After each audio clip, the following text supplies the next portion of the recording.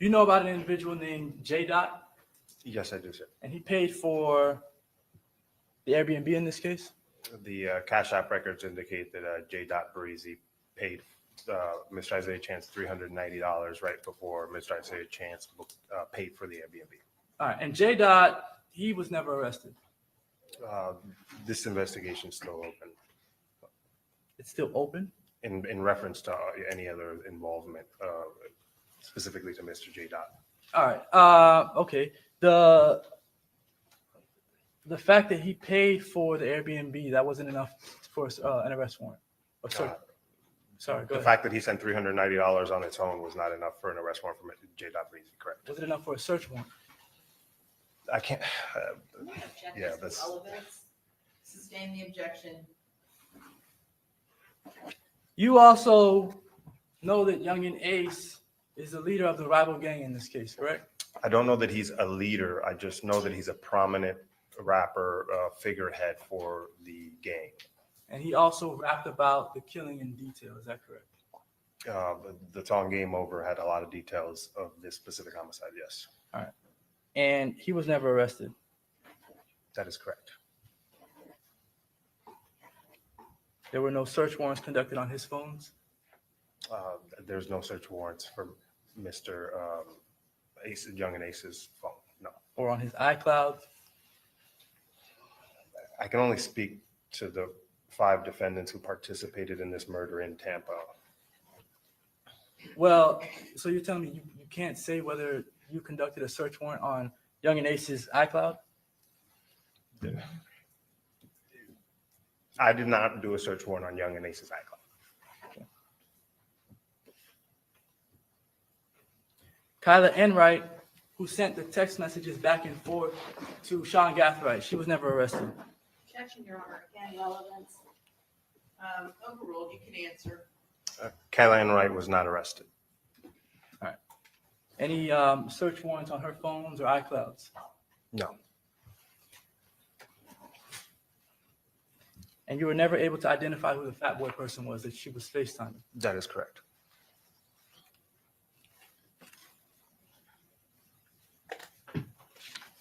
You did interview Miss Enright, is that correct? I did. Was that a recorded interview It was and a video recorded? audio recorded. Just audio. Yes, sir. So not like Alicia Andrews' interview. No. Charmaine Steiger, that is Rashad Murphy's girlfriend, correct? Correct. And Charmaine Steiger did she share a phone with Rashad Murphy? Yes. She shared a phone with Rashad Murphy. And that phone was in Jacksonville during the time of the murder, or was it in Tampa? That specific phone stayed in Jacksonville during the time of the murder.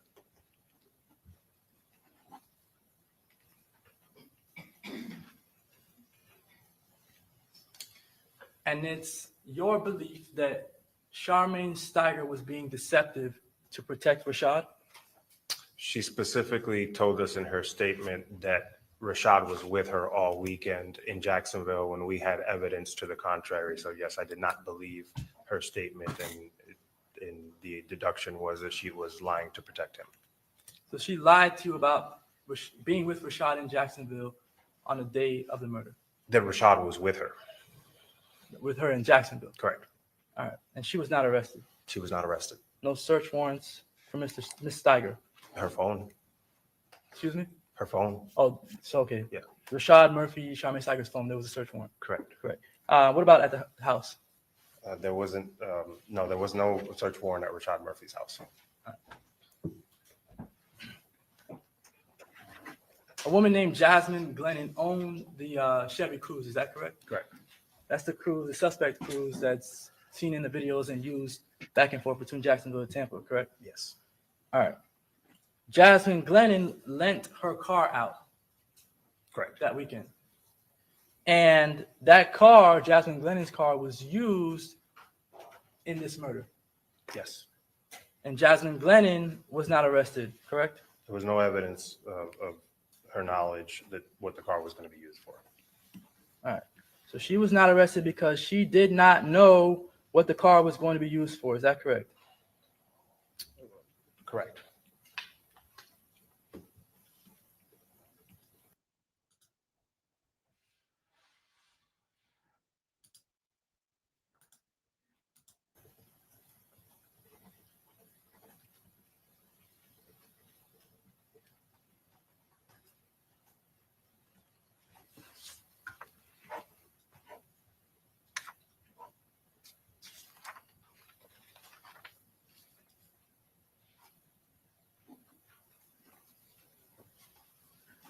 All right. Are you aware that out of the 5 individuals who went to Tampa, that Alicia Andrews' phone has the most activity, network activity?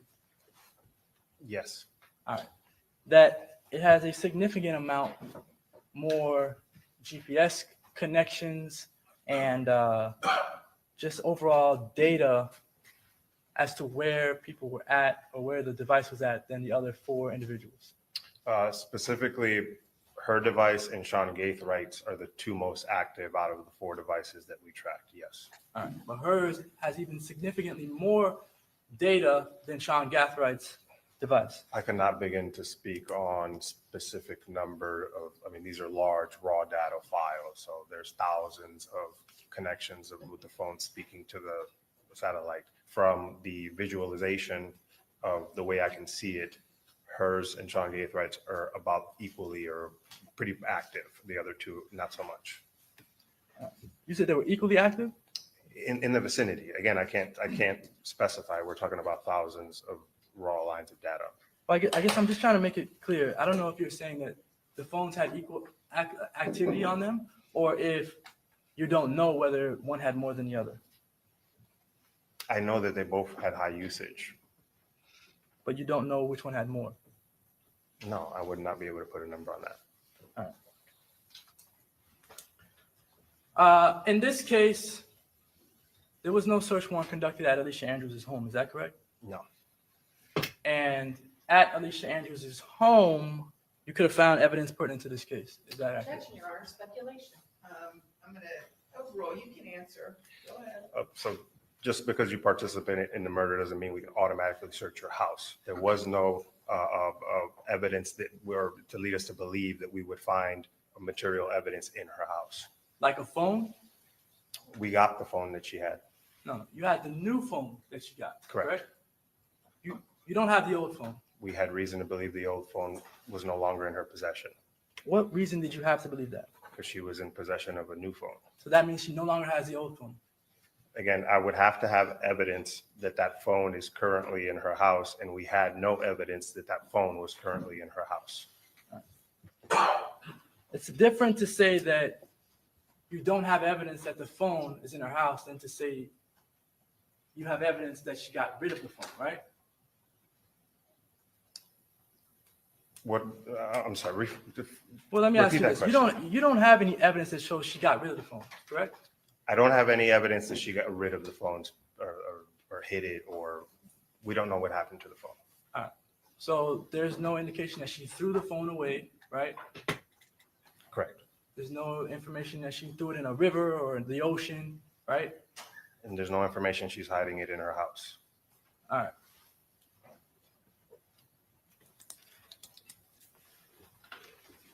And you don't have any evidence that would support that there was a single piece of evidence in Alicia Andrews' home for this murder?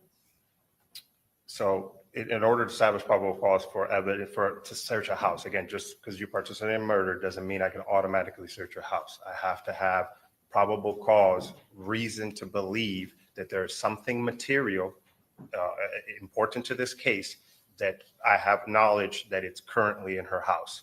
No, there wasn't any evidence that we would find anything material to this investigation in her house. Neither Davion's, neither Rashad's.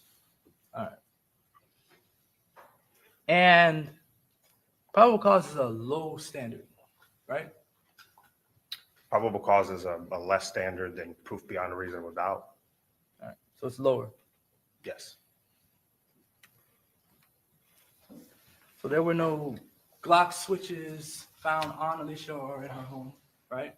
I didn't search Alicia Andrews' home. Right. There were no bullets, no casings, none of that stuff inside of Alicia Andrews' home. I can't testify to what's in her home. Did you ask her parents to search her No. home? So you never even asked for consent to search the home? From her parents, no. But you did speak to her parents, right? I did speak to her parents. And they were nice individuals? That was my feeling, yes. All right.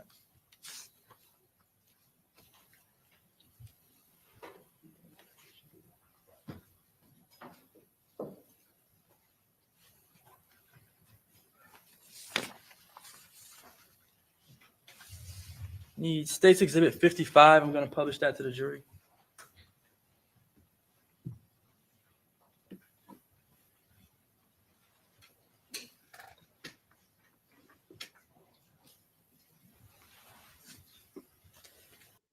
Good morning.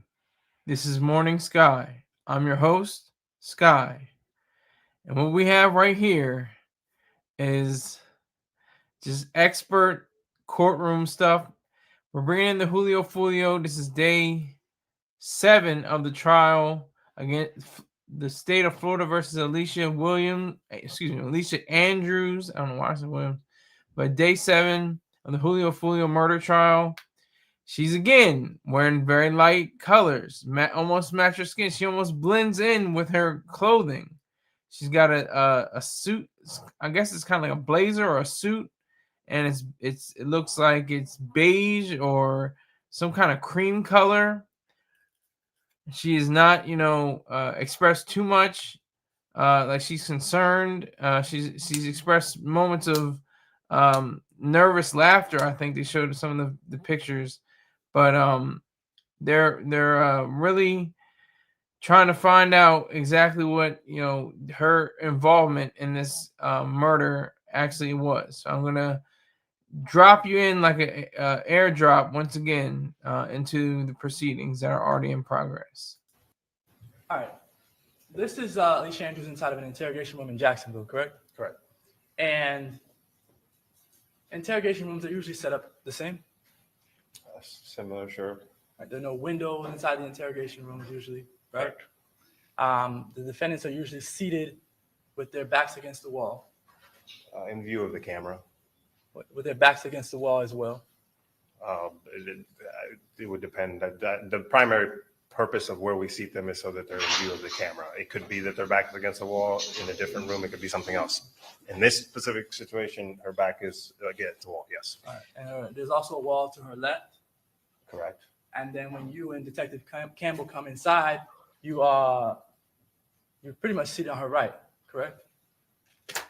I'm to her right, yes. All right. So she's surrounded, right? And she's 21 years old at this time. Yes. She's in custody, yes. All right. But she's at this point, she's not in custody for a murder, right? She is in custody for a local charge from Jacksonville's officer. She was under arrest at that point. But not for this murder. Not for this murder. Your Honor. Sidebar, please. Okay.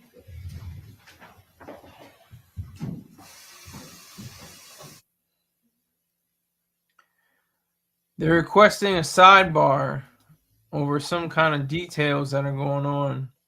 I'm not pretty sure what exactly has transpired, but it appears that they're trying to get as many details as possible and let that be known. Let's take a look at Miss Andrews jotting things down. I have no idea what she's jotting down.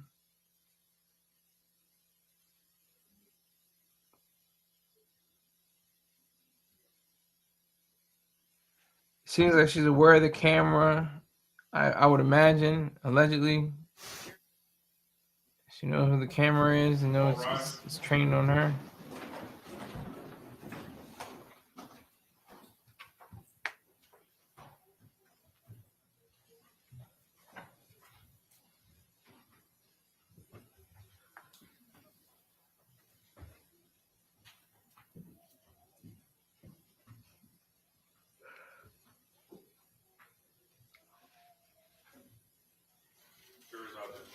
Okay, very good. Mr. Malcolm, can you just repeat what you said to me up at the bench? Everyone have a seat.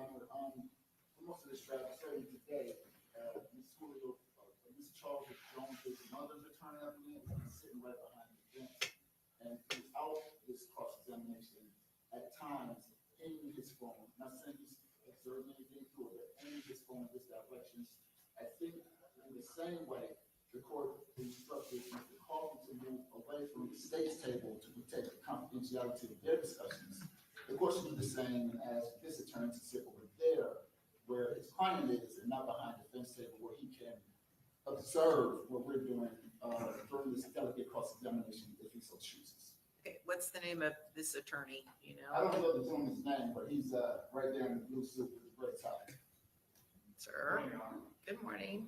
Had he asked me, I would have certainly told him I'm not recording anything. I was checking my emails as I've been doing throughout the whole trial. Okay, and what is your name? No party to the state of Florida. Right, what is your name for the record? Louis Fusco. Okay. So have you been recording defense counsel, what they've been doing? Absolutely not. Okay. All right, well, You're maybe not just, accusing me of that, Your Honor. I'm just saying, okay. for the safety and confidentiality of what we're doing, there's no reason for him to flip-flop sides. He's over there sometimes, over here when we get up from the table. I mean, we can sit over there with this client, and that, I think, would be fair to the defense. The record is 2 rows back in the middle of the courtroom. Right, I agree. So, is it Fusco? Fusco, yes, ma'am. If you wouldn't mind, just during this part of the trial, if you would just sit on the aisle over there, thank you. It would alleviate any further concerns. Yes, ma'am. Okay. Just so the court is aware, I was over there when his mother was present. She stepped out of the courtroom. I moved over to get a better view, not to look at anything that's in writing on the defense table. But Better view of what? the entirety of the trial and the public forum that we're currently in. I mean, had he asked me, I would have gladly explained that, but Well, we're in the middle of the trial. and we just have to- Miss Herrera, stop. Miss Herrera, stop. I didn't ask you to talk. I didn't know I had to ask. Yeah, I just you wanted do. to make a point. You do. Stop, Miss Herrera, you need to stop right now, because you know what? You've been making faces throughout this entire trial. This entire trial. Yeah, you have been. Okay. And everything's been caught on video. I know, and and I also and- hope that the court has caught and noticed all of the gestures and the tone which was addressed yesterday to the state. But it's fine, no problem, I will do my best to. Please do your best. Yeah, and your attitude is very disrespectful. I'll note for the record. Okay, very good. You wouldn't mind moving. Let's bring him back in. Thank you, Your Honor.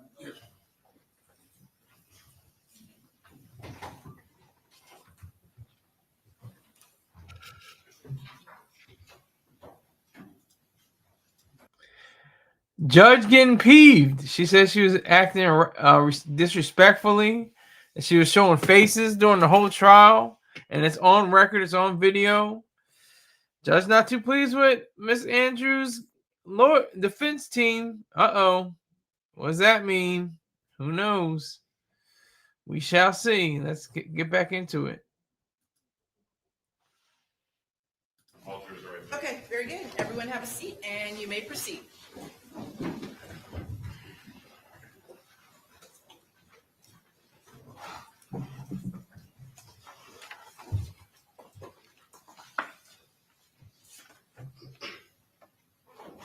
All right, Alicia Andrews in the interrogation. Again, she's 21 years old. Yes. All right, she's alone, Yes, sir. and she does not have an attorney present. That's correct, sir. All right. During this interrogation, or before, I see you, King Hayes YouTube channel.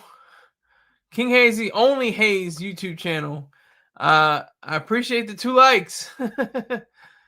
Thank you very much, sir. I appreciate it. Again, make sure you tell 1,200 people, because there's like 12,000, almost 12,000 people watching this. So I think it's got legs. I really do think it's got legs.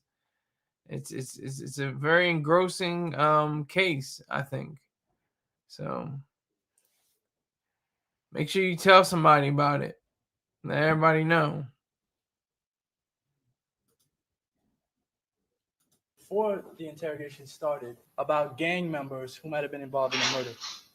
As a generality, Generally- if someone gave information on a gang member, could that be dangerous to their lives? I would agree to that. All right.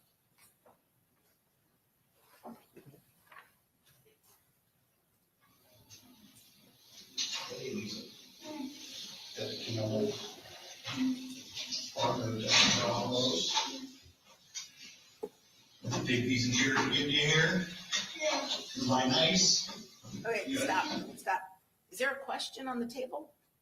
What's the I'm question? waiting until I'm publishing it to the jury, and I'm waiting until it gets to a part that I can ask a question. Well, can we get to that part and then you ask the question? Judge, As we played opposed this to, entire interview yesterday for 1 hour and 22 minutes without a question. I'm just trying to get to a particular part. I want the jury to see what's happening now, and then I'm going to ask a question about it. Great. Can we get to that part? That's what I'm trying to do. Okay, well, we're not just going to play it. Can we fast forward to the part?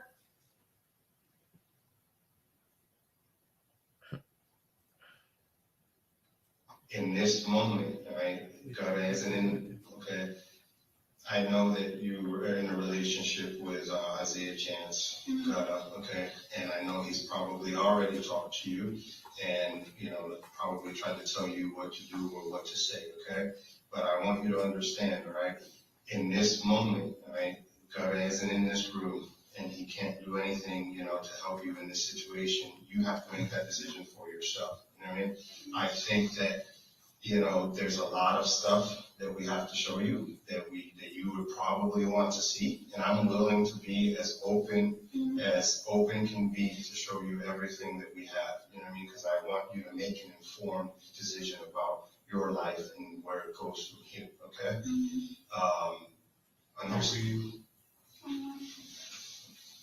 You've never been arrested before? The situation here as it stands, okay, is we want to show you the stuff we want to show you, and we want to give you the opportunity, and it's your choice, okay? But before we can go into those details, we are going to read your rights, okay? Don't you understand something about your rights? You're the driver's seat on it. All right. To your right is Detective Campbell, right? Correct. And he is about to talk to Alicia Andrews and tell her about her rights, correct? Correct. Okay? Talk about what you want to talk about. Don't want to talk about what you don't want to talk about. And he tells her, talk about what you want to talk about, and you don't have to talk about what you don't want to talk about. Is that correct? That is what he said. All right.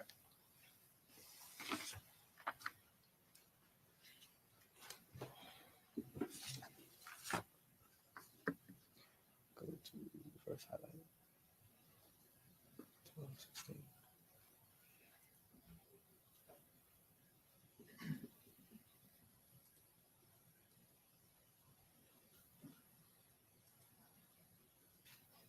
Does he go back? You never call him that? Just be honest. Just I had you like remember so he asked Who's he? my boyfriend. Got him? Yeah. Pause it. All right. When you asked Alicia Andrews who her boyfriend was and if it was Gutta, she says yes, right? Her initial response there, yes, correct. All right. So she's not trying to hide or pretend like she doesn't know who Gutta is. She answered your question truthfully. At that moment, yes. All right. Why did you call me? Well, what do you call? All right. Since she asked, why are y'all calling him that, right? Yes. Do you take that to mean that she's trying to say she doesn't know who he is? My next question was, you don't know him by gutta? And she said no. So Dang. Say, so does he go back? Just be honest. I had you like remember before that. So he asked Who's he? my boyfriend. Got him? Yeah. Why did you call me? Well, what do you call him? Zane. Say, so does he go back? You never call him that? No. That's not like good.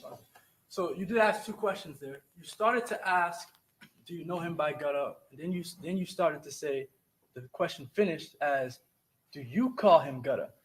you- Correct? Specifically, you never call him gutta? And she shook her head no. Right. And your impression of that is that she's lying to you about knowing Gutta? No, she just said she did know gutta a second ago. It's just there seemed to be some evasiveness about the usage of gutta. Well, I mean, have you ever seen a text message in her phone where she's talking to Isaiah Chance and she calls him Gutta? Her phone has the word gutta in it many times. Right. But when she's talking to him, does she call him Gutta in any text messages? I can't recall the specific text message where she sent to him calling him gutta. Do you have any evidence that would show that she has called, when she's speaking to Isaiah Chance, that she's called him Gutta before. That she has called him Gutta? Yeah, that she's talking to him and she says, hey, Gutta, can you go make me a sandwich? Did you have anything like that? No.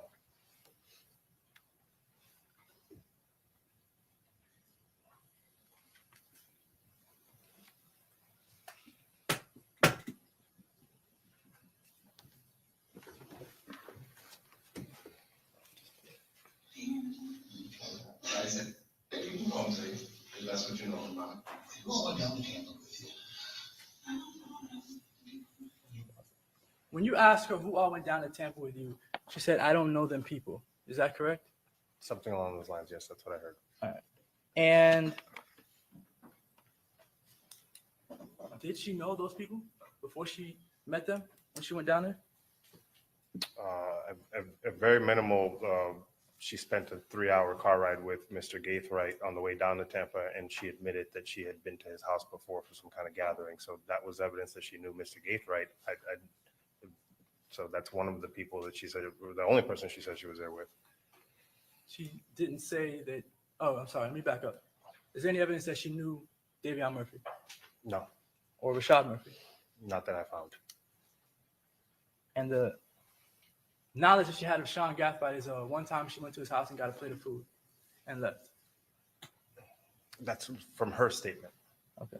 I mean, well, do you have any other evidence that shows that she was Yeah, ever video around footage Sean of Gathright? her getting in a car with Sean Gathright. You spent, the 24 hours with Mr. Gathright, or approximately from the ride down. So that's evidence that she's seen him before. She's hung out with him before. Right. Just because you see people, does that mean you know them? It depends on how much time. I mean, if I rode in a car with somebody for hours and spent a day with them at an Airbnb, I'd know enough to recognize them. Well, Alicia Andrews did not spend a day with Sean Gathright right at the Airbnb, correct?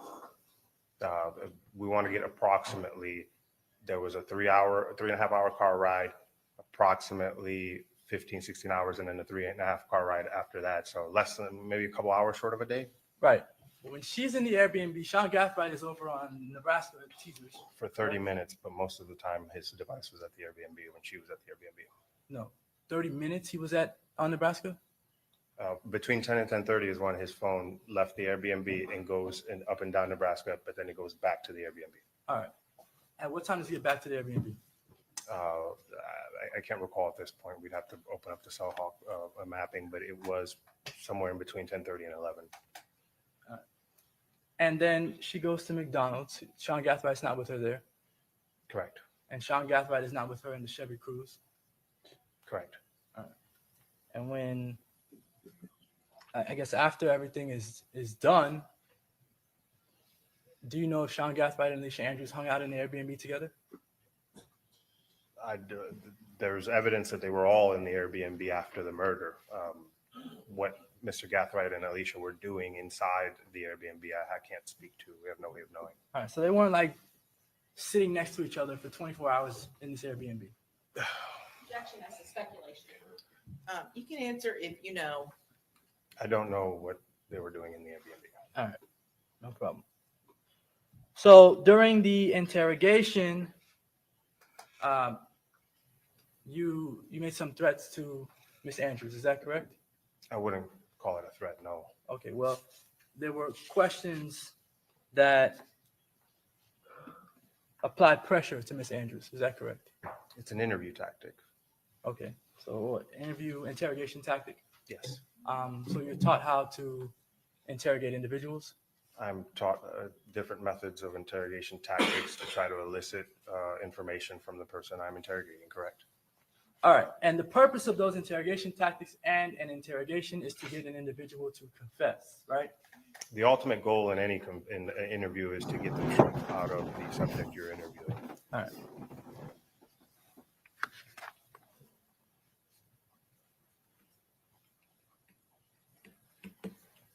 So the statements to her, like about visiting family through glass, about not having her baby or having the baby in the jail or in prison, those to you are not threats. No, not at all. Do you think that the people you are interrogating perceive those things as threats? I can't speak to what her perception of my statements. I can only speak to the way I intended them, and it was mostly to educate her about the process so she can make an informed decision and as a part of an interview tactic. All right, let's talk about the decision. I guess that she's making here. The decision is either to tell you about other individuals that she was with that weekend or to not. Is that correct? The decision that she has to make in this room is whether she's going to be honest with me or not. All right. And she told you several truths, correct? I would agree that there was some truths in her statement, yes. She told you she was in Tampa, right? Correct. She told you she went there with her boyfriend. Correct. She told you that she went to the McDonald's. Correct. She pointed herself out in the McDonald's camera. Yes. She pointed herself out in the video camera for teasers. Yes, sir. She told you that she went to some clubs, correct? Correct. She told you that she had on that same jean jacket that you see in the video there. Correct. She told you that she sent a text message to someone inquiring about an Airbnb, right? Yes, yes, sir.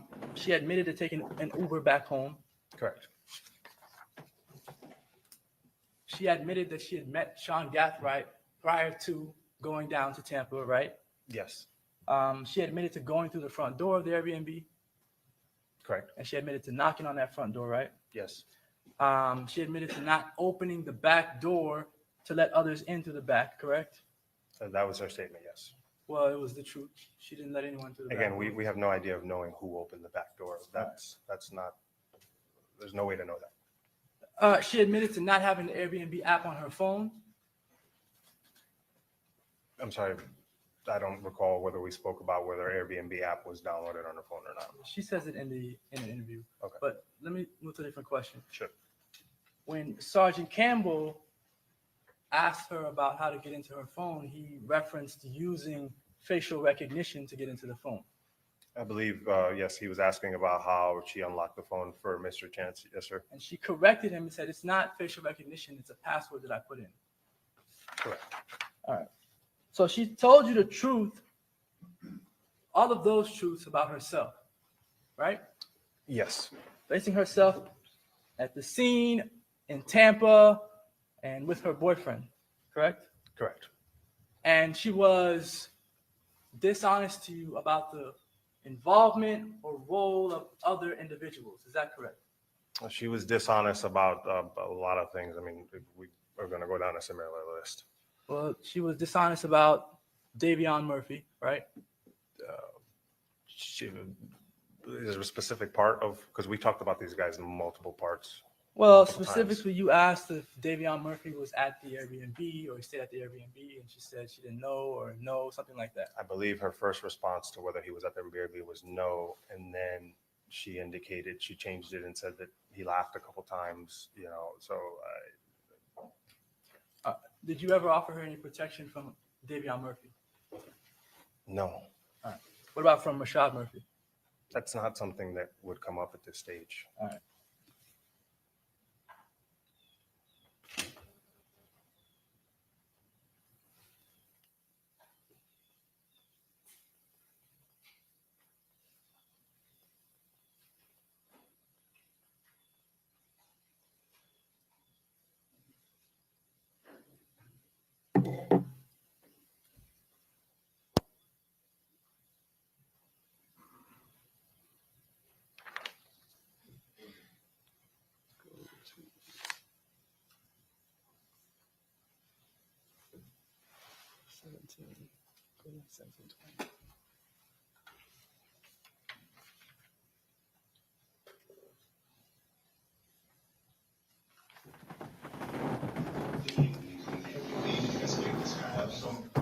So at the time of this interrogation, the video footage that you saw was Alicia Andrews in and out of the silver Chevy Cruze. Is that correct?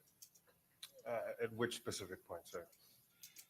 Well, for any video footage you saw from either teasers or from the USF or Home to Suites, your idea, your opinion was that Alicia Andrews was associated with the silver Cruze. During the active stalking of the victim and the murder, yes, Alicia Andrews was in the silver Cruze. All right. And at the time of this interview, this interrogation, did you have footage from Sean Gathride's home?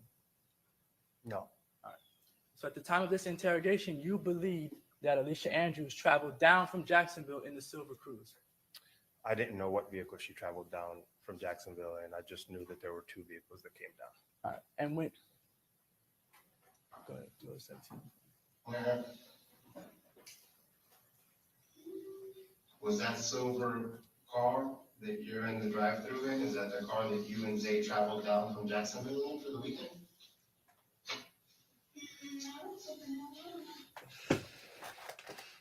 You asked her if the silver Chevy Cruze was a car that she and Isaiah traveled down in, right? Correct. And she says, no, I don't know, right? That's what her response was. Yes. All right. That response is true, right? She doesn't travel down in the silver Chevy Cruze, No, she doesn't. She travels down in the Impala. the black Impala. I think I asked her that as well. You don't remember what vehicle you traveled down in from Jacksonville?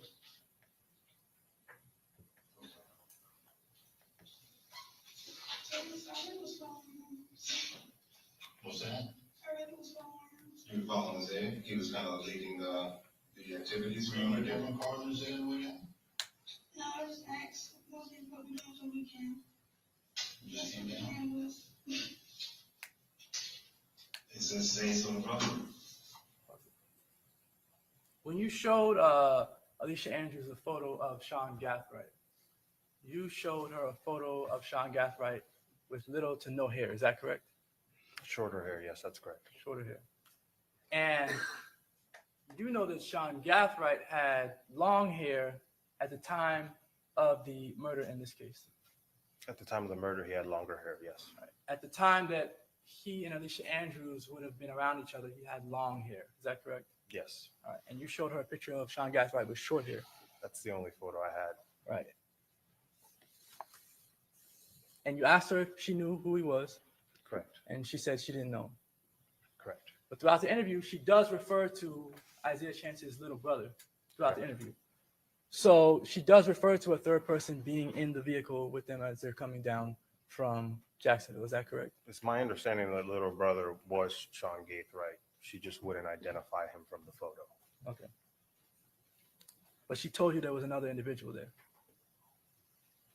Specifically in the beginning, it's supposed to be them 3, just her, Isaiah, and little brother. And when they left Jacksonville, it was just them 3, correct? Correct.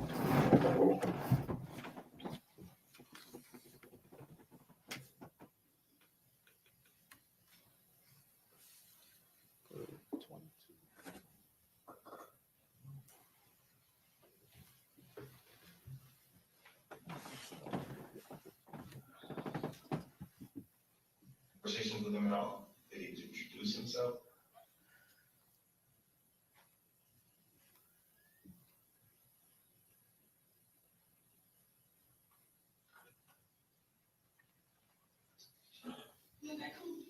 All the way back to Jacksonville?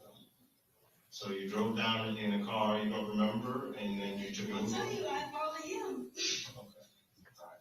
If you say go, I'm ready to go. And I was already ready to go anyway, so we kept running. You heard her say that she was ready to go because they kept arguing, correct? Yes. Is this the gentleman that was driving the cruise at McDonald's? Yeah. All right. You're showing her a photograph of Davion Murphy, Correct. and you ask her if that's the gentleman who was driving the cruise in the McDonald's, right? Correct. And she says it probably was. Correct. So that again is a truthful statement. Yes.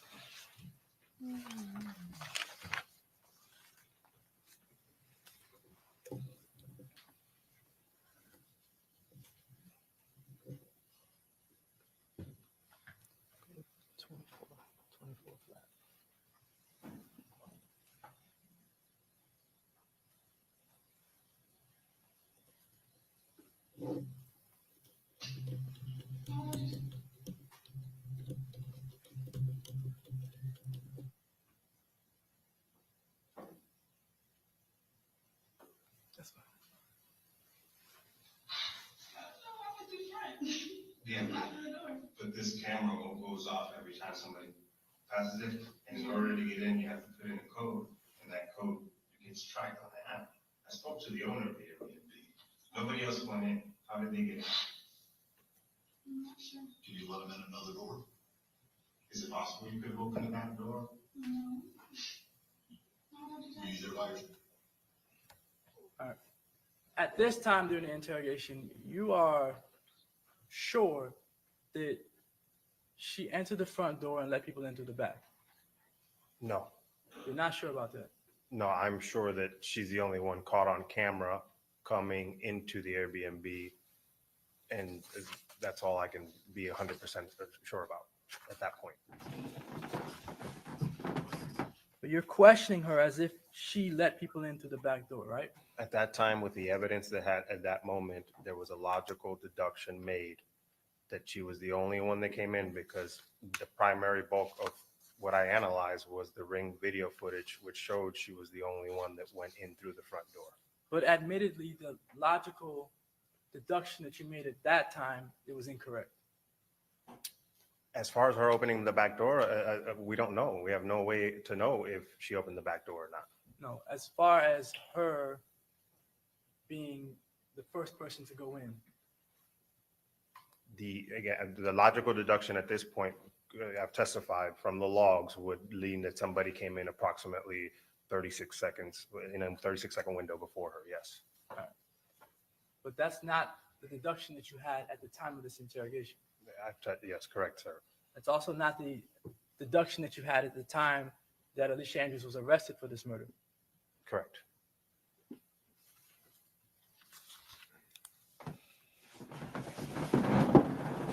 Yourself gonna be in?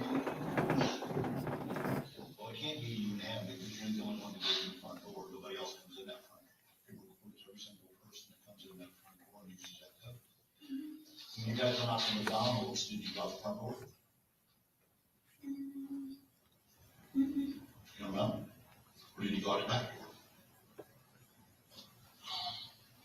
Which door did you go out? I'm not sure. So she. Do you understand what I'm talking about? That you're the only one that went into the front door? Nobody else went in that front door? So how did Zay get inside if you were the only one in the front door? I did not. Huh? I don't know if I did not. No, I understand how you got in the front door. Yeah. How did anybody else get in? Because nobody else is on camera. Nobody else. Zay was with you, he stayed there, Yes, right? it is. He didn't go in the front door. I don't know. I did not. Zay didn't go in the front door. I'm not sure what you meant. Was he inside with you? Yes, of course. Yeah, by myself. Okay, but he didn't go in the front door. Why?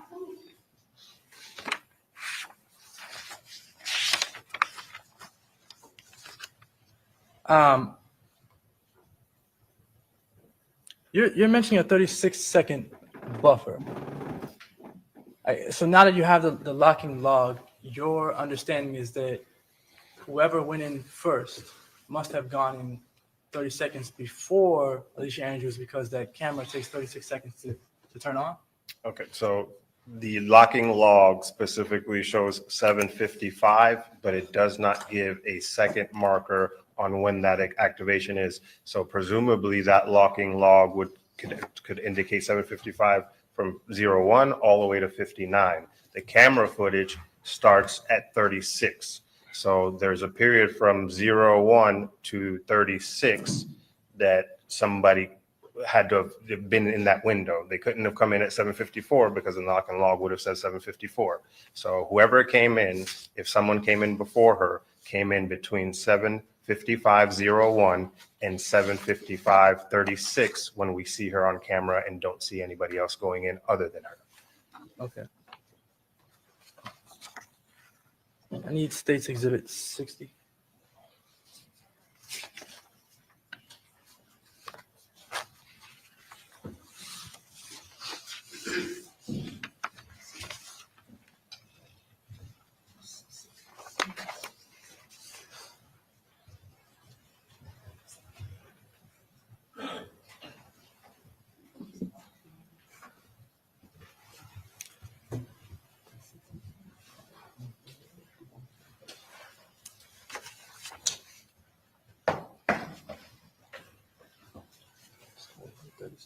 That's right.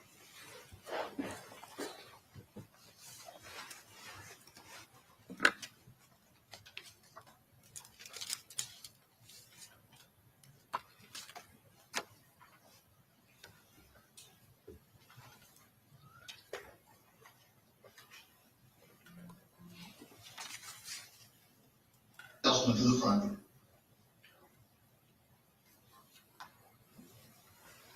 That's right. Else went to the front door by you. I'm just asking one thing that I know is 100% truthful. And you can't answer that. You have to give me the code. The Detective Campbell says that one thing he knows is 100% truthful. Did you hear that statement? I heard that statement, yes, sir. Play it. Reading it's actually just audio of that. You have to get the code to get in. He gave you the code. Oh, it's audio recorded. It's audio. You want the I code? have the code. You gotta give me the Y'all been code. telling me a lot about code. I don't have the code. It's on audio. Okay, go back and listen. What code did you hear me say? I can tell you this. Only women. So when she's telling you all repeatedly that she did not have a code and you keep confronting her about this code, she is telling you the truth. I would believe her, yes, that after the locking log, I don't believe that she's the one that put the code in after my review of the locking log, yes, sir. Right? Even though she's like kind of smiling and kind of slouching nonchalant, she's still telling you the truth, correct? In that moment about that specific topic, yes, sir. All right.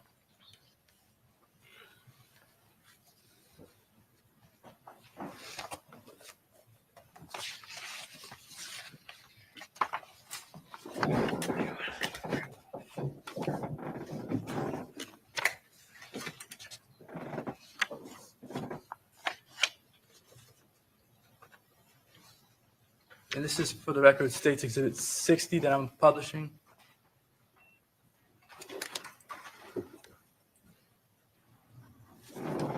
This back.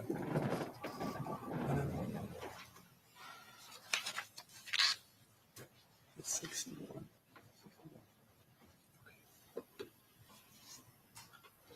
I'll come back to it.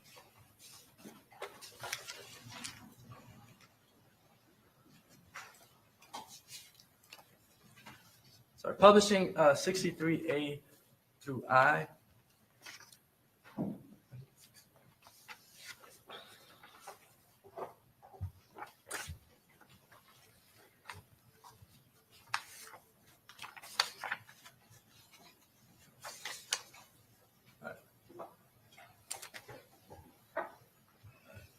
This individual in 63.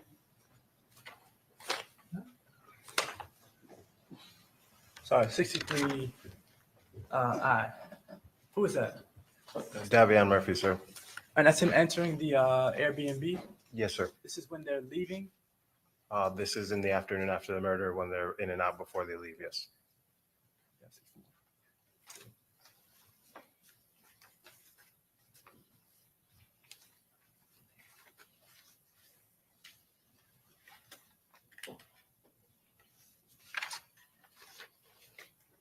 And that's the same individual who was in the driver's seat at the McDonald's, correct? Yes, sir.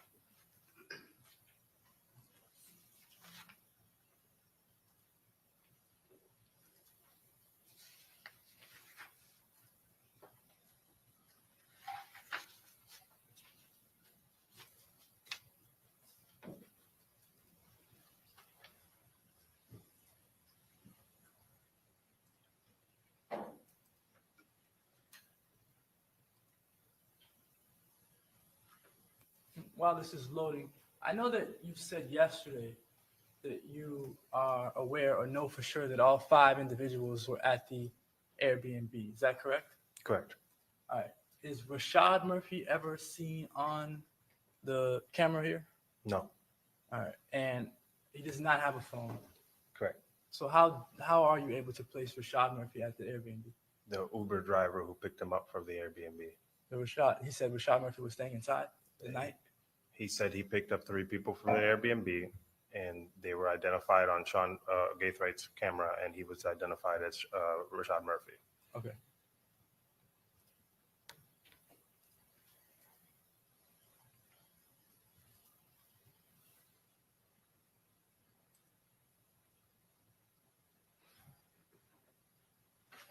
I'll come back to that. Just like that.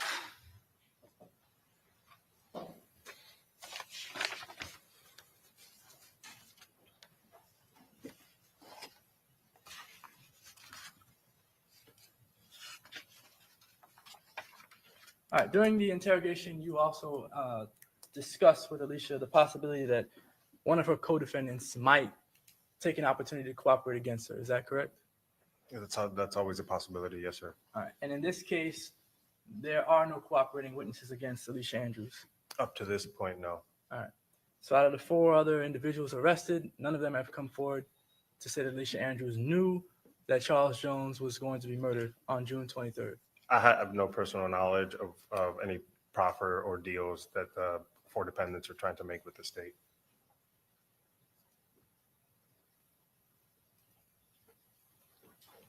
All of the co-defendants possessed firearms at some point in time during this conspiracy. Is that correct?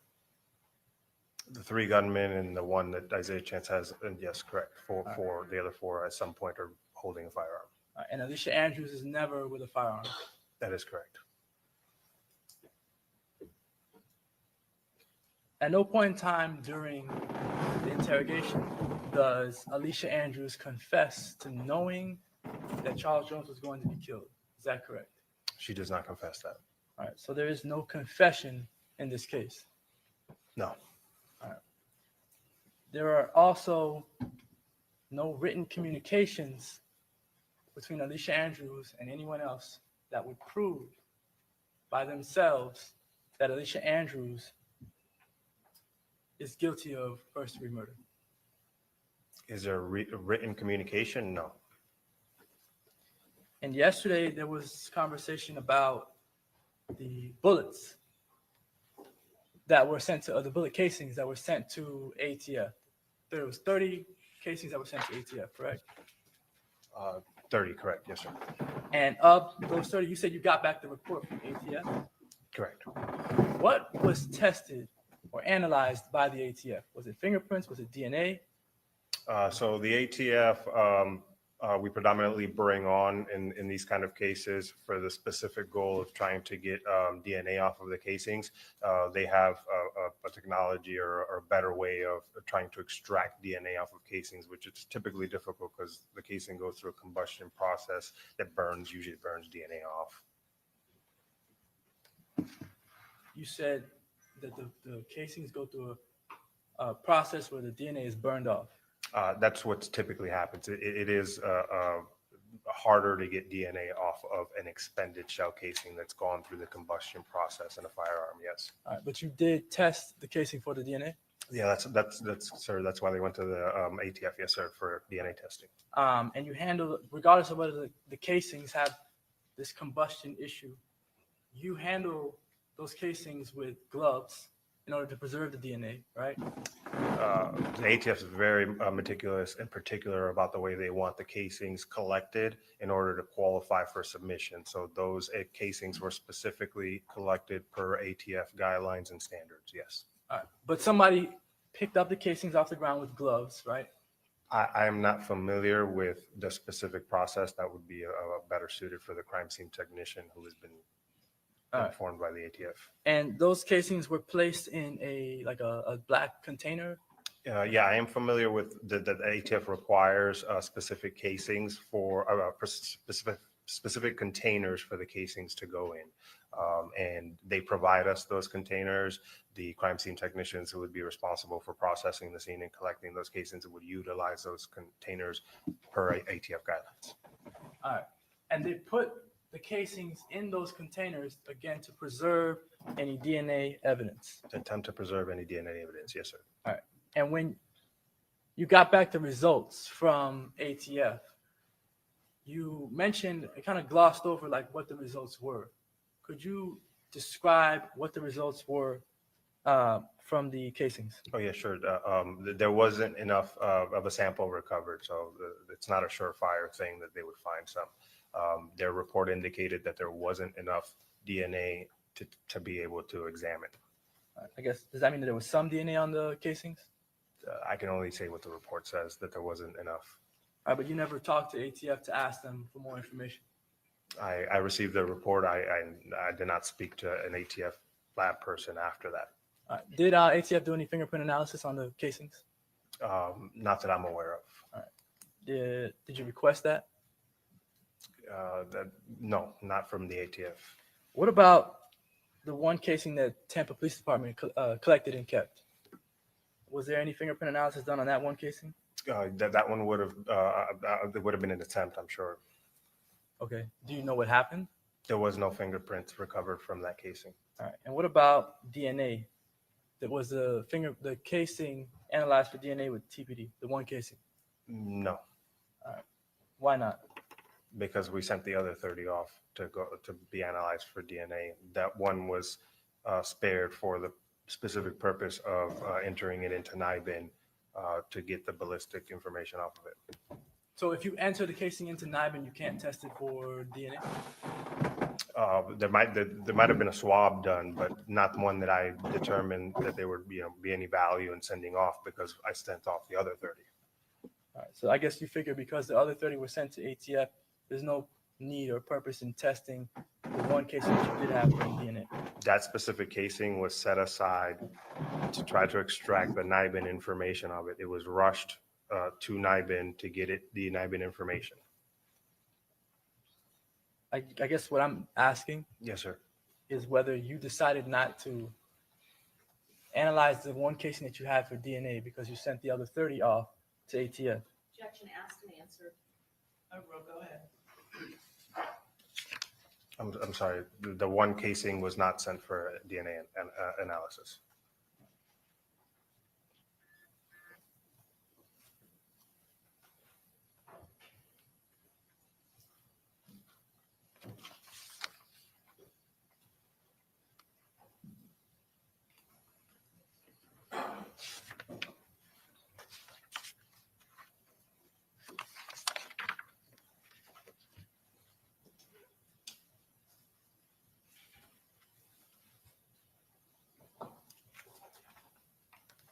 This exhibit, 75C2.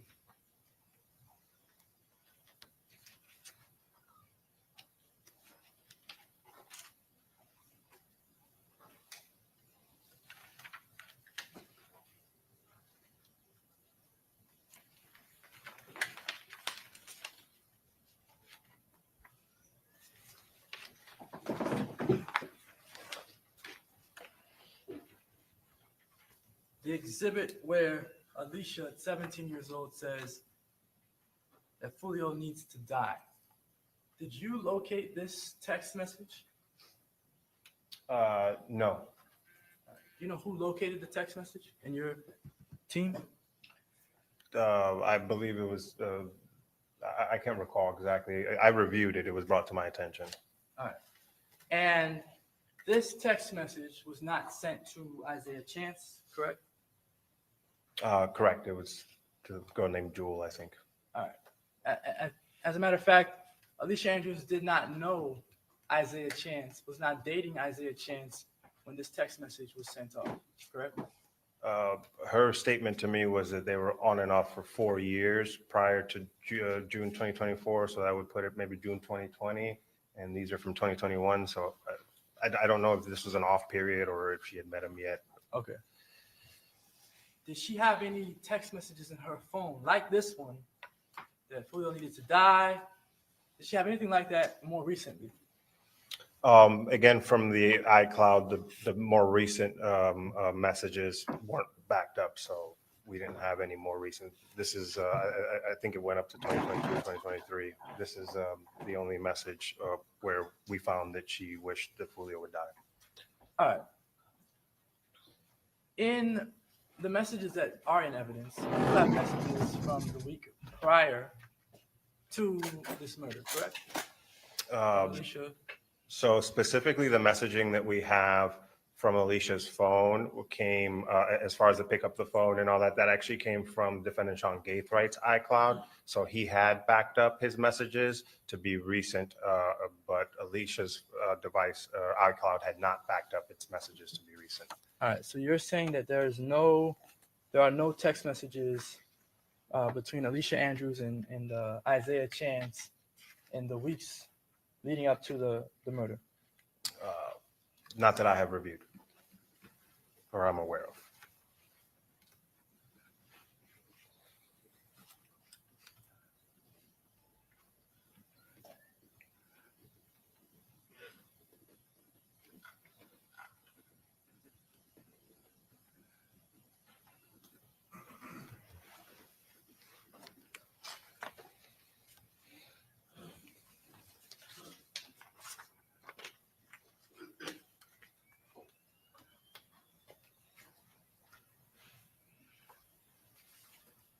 A brief moment to confer. Yes.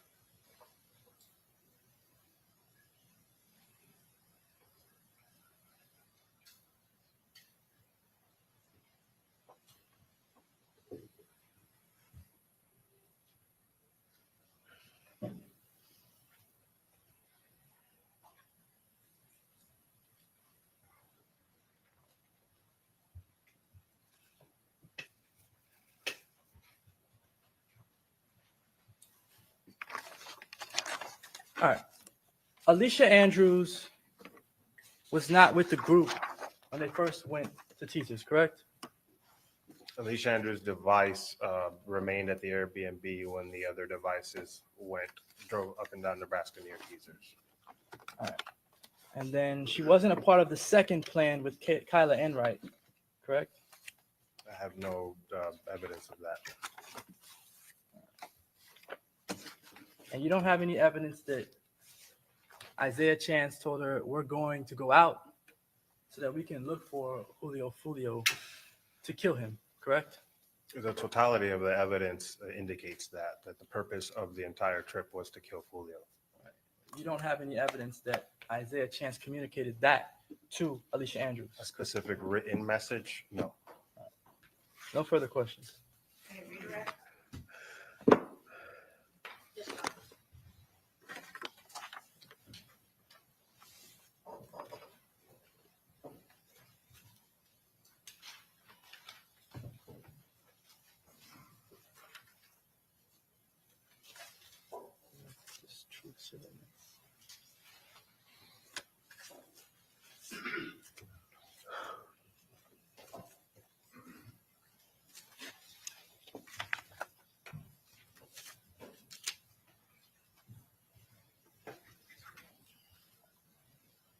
Thank you. Please just make sure the clerk gets all the evidence. All right.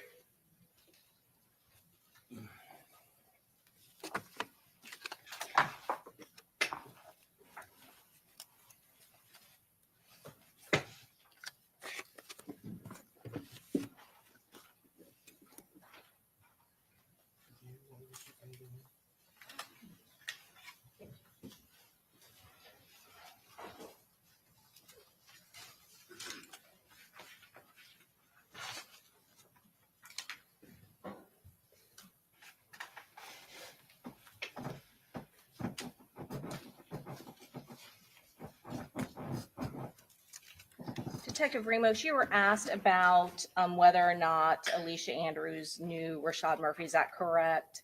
Yes, ma'am. She certainly was in a Uber with Rashad Murphy for 3.5 hours. Is that correct? That is correct. And during that time period where you were interviewing her and you're asking for names, did she ever mention another person that was in a Uber with her and Isaiah Chance? In the Uber with Isaiah, no, she did not. Did she ever mention in your interview with her a name of Rashad? No. Rashad Murphy, just a first name Rashad? There was a question about, yes, she did say, I didn't talk to Rashad's girlfriend. And then my response to that was, how do you know who Rashad's girlfriend is if you don't know Rashad? But that was after you had brought it up, correct? Correct, yes. And when we talk about those truthful things that you said that the defense attorney went over with you, when she is admitting to being at that location, is she admitting that after you show her a video of herself at the location? Yes.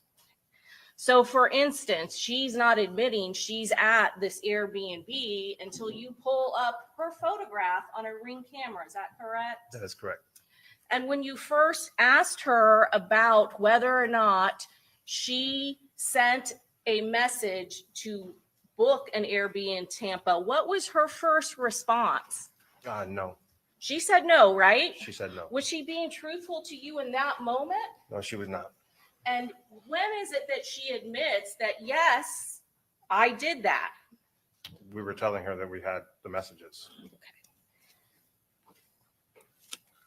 And so when you're questioning her in that interview, did she ever indicate to you that she was fearful of her boyfriend? Never. Was she ever scared or upset or emotional when you were interviewing her in that interview? No, ma'am. At some point, did she just say she's annoyed?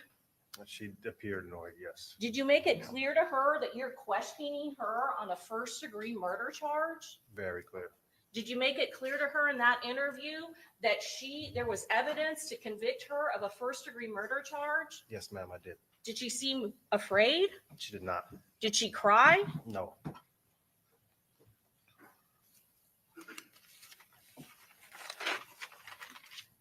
You're also asked about Davian Murphy, whether or not she knows Davian Murphy, correct? Correct. She certainly was in a car with him when she went to McDonald's, correct? Correct. She stayed at an Airbnb with him? Correct. She stayed at an Airbnb with Rashad Murphy? Correct. She was asked numerous questions about Sean Gathright, right? Correct. When you first are questioning her about who's at the Airbnb, does she first say it's just her and her boyfriend? Correct. When does she start talking about little brother? Further into the questioning, we're bringing up information that we had that we knew somebody else was there. In fact, during that interview with the defendant, does she ever mention the word Sean? No. First name? The whole name, Sean Gathright, ever come up? No. This is the same person that she is in a car ride from Jacksonville to Tampa in his car, correct? Correct. The video that they just showed you of SeanGathright's house when she goes from the BMW into the black Chevy Impala, is there anywhere in that video where somebody is showing her where she needs to go? No. So at some point, there has to be some communication that that is the car that she's using, correct? She begins to open the door as soon as the car starts coming into line of sight.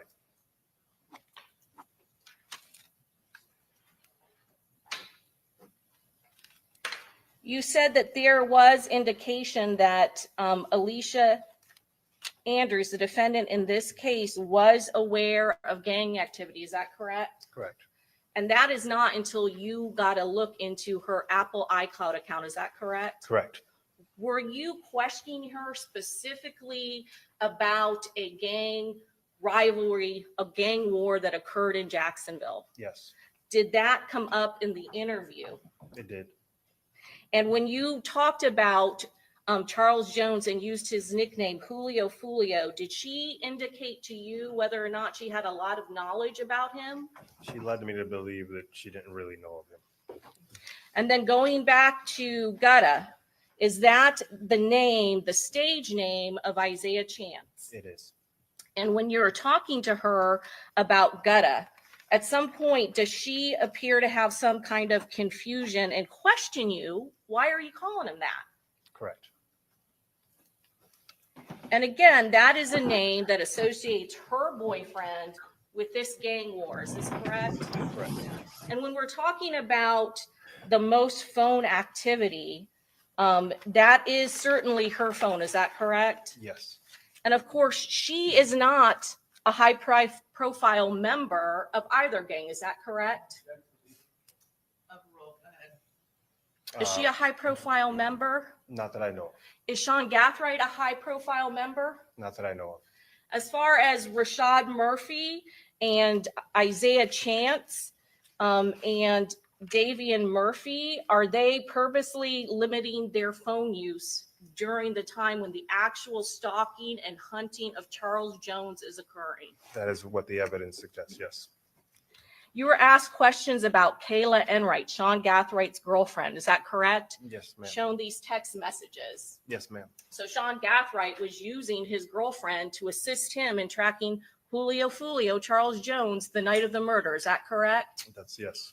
And while there might have been some confusion as to why he wanted to do that, when he said he was looking for 6, did she ask any sort of questions about who 6 was? No. So she knew exactly who 6 was, right? Yes. So she knew that he was looking for Julio Foolio, Charles Jones in Tampa. There isn't one response. Who's 6? It's known who 6 is, correct? It is known who 6 is, correct. You were shown the video footage of all those heavy bags that Isaiah Chance and her boyfriend Isaiah Chance and Sean Gathright are loading up before she gets there. Is that correct? That is correct. Judge Alriff. The jury can determine whether or not the bag's heavy or light. How many bags were seen being loaded into that car? Numerous. Bags big enough to contain AR rifles? There was bags of all sorts of dimensions. Sure, there was some in view that were apparent that they could contain rifles, yes.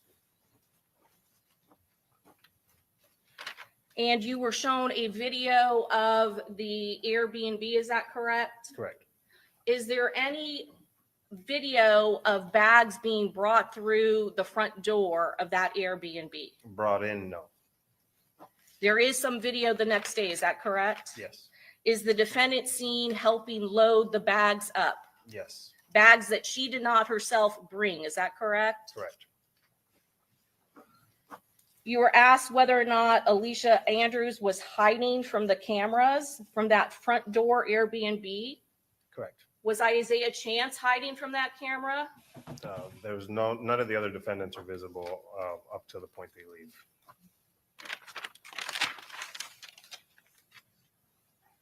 That airlock that you're asked about, sorry, this one. So when Alicia Andrews first gets there, the door is unlocked by access code and then it is immediate locked, correct? Correct. There's video footage of that. She's knocking on the door. So whoever went in, the door shuts, she can't get in, right? Locks her out almost immediately, yes. 7:56. Again, you can see there is a video for that where the door appears to be open and somebody lets her in. Correct. Door unlocked. 7:59, unlocked and locked. No video footage, is that correct? That's the only one out of all the sequences that there was no corresponding And so if footage. somebody had just gotten in and wanted to test the lock just to make sure it was locked and didn't open the door, certainly there wouldn't be video footage in that instance. Is that correct? Overruled. Go ahead. Is that correct, sir? It is correct, yes. But there is no video footage or no lock log when Alicia Andrews leaves? that Airbnb with Davian Murphy and her boyfriend Isaiah Chance to go to the McDonald's, right? There is no locking sequence when they went to McDonald's, correct? Explain to this jury how it is she would have to leave that Airbnb and get back into that Airbnb.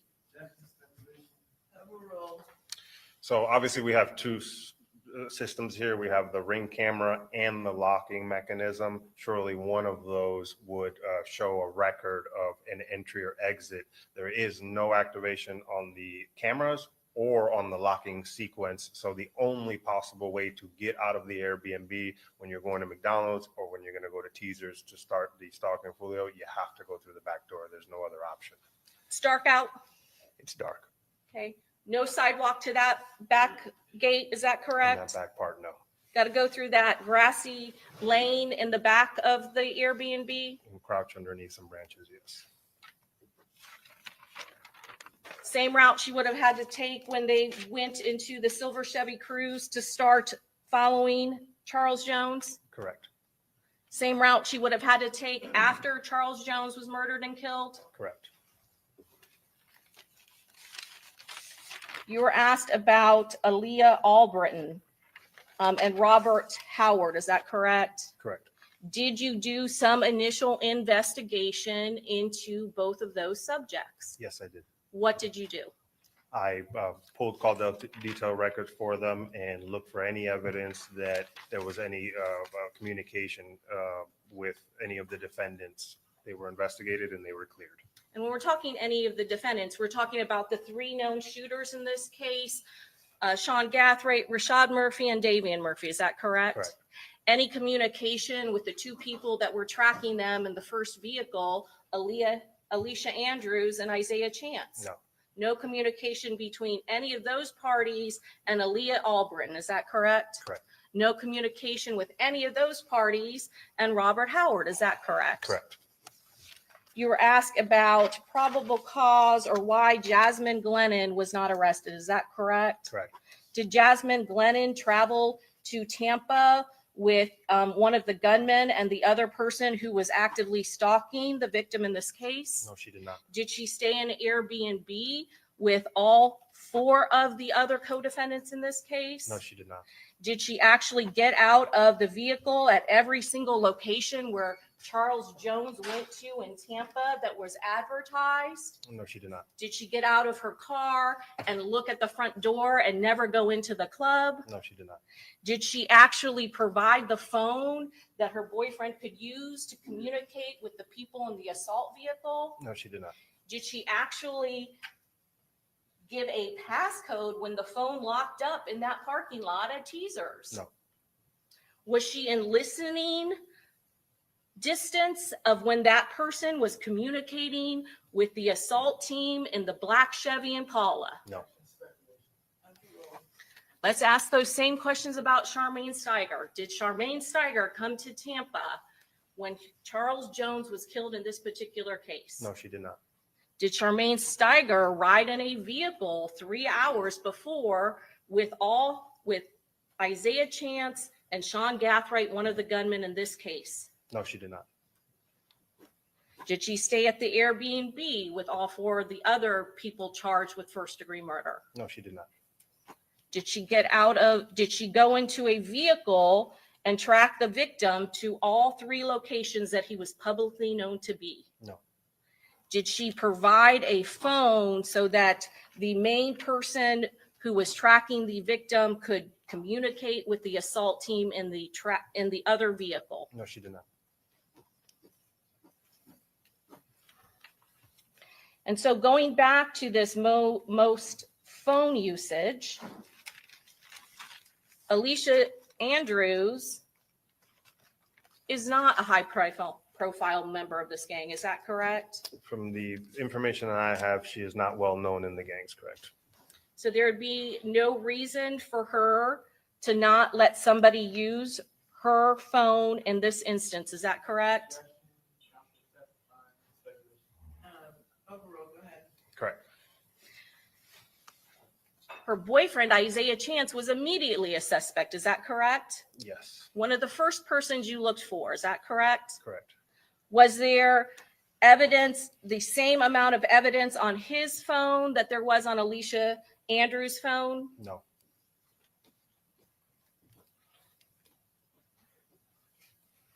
When you are getting a search warrant and developing probable cause to look for firearms, for murder weapons, for projectiles, you talked about probable cause. Is that correct? Correct. Part of the basis of probable cause means that the items that you are looking for, that you have a reasonable belief that they will be at the location. Is that correct? Yes. Did you know where those heavy bags were unloaded? Yes. Did you get a search warrant to search the Chevy Impala? Yes.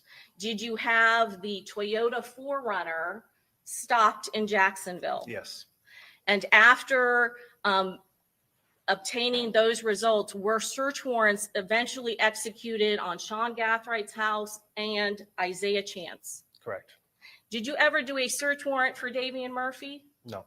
Did you ever do a search warrant for the house of Rashad Murphy? No. Had there been guns that we were believed to be used in this case already confiscated at the co-defendant Sean Gathrights' house?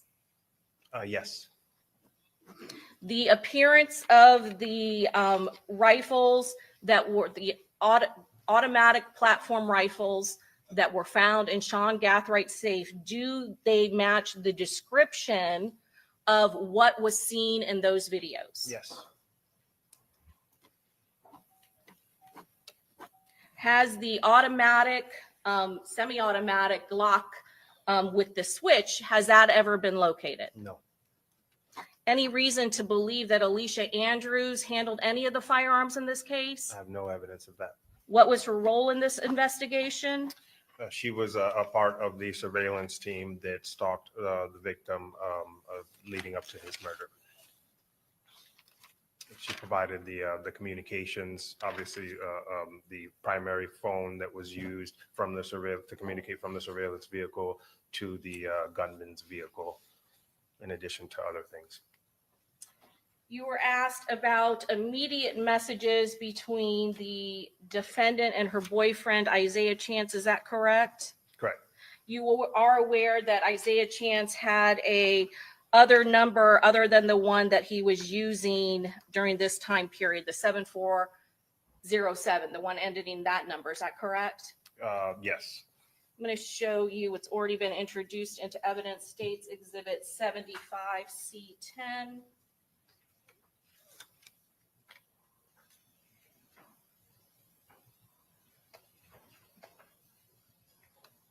Sir, do you recognize this number at the top, 904-575-7534? Yes, that's another number for the co-defendant Isaiah Chance. One that he had in the past, is that correct? Correct. And you see that these are a conversation from Alicia Andrews' iCloud account that happened in April of 2023. Is that correct? Correct. Almost a year before this incident. Correct. And so can you go through these and say, this is a conversation with her and her boyfriend, Isaiah Chance, is that correct? Correct. And she is asking what? In this Well, specific, he's asking what? you want to go one day? And then she says, Yeah. Go ahead. Yeah, it's in the town center. Okay. And there's some kind of TikTok that's associated with it. Correct. And then her response is, LMAO, bro. and then what is Isaiah Chance's response to her? Ugh, I hate it there. Okay. And then what is her response? Why? His next response. I don't like the town center. And then what is her response? You hate everywhere we don't gotta sit in. And then what does Isaiah Chance message her back? 23 got killed in the town center. That's why I don't like it out there. And then what else does he say? I don't like thinking BT FR, so when I do switch moods like a MF. And what is her response to that? Well, we don't have to go there if it's gonna bother you. I forgot BT about it. It's some other places we both ain't tried yet. So does that indicate to you that she knows exactly what he's talking about when 23 got killed at the town center? She just forgot the location. Is that correct? Correct. And again, is 23, he's one of the people that was shot at the town center along with Young and Ace's brother, and when Young and Ace himself was shot. Well, very well known. Is that correct? Yes. And that is a very high profile event that happens in this gang war.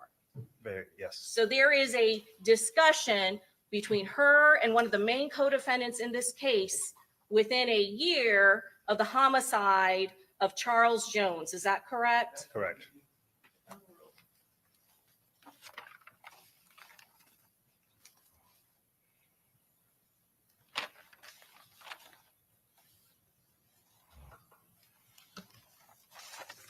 You were asked about the Instagram that Charles Jones was putting out there about the Airbnb, right? Correct. Overruled. Okay, same ruling.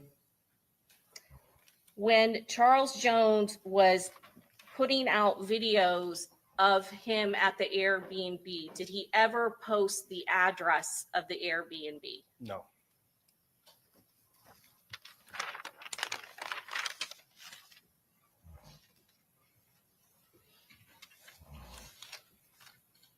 You were asked about Young and Ace's video, is that correct? Correct.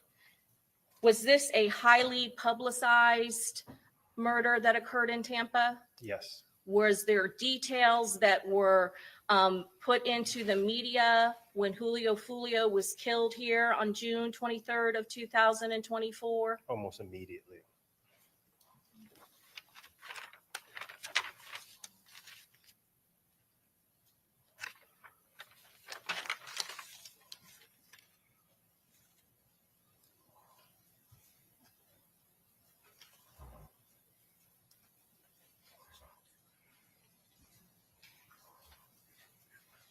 And while you said when you looked at Alicia Andrews' messages, her text messages, the ones that are not backed up covered the time period of the murder, is that correct? Correct.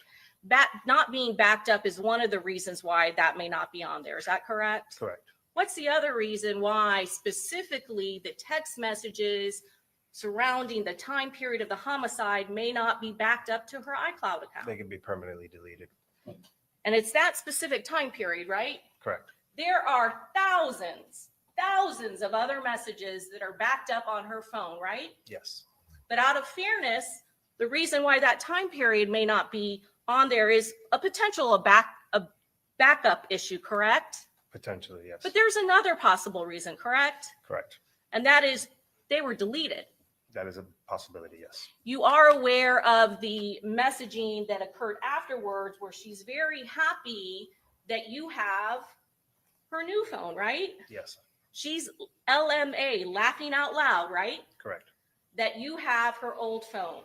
I'm sorry, her new phone, not her old phone. The messages indicated that she was laughing, that the phone that we seized was not the phone used during the murder, that it was her new phone.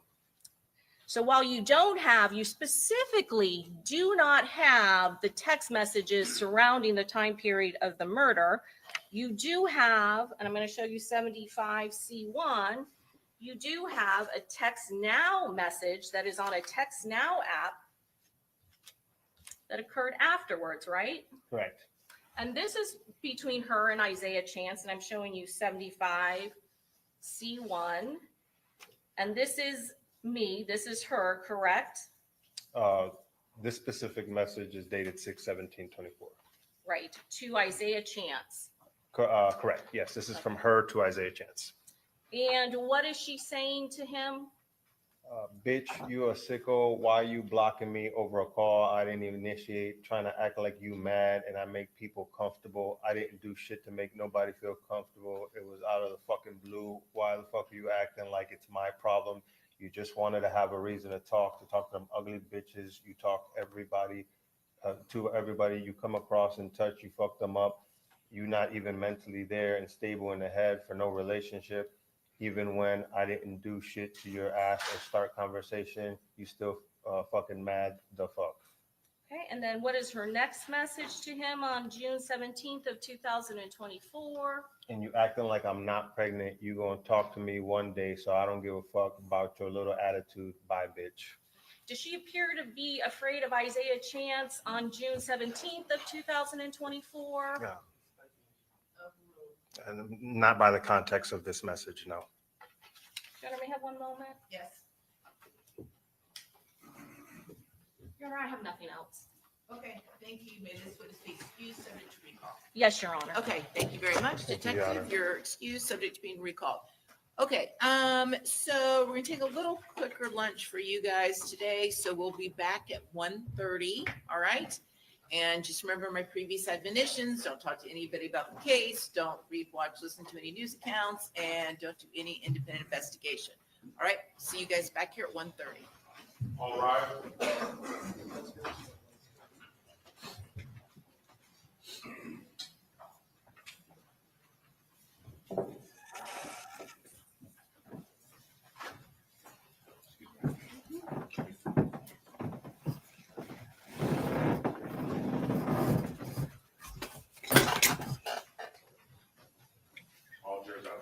Okay, very good. All right. Mr. Bricklyman, have you had a chance to review the state's motion to exclude opinions and testimony and work product of defense witness? Okay, look right there. Don't they look like me, mother and daughter? They look like they're on some kind of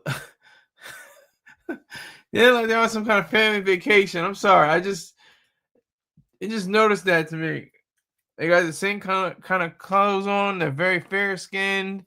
They got the curly hair. All she has to do is throw on some glasses, and you're like, yeah, that's her daughter. That's definitely, she spit that her out. Like, they really resemble each other. But the judge wasn't having her earlier. The lawyer, the defense counsel, not Alicia Andrews. She was like saying how she was being disrespectful and throwing shade and casting aspersions and making faces throughout the entire trial. This is a really special kind of thing that's going on. They have to like elongate. They have to stretch things out. They have to keep getting things together and bring in more. Okay, so if you wouldn't mind taking a look at it, More ideas. So I think, like I said, I'm no legal expert. She could be cooked. She could be cooked. Just in, the technology they use, your phone records, the pinging of the computer on the car, how you can find out where the car is traveling, and you can see how much you say on your text. You're not thinking. You don't know who. I mean, I'm not even going to blame anybody but myself. You're thinking about random stuff, and it comes. They bring it to light, but it's all there. It's all in the record system, and it's all for legality. It's all legal. It's all true. It's quite a spectacle. I don't think it's like a circus yet. It's not really like a circus. But it is a spectacle. And they're very calculating, and they're very cunning. And as I've mentioned before, the light colored sweaters and the jackets and all these different things. That's all in the mix. I'm so surprised she's not wearing glasses herself. Alicia Andrews, why is she wearing glasses? She should be wearing glasses. She should have a book. I don't know if they could have a book or some kind of reading material, but she should be reading the Bible or something like that. That will really gas up the whole process of her being completely cleared on all charges. But Yeah, I'm thoroughly entertained by this. I'm entertained. I hope you are too, because this is a a case for hip hop. I mean, they haven't introduced his in anybody's raps yet, but they've alluded to the raps that people have said against his ops. I can't. The name escapes me, but I can only think of Julio Foolio. And I've listened to his music. I actually spent my time when I was in the gym listening to his music. It's nothing new. I mean, it's the same. They almost have like you can put these people in a like in a carton, you know, just the same one, same one. They're wolves. They mate. They feed. They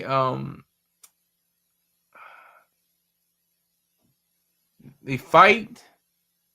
They mate. They feed. They feed. They mate. They fight. They kill. They it's the same thing over in these raps. They're young wolves, these animals on two legs. That's exactly what they are. So we have to be on the lookout for that because it's all in the music. That's what it's all about in the music nowadays. It's the same thing. I got my ops, I got my girl, I got my, don't shoot at me. I'm going after the rats. I'm going after the snakes. I'm going after the people going against me. I want to have a good time. I want to get drunk. I want to get faded.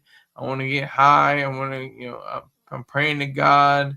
I'm praying to Jesus and hallelujah and thank you, Lord. And within all that context, they're talking about, blazing down people and lighting up, people's houses and going through and with the chopper. It seems like it's all the same to me. It doesn't seem very different. I don't see him from him. I don't see a difference. I don't see any redeeming qualities. He's not really a great rapper. He wasn't really a great rapper. He was a good rapper, I think, especially in the context of today's rap. I mean, you have to say, if there was some kind of rap Olympics or it's kind of like it's like the '90s NBA versus today's NBA. It's a totally different kind of game. You got shooters, beyond the arc and 3-pointers in the NBA. You got shooters in the game, in the rap game. Running up on people and doing things for money and clout and say they achieve something when they actually have not achieved anything, in return. So that is what's driving this entire situation, I think. And these are long days. I noticed that. Damn it, this thing lasts 7-8 hours. Like these court proceedings are draining. They can wear on you, seriously, if you let them. Truth and Justice, 13th Judicial Circuit, State of Florida. I still don't understand. I don't understand why this is a state case. It's a murder case. Diddy's case wasn't even that serious. He only got popped for prostitution, and you couldn't allow the camera in the room. I will never understand that. It doesn't make any sense to me. Somebody sit me down like a 5-year-old and explain it to me Barney style why that is. I looked it up online and it just said, oh, well, the government thinks it's more serious. Like, it's serious when it's a murder charge too. So it's really up to a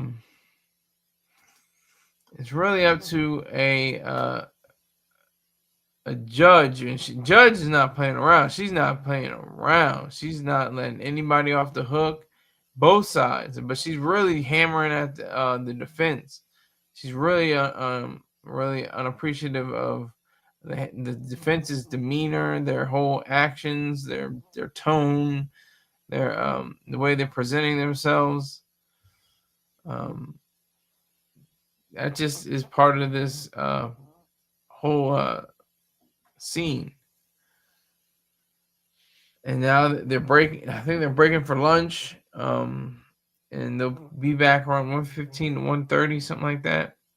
But I just want to give my exact, specifications and regarding the clips that I'm using. And since some people, I'm not even going to mention them, they're saying you have to transform the video. No, you don't. All you have to do is comment on the video that you're trying to talk about, and that's tells you that you're able to use the fair use laws when it comes to using video. That's all you have to do. Is you don't have to transform or I don't know, just transform the video. That's fair use requires you to take the video and comment on it in some way. That's all it requires, and that's what I've been doing. So anybody that's hating and wants to come at me, talk to my lawyer. How about that? Tell it to my lawyer. Tell my legal staff about it. Don't come at me. Anybody can come at me for anything else except that. Don't come at me for trying to say I can't use something because I'm not transforming the audio or the video or whatever the case may be. It's fair use, so there you go. So not a lot of people in the chat today. I don't know. This is fun. I like this. This is weird, and it's like some days I have 11 people in here. Some days I have exactly 0 people in here. Some people I have like mad people, chiming in and commenting. And then today's like today, like I had two people, and they didn't say anything else. They came in and went away. I can't control people's actions. That's the one thing. That's why I want to be a film director. I can actually control people's actions, literally, in a film. That's what I want to do one day. Probably when I'm like 60 or 70. I'm be a late bloomer. I'll be the agave americana, I think they call it. This plant that doesn't bloom for 20 or 30 years. That's called a late bloomer. I'm gonna be a late bloomer as a director because it's like, nobody's really pulling for you until you do. Oh my God! Oh, you made it! You're great. You weren't saying I was great and I was struggling and trying to get it on. Where were you? Where were you when I was trying to get on? Oh, you did a phenomenal job. It was great. Oh my God! And then why didn't you send it to other people when you were and said it was so great and everything? Then what was stopping you?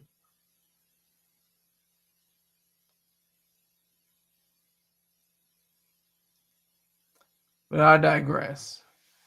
Alicia Andrews could be cooked. She could be cooked. I don't know yet. I'm not sure. I'm not sure if she's exactly cooked or not. Her outward appearance, very fair skin, light colored clothes, curly hair. She looks younger than her years. She looks like she's in her mid-teens instead of 22. All plays into the imaging, the image of the that's in the minds of the jury.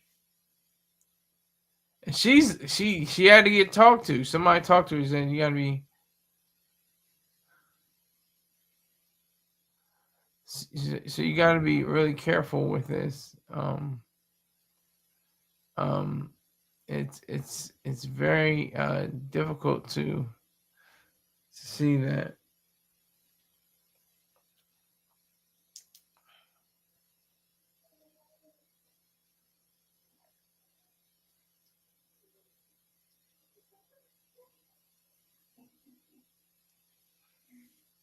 So I don't know. I really think that there's a chance that she could skate. She could skate. She's either cooked or she could skate. It's very, that's what they call the scales of justice. They weigh what's in the balance.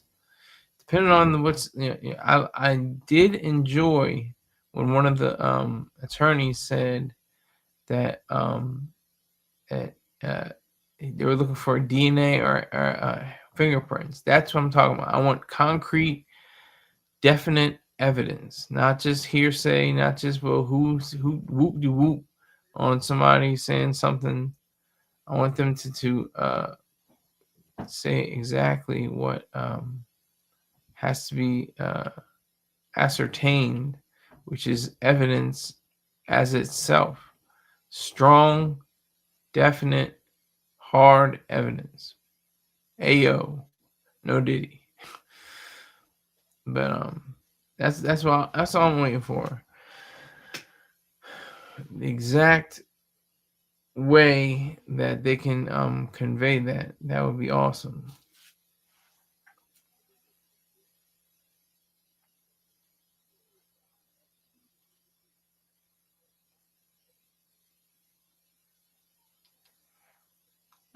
So I would imagine there are many ways, many pathways for her to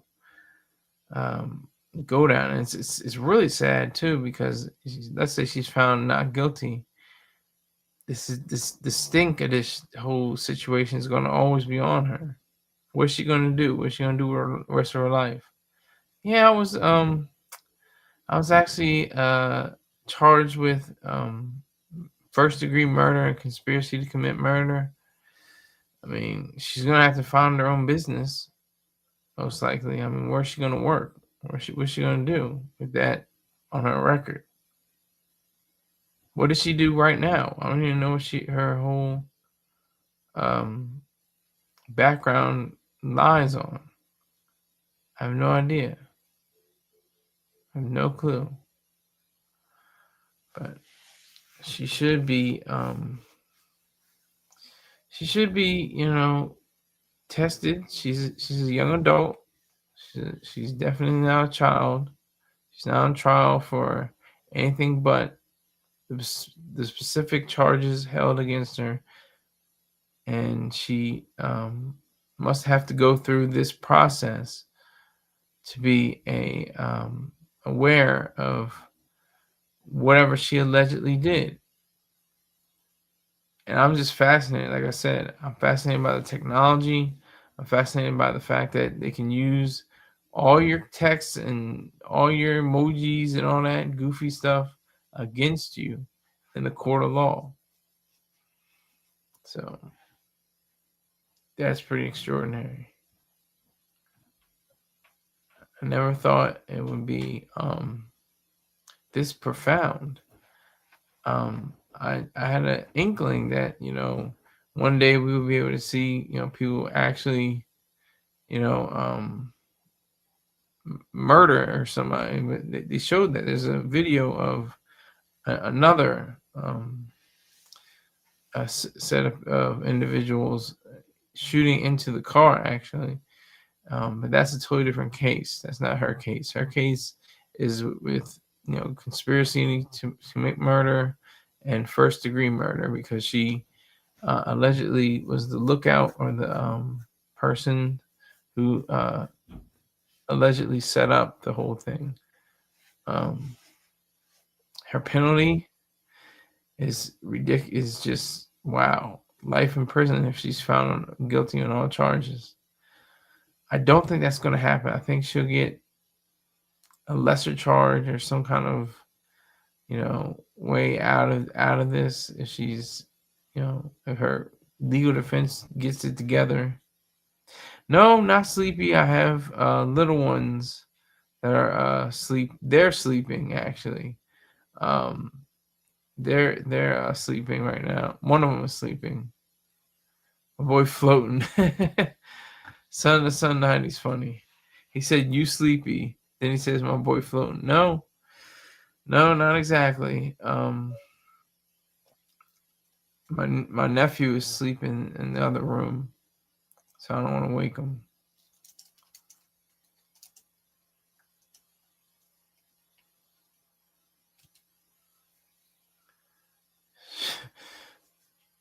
So, and if you don't mind, Son the Sun 90, instead of worrying about if I'm sleepy or not, worry about bringing in 200 people into this live so we can have this jumping. You claim to have so many friends and followers and subscribers. Where are they now when it counts? That's what I have for you. Uncle duties, yes. Yes. That's true.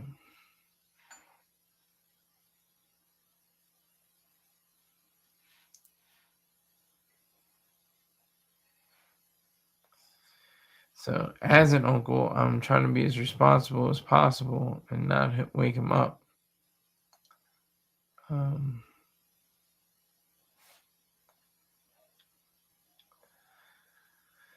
I'm glad that he may wake up in a few hours, a few minutes. I'm not sure when, but probably when they reconvene in the courtroom, they'll be able to.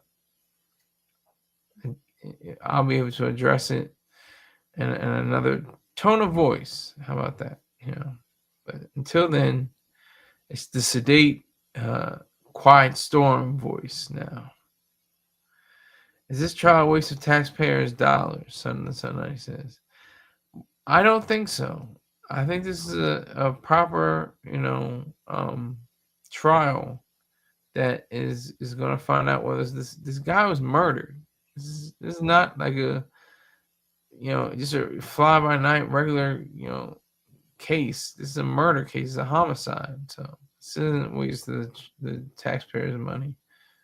I disagree with that. I do not think it's a waste of taxpayer money.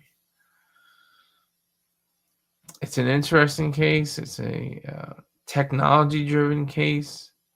They haven't, like I said, they have not entered any rap lyrics that I know of. They haven't said anything about rap lyrics. They only alluded to it. They only said, did he say in the song? Did he say that or not? Like that. I feel like certain cases with this on the Sun 90. I feel like certain cases with all the evidence shouldn't be eligible for trial. Okay. Did you watch the documentary on the white neighbor shooting her black neighbor through the door? No, I did not. I will look forward to that. What's the name of it? So I can check it out. Was it on Netflix, Hulu? Was it on Amazon, Apple? What was it on? Name and destination, please. Title and video provider. If you don't mind, Son the Sun 90, I'd appreciate it, sir.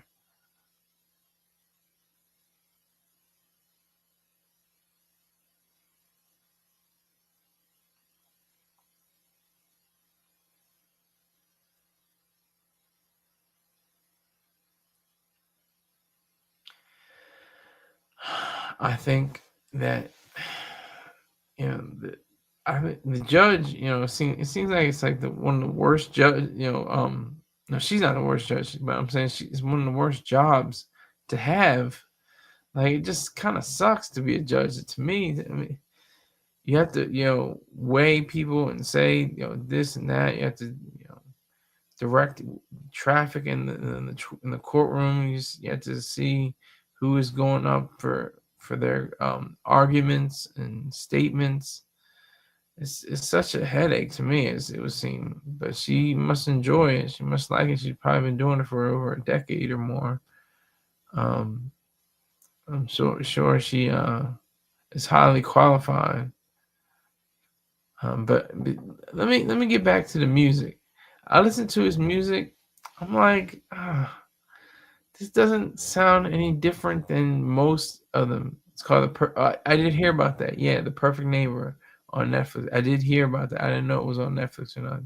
It's called The Perfect Neighbor. Got you, on Netflix. Thank you for that. Appreciate it. Yeah, I'll check that out after the proceedings.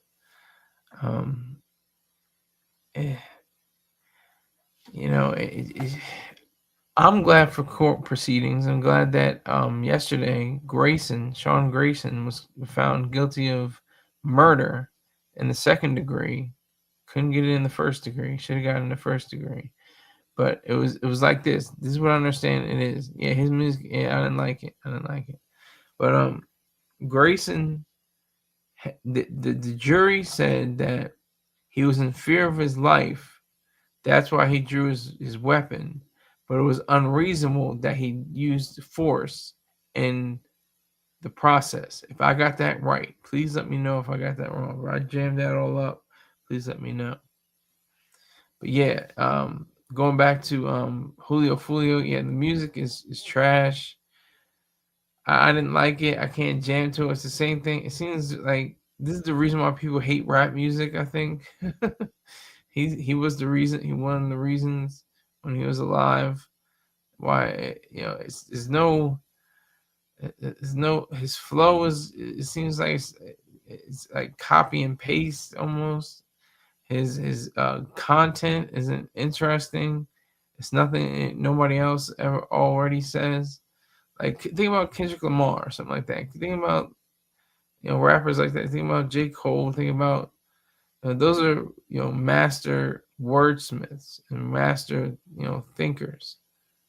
Of closer to the latest generation. I'm trying to think of a later rapper who is on point and interesting and engaging.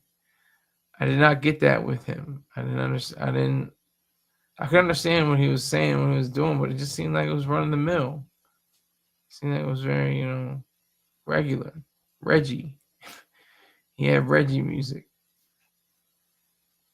To his credit, though, he had Zaytoven as one of his producers, and that probably was, a big, mark on his journey as a rapper to get Zaytoven to do his mixtape. I think it was Sixtoven, I think it was called. Yeah, so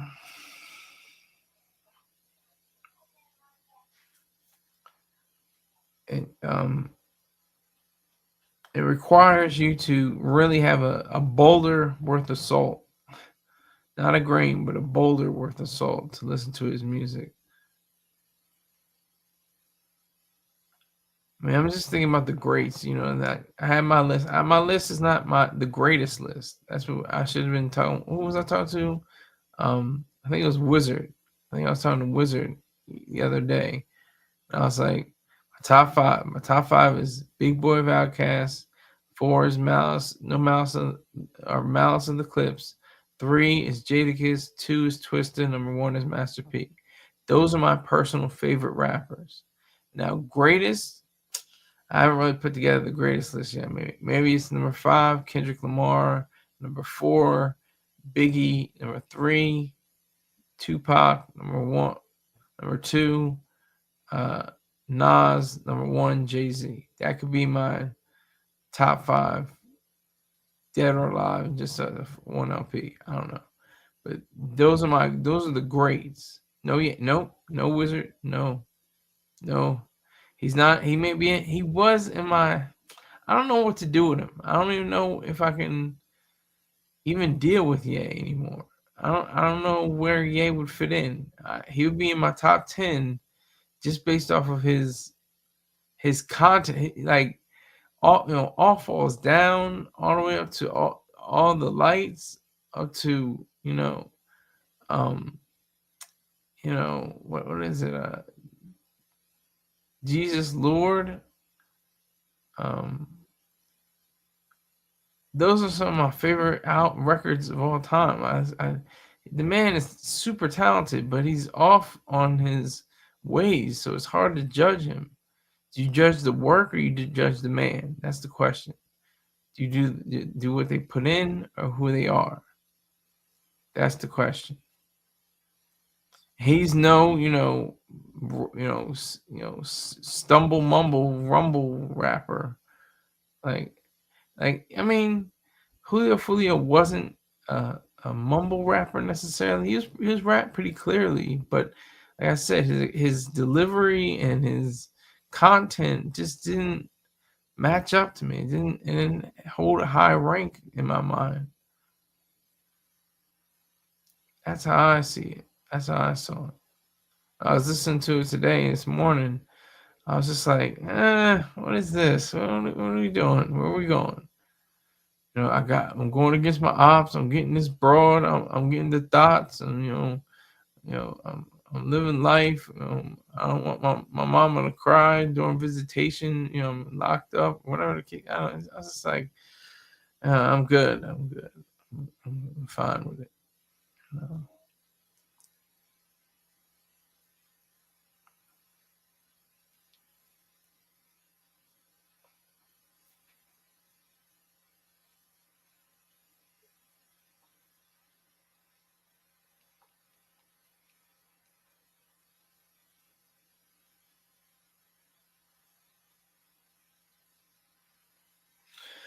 So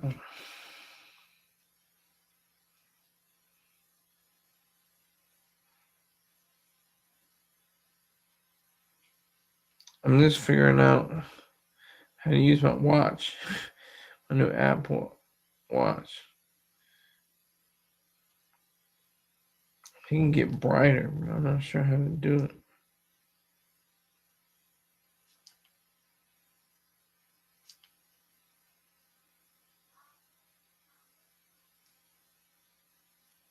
Yeah, I'm just figuring it all out. I don't know.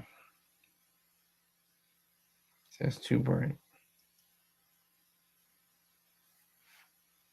I can read it, but it looks dingy. And that's brighter.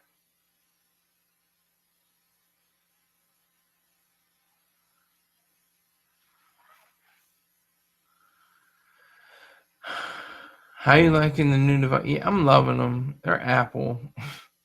They're fun. You can look at video. Yeah, I had one of them was really simple and easy to use. I was trying to get rid of that goddamn moon on the do not disturb. I'm like, how do you get rid of this? That's what on YouTube.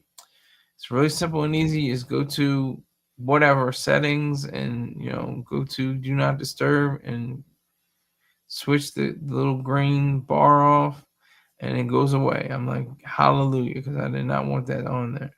Look, it just bothers me, gets on my nerves. But nobody tells you. There's no tutorial. It'd be too long, I guess. It'd be like really going to school. Because nobody says like, okay, you want to take this off, you can put this on, you can add this, you can take this away, you can. But I have a technician that actually I can call directly, and I can get answers from them very simply. Yeah, I know Apple does have classes, but I'm saying it should come with the device. Like you shouldn't have to go to the classes or go online or anything like that. It should come with the device, and everything that you look at should be like, do you need help here? Do you need help here? Do you want the settings this way? Do you want the settings this way? That'd be awesome. One can only hope. Probably by Apple 25, Apple iPhone 25, they'll have something like that. Apple should have personal sessions where they take you in the back and help you set it up. That would be awesome. It'd probably cost you $2,500, but it'd be worth it.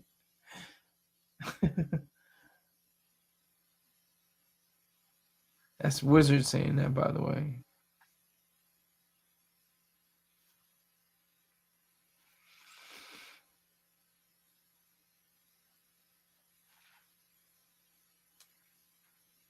And this kind of seems dingy. All right, there's a little bit of light for here, but this looks like crazy. How you make the screen lighter?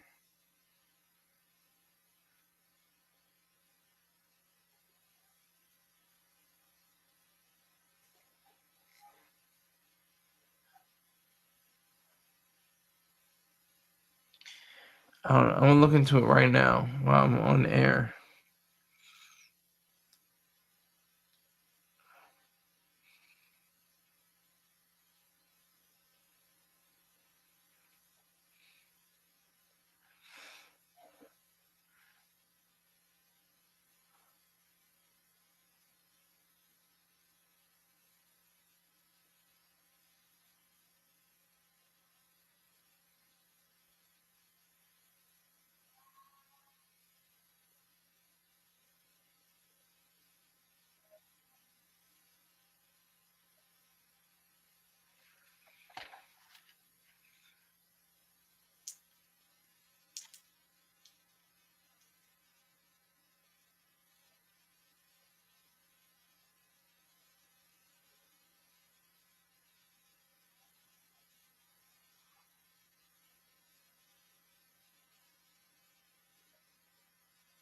I'm looking up for it right now. Don't think I'm neglecting you. But I'm looking for it right now. Hold on.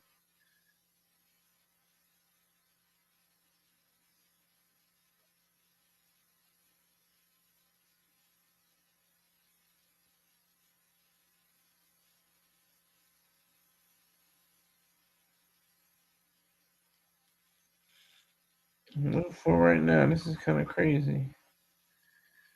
Oh man.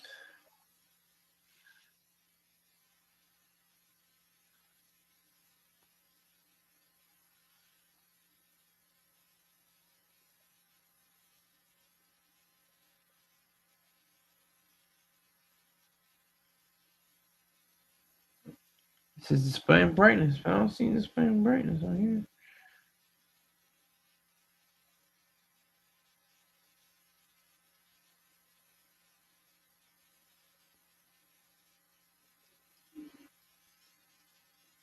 This is crazy.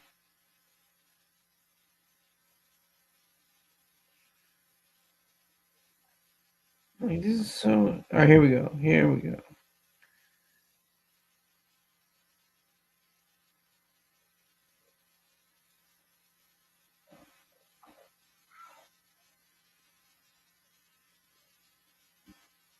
Okay, I think that's what I like. Okay. Oh, I'm telling you, they need a whole. You need a whole course. Oh, here we go. Things just start. I don't know. What time is it? 1:19. They'll be packed by 1:30 most likely. But yeah, these trials are they're no game. Like, you have to be right. You have to be well rested. You have to be prepared. You got to be on top of your game when you go into these courtrooms. You're not playing around. I mean, you're not playing around at all because it's somebody's life on the tab, on the slab, on the ticket. So whenever it's something like life being processed, that's heavy. That's something that has to be way heavy on the souls of the people. And I'll be goddamned if I'll let somebody take my life into their hands and twist things around and say things I didn't say or do something I didn't do to set up. That's just not going to happen. It's just not going to happen.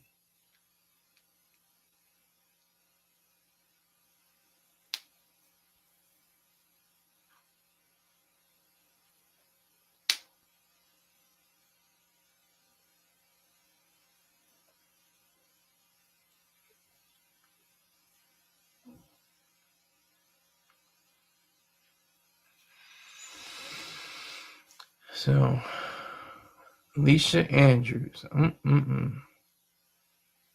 She a light-skinned witch or just a fair-skinned young woman that's been accused, falsely accused? What is she?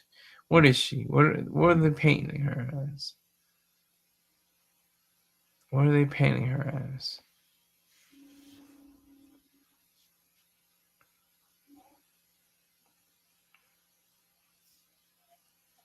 How are they evaluating her? You know?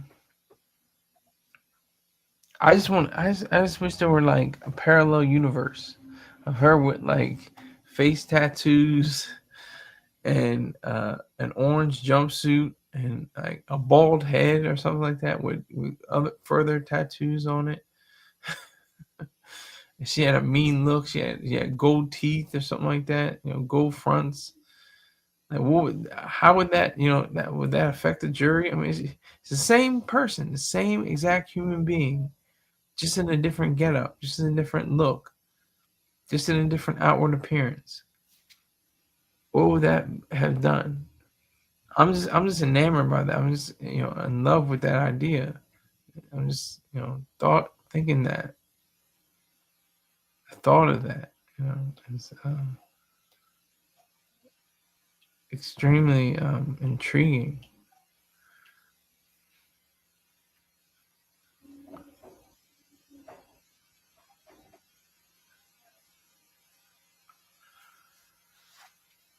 So I thought they were coming back for a second there because I did think they said 115. It's 122 right now. So I think it's going to be 130, 145, something like that when they get back. But what is she eating? Is she eating prison food? Is she eating her own box lunch? Is she having a peanut butter and jelly sandwich? What is Alicia eating? Is she an eater?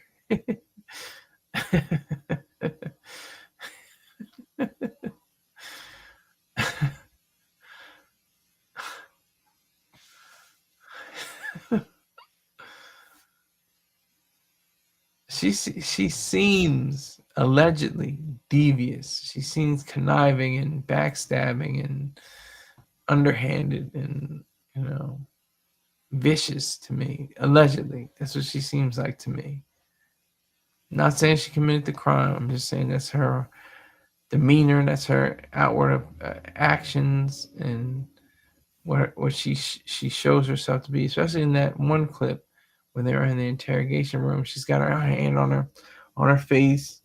She's playing with her hair and stuff like that. She's not very engaged and showing like respect to the detectives. So, and that was a totally different case. That was something else that she was involved in. It wasn't even in this particular case that we have now. That was when she was 21 or younger.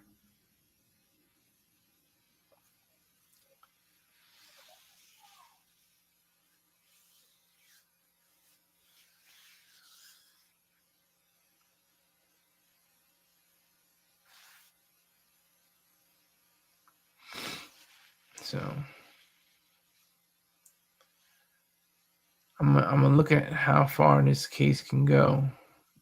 See how far. How many days? This is the 7th day. On the 7th day, the court rested. There's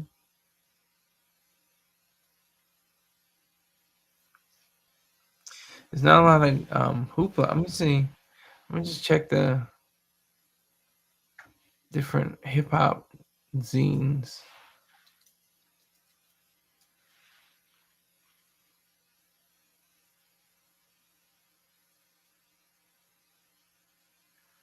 I'm looking at everybody else but. Everybody else but.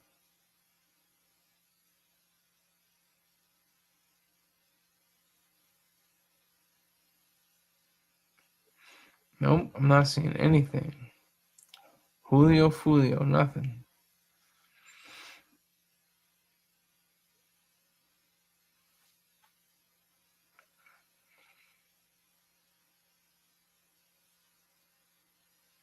Now I'll talk about sneakers. On one site, let me see. This one usually has it.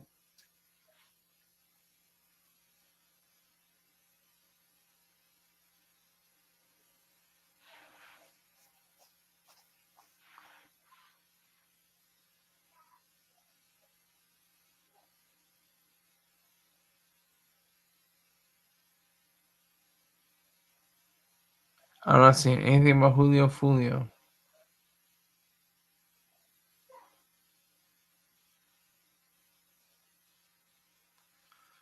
I'm not seeing anything on Julio Foolio.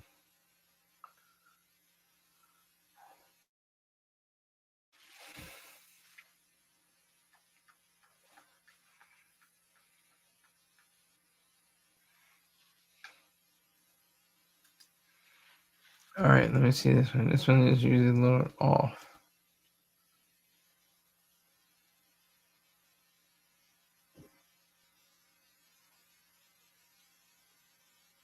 And tomorrow I might just skip this video. Very good.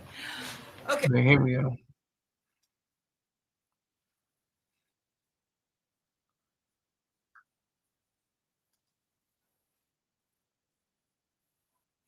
Go ahead, Mr. Harmon.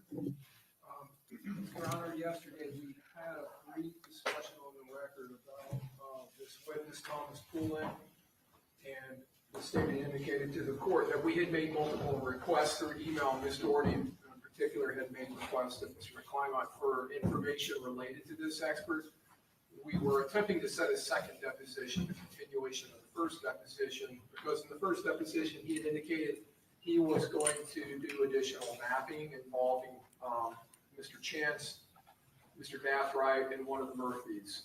So we were waiting for that information. Okay, so he did, just so I'm clear, he did mapping. What map were you aware of? For which? The defendant's mapping of her CDRs, call detail records from the cell carrier for her phone. Okay, and no others? And no others. Okay, so the time you took his deposition, the only exhibit you had was the map for the defendant's records, correct? Correct. And then at some point, you became aware that this expert witness, Mr. Pullman? Yes, and Your Honor, just to correct that, I'm not sure we had that at the time of the deposition, but it was provided to us within a day or two. Okay, so there was enough, you had enough knowledge, you could question the witness about that? Yes. At the and when did that deposition occur, you It know? was August 11th of this year. Okay, so that depo occurs, and at some point, you're made aware somehow that there might be additional, that this expert witness might going to be testifying about other phone lines of other data of other co-defendants, correct? Yes, in that deposition, he indicated that he had been asked just in the days before the deposition, which was, I believe, the week before we were set for trial the last time, that he had been asked to map the co-defendant's phone. All of them? All but Rashad Murphy's, I believe, but he ended up mapping all of them apparently. Okay. So you knew that. And we kept asking him as this trial was approaching, asking the defense to provide those to us. And I attached those email communications between Ms. Doherty and Mr. McClymont. We were making, and also, I'm sorry, Mr. McClymont's assistant, Francois Watson, I believe. Okay. And so we kept asking, I know Ms. Doherty had indicated in one of the depositions, the urgency that we were approaching trial dates, that we could not reset his deposition, because I believe at one point we were told to go ahead and set his deposition again, but the whole point was to redepose him about the new material. Okay. So. And then after that deposition on August 11th, did you ever redepose him before yesterday? No, we did not, Your Honor, because we were never provided anything, even though we made requests up into the eve of this trial. Okay, so when did you get his map for the defendant? We received that, I believe, within a day or two of the deposition on August 11th. Okay, and so you did depose the expert about that map yesterday? Yes, and I had asked him about what he was working on or what he had prepared on August 11th, and I was satisfied that we had discovery of that, the defense mapping. Okay, and so then you became aware of what? Well, yesterday, counsel had indicated that there were no maps that were prepared, additional maps. Well, specifically, what he said, and I just had the court reporter pull the transcript. So Mr. Climate says that, he says, begins at just page 21, line 20. It's not one response, but several emails back and forth, and Ms. Doherty and I were on Zoom together discussing this issue on the phone, one of the two, or on the phone, one of the two, so that's a misrepresentation. In addition to that, there are maps that he said he would create with other individuals, like timing maps. It shows the trajectory of where they were at certain particular points in time during the course of this conspiracy. He did not create the maps, and so we're not using the maps. So whatever he's testifying to comes from the evidence, comes from the cell phone extraction, right? That's what he said. And let me look here.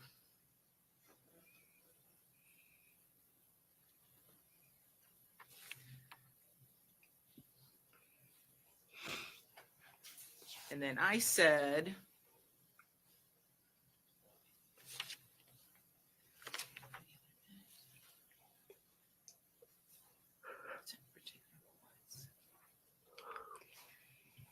and then I said, I know, but if it's an expert opinion, specifically, is he going to testify to anything regarding the cell phones of the co-defendants? And Mr. McClymont said yes.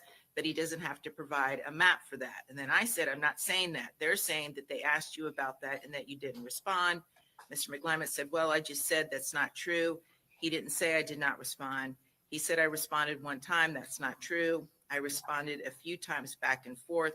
That conversation was just about whether I was going to produce these interactive maps, and I told him I don't have them. And then I asked Mr. Harmon, did you depose him?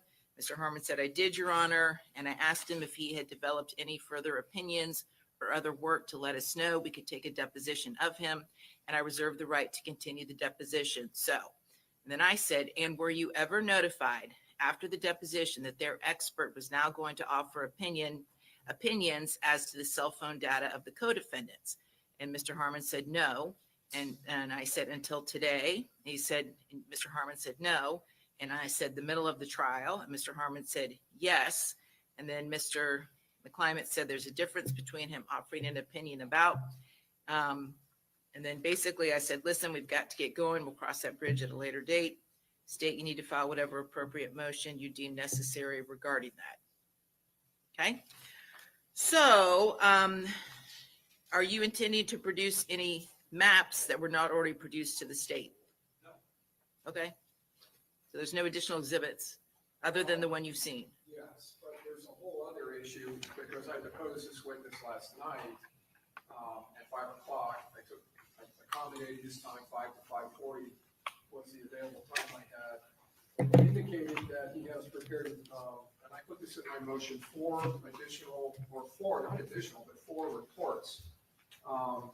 Reports dealing with the iCloud. And I put in this motion quotes of this witness when I asked him in the deposition back in August if he intended on creating anything from the iCloud or any other evidence other than maps, and he indicated no. So we didn't know anything about any reports being prepared. So he told us last night he has prepared 5 reports. Two of them were prepared in late August, August 29th and August 30th, provided to the defense. And then the last one was prepared the day before yesterday. He had finished preparing that for the last 2, I believe. So I delineated in my motion what those are, but they are basically PDF format reports dealing with the defendant's iCloud account, Mr. Gathwright's iCloud account, messages between the two that have been collated into these PDF format reports that are multiple page reports. One was 18 pages. The one that was completed on August 29th is a 32-page PDF, including 32 messages from June 23rd of 2024 between Gathwright and the defendant. The one on August 30th is an 18-page that was completed by the expert on August 30th. It's an 18-page PDF report containing photographs, contact information, text messages, sent via some type of communication application on different dates, and was compiled from the defendant's iCloud account information. The one that was the report that he completed on October 28th is a 3-page PDF containing screenshots from CDR records and FaceTime calls between Mr. Gathwright and the defendant, compiled from the iCloud account information. And then the last report that he completed was a conversion of the Celebrite iCloud information to PDF Adobe format. We have not been provided these or alerted to their existence. And that is the subject of my motion. So there was a report that was dated August 29th. Is that correct, Mr. McClimate? So the word report is sort of confusing. As I explained yesterday, these are not reports that he creates with his opinion. This is not something that he writes about the evidence. They are extractions from the different devices, so like an Axiom or Celebrite. There's for Alicia's iCloud, Alicia Andrews' iCloud, there are 370,000 artifacts in it.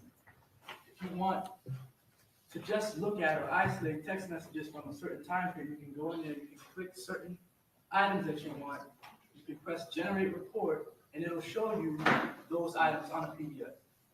They're not reports in the sense that I believe the state has the understanding of. they're not those type of reports. All right, well, let's take a look at the rules of discovery, okay? Rule 3.220, Rules of Criminal Procedure, which lays out the defendant's obligations at subparagraph D, subsection 1. If a defendant elects to participate in discovery, the following disclosures must be made. And then subsection B of 1. Within 15 days after receipt of the prosecutor's discovery exhibit, the defendant must serve a written discovery exhibit which must disclose to and permit the prosecutor to inspect, copy, test, and photograph the following information and material that is in the defendant's possession or control. Subsection 1, the statement of any person listed in subdivision D1A other than that of the defendant, and 2, reports or statements of experts that the defendant intends to use as a witness at a trial or hearing made in connection with the particular case, including results of physical or mental examinations and of scientific tests, experiments, or comparisons. So you're telling me that what he prepared doesn't qualify under 3.220 D1B2. Is that what you're telling me? If that's the section that refers to reports that the defense intends to use at trial, then that's correct. For 2 reasons. 1, because it's not a report, and 2, because I don't intend to use the documents that he's referring to in trial. So it does not fall under our reciprocal discovery obligation. It doesn't say you have to intend to use it at trial. It just says reports or statements of experts that the defendant intends to use as a witness at a trial. It doesn't say you have to use the report at trial. It just means a report generated by the expert you intend to use at trial. So were these not reports generated by an expert you intend to use at trial? Well, I think they are. How would you know that? You don't know what I'm going to ask him on the stand. Because they're reports that were generated by your expert. This actually isn't tricky. I don't see this as being difficult.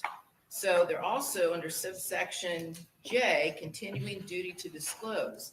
If subsequent to compliance with the rules, the party discovers additional witnesses or material that the party would have been under a duty to disclose or produce at the time of the previous compliance, the party must promptly disclose or produce the witnesses or material in the same manner as required under these rules for initial discovery. This duty includes any additional recorded or unrecorded statements of any person disclosed under subdivisions B1A or D1A of this rule that materially alter a written or recorded statement previously provided under these rules. So what are you asking for, Mr. Harmon? Judge, the term report is the witnesses from the deposition. That's not the state's. He indicated he prepared reports and then he described them as reports. So it sounds like counsel's saying they're not going to utilize these through his testimony. That's fine. We're going to move to exclude them, have the court exclude use of the reports and the information contained. But I would ask that the expert be not allowed to testify to anything from those reports if they're not going to be provided to me to utilize in cross-examination. And now at this point, like indicated in the report, if they're going to have them testify to something that's contained in the report, we haven't had a chance to properly prepare for cross-examination. The documents, it's documents in the report, they're PDFs from the state's discovery. They are PDFs. That all they are is an extraction of the very evidence that was turned over to us by the state. So then why do you object to him reviewing it? I never objected to him reviewing the exhibits. Okay, then great. The reports or the PDFs. Then just produce it. Then just produce it. I don't have a problem with that. He never said, hey, can you give me the report? Just filed the motion. Okay. I was talking to him in the witness. Okay, so do you have whatever the witness, and is his name Pullen? Pullen, P-U-L-L-E-N. Okay.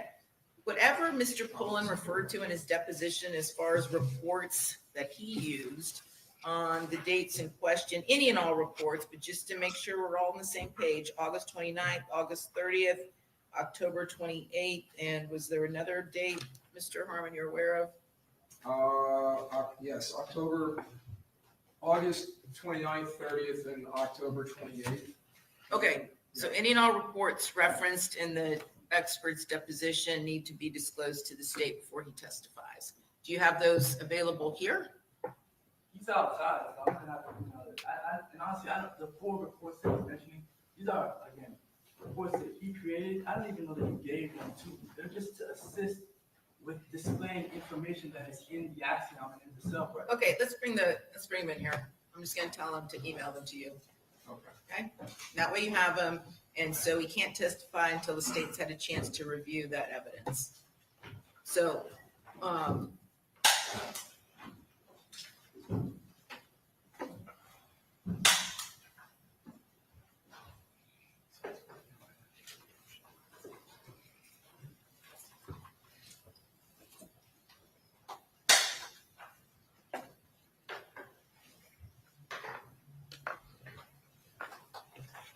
and then state, when the jury comes in, are you going to rest? We are, Judge. Okay. Yes, ma'am. So, let's go ahead and do GOA motions before the jury comes in. So, Judge, is there a lineup of witnesses this afternoon from the defense? So we got Robert Howard first. Likely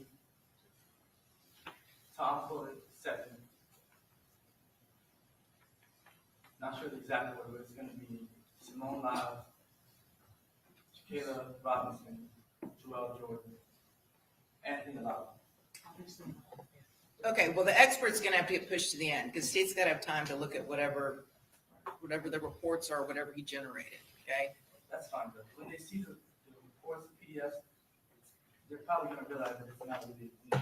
Okay, that may be true. Judge, the order of witnesses brings up another issue. We filed motions in limine dealing with the issue of coercion and domestic violence. Right, that's not coming in unless the defendant testifies.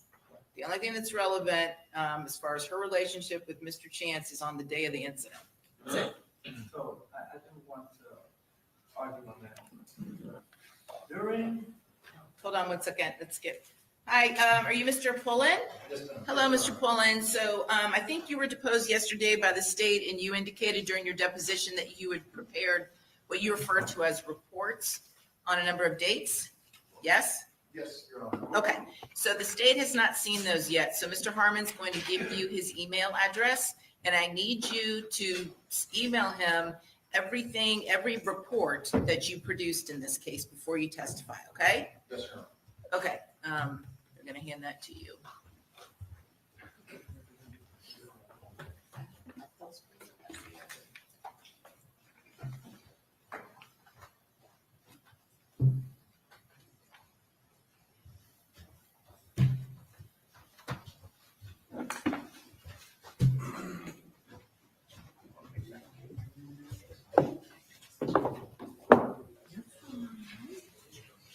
No, I have so much paper here. I don't even know.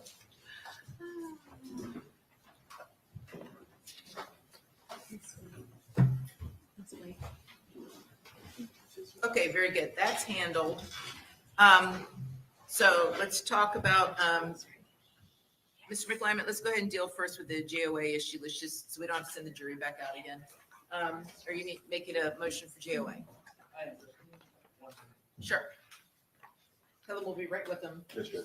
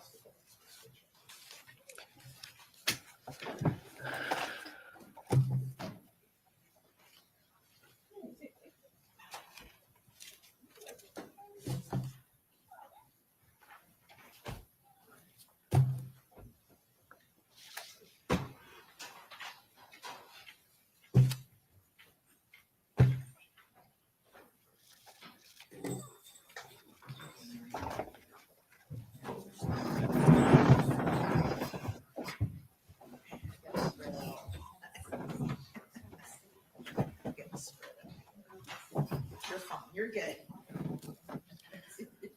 And then you're fine, because I'm gonna tip over, and then all my paperwork will.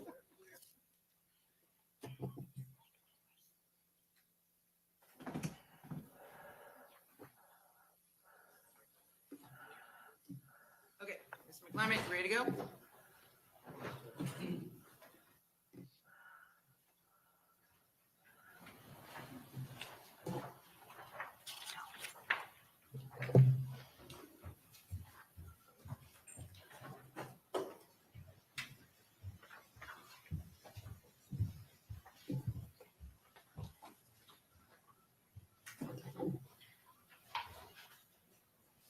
The defense moves for its first motion for judgment of acquittal, recognizing that the standard at this stage of the case is that all the evidence is to be held in light and favorable to the state. The state does have to prove a prima facie case in this case of all the elements of the two charges, which are first degree murder and conspiracy to commit first degree murder. In this case, Alicia Andrews is not charged as a shooter; she's charged by indictment as a principal to the murder of Charles Jones. The state presents a circumstantial case here, circumstantial claims against Ms. Andrews to prove first-degree murder charges against her as a principal. Ultimately, the evidence that was presented shows nothing about Alicia Andrews intending or knowing that the individuals who ended up shooting and killing Mr. Charles Jones, or the individuals that planned it, there's no evidence that shows, direct evidence that shows that she knew that was going to happen, that she planned it with these individuals, that she discussed it with these individuals. There is only circumstantial evidence that has her at or around the scene, only circumstantial evidence that has her at or around people who are making phone calls to other people at times that don't connect, at times that that the state is assuming there were connected calls and there were conversations being had back and forth with individuals, with their co-defendants. In Staten versus State, 519 Southern 2nd, this is 622 at 624. It's a Florida Supreme Court case from 1988. The Florida Supreme Court acknowledged the general rule that in order to be convicted as a principal for a crime physically committed by another, one must intend that the crime be committed and do some act to assist the other person in actually committing the crime. See also the Florida statute 777.011 and Collins versus State, 438 Southern 2nd, 1036. It's the second use of the case from 1983. The Staten court noted that neither knowledge that the offense is being committed, nor mere presence at the scene, nor display of questionable behavior after the fact is equivalent to participation with criminal intent. And that's at 624, page 624 of the Staten case. It is, in the defense's view, undisputed that the state does not have any direct evidence that Ms. Andrews knew of her co-defendant's plans. It's also undisputed that the state does not have any direct evidence that Ms. Andrews agreed to cooperate with the efforts to kill Charles Jones in this case. There's no written communication between Ms. Andrews and her co-defendants or anyone that would show she intended to kill Charles Jones during the times laid out in the indictment in this case. There is no confession, and there are no witnesses that would testify to that fact. Alicia Andrews did not have a motive to kill Charles Jones. There was this back and forth war that the state has put on through the entirety of this case, where individuals are shooting at each other, killing each other, rapping about it, and Alicia Andrews is not immune to rap videos. Alicia Andrews is not personally or deeply connected to any of the individuals who died, and Ms. Andrews herself was never brought up in any of these rap videos, was never brought up in any of these back and forth arguments and whatnot with the individuals that she's being tried with, or not necessarily tried with, but she's being indicted with. They, on the other hand, have different issues and different motives to kill. Alicia Andrews apparently has none, other than what the state posits as her relationship with her boyfriend at the time. Ms. Andrews is not a gang member or a gang affiliate as testified to by all of the witnesses in this case.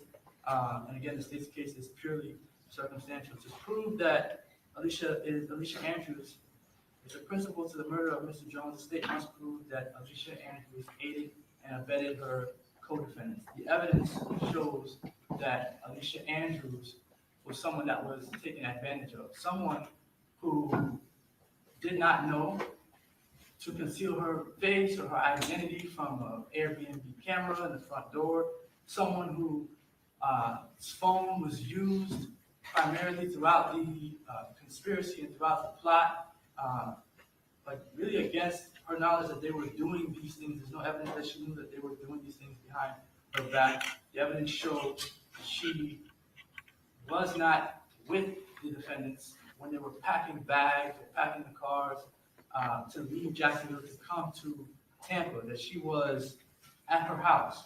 She was then picked up after all of that planning was done, put in a car, and went to Tampa. There's also, I guess, this idea that the defense has said that at some point Alicia Andrews was going on a romantic getaway, and that is not what the defense ever said. That's what was said in opening statement, because I wrote it down. It was not. It was a weekend of, quote, reckoning and reconciliation, close quote. Right, that's not romantic. So, as you see from the evidence, on June 17th of 2024, there was argument back and forth with Isaiah Chance and Alicia Andrews. And after that, a few days after that, they do go to Tampa.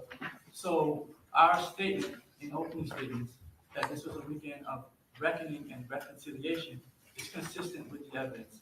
There was no romantic getaway. That language comes from Detective Ramos during the interrogation, where he says and uses the word romantic getaway. Alicia Andrews never says those words during her interrogation. Okay, well, let's just stay focused on the JOA motion. All right, when the state relies on aiding and abetting theory, it can prove intent either by showing the defendant had the requisite intent herself, or that she knew the principal had that intent, so that she knew that the other individuals had an intent to do these things. And again, there's no evidence of that. This case, being that it's clearly circumstantial, is one that should the state needs to exclude every reasonable hypothesis of innocence that Ms. Andrews intended to be a part of the criminal activities, and for the reasons that I stated previously, there's not enough evidence for the state to prove by a prima facie case that Ms. Andrews knew what was going on, or that she intended to participate, or that she aided and abetted in any way. Okay, state what's your response? Judge, we have more than circumstantial evidence in this case, and we have more than our burden. Not only is there circumstantial evidence, there is direct evidence, video evidence of this crime. We have the defendant as an active participant. She is at multiple locations. She is seen on video at teasers with co-defendant Isaiah Chance, along with the evidence, the surrounding video. We know exactly what occurred in this instance. Her and Isaiah Chance were in one vehicle. They clearly were the tracking vehicle. They both can be seen getting out. She is on video at one point when the phone goes, when the phone password gets activated, she has to access that phone for him. So she's close enough to him at all times in the car. When they are walking, she knows exactly what is going on. There is video evidence of that, of her and Isaiah Chance and what they do in the Silver Chevy Cruze and the coordination that goes on with the black Chevy Impala, not at one location, not at two locations, Your Honor, but at 3 locations. And she admits, so there are admissions in this, not that she did anything, she never admits her guilt, but she admits that that is her. So there is no doubt that that is her, that is caught and captured on video. We have video footage about how well planned and how coordinated this premeditated murder was. So there is ample consciousness of guilt evidence in this case as well. Any action on her part to evade and avoid prosecution, to evade law enforcement, there clearly are messaging on her phone, and there is a very significant relevant period of text messages that are missing from her phone. And there are messages after this crime occurs where she is messaging some friend about how law enforcement has the wrong phone, and she puts LMFA, that, excuse my language, laughing my fucking ass off, that the police have the new phone, not the old phone. So clearly that is a consciousness of guilt, statements made that she knows that there is something on the phone that law enforcement does not have. And this is a whole conversation that she is having with the friend at the same time when she knows police are at her home. So Judge, there is ample evidence of her guilt, her consciousness of guilt in this case, her multiple lies to law enforcement in that interview where she says that she does not know who the victim or is not familiar with Julio Foolio, Charles Jones, where she claims ignorance of her boyfriend's rapper name in this gang war, which is Gutta, which we have shown that is tattooed on her body well before this incident happened. There is ample messaging to other people, to good friends, Jordan, where she displays her personal animosity of the victim in this case, including whether or not, she can qualify it as anything she wants. She is talking about very personal events in her life, where a person with the nickname of Spaz, who was killed in this gang rival war by Mr. Jones's side, and that there have been drill rap videos on it. And she certainly in that conversation was showing a personal animosity to the victim in this particular case.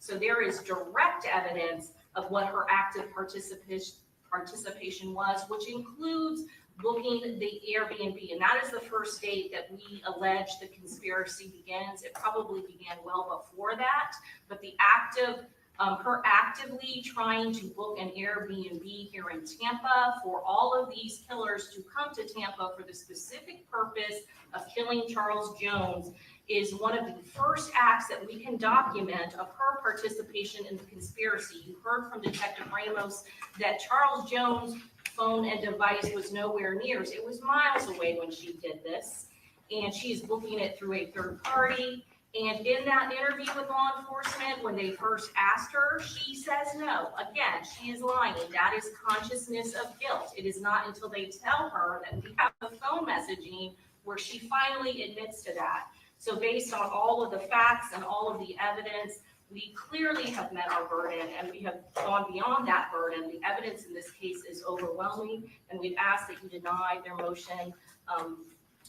for JOA at this time.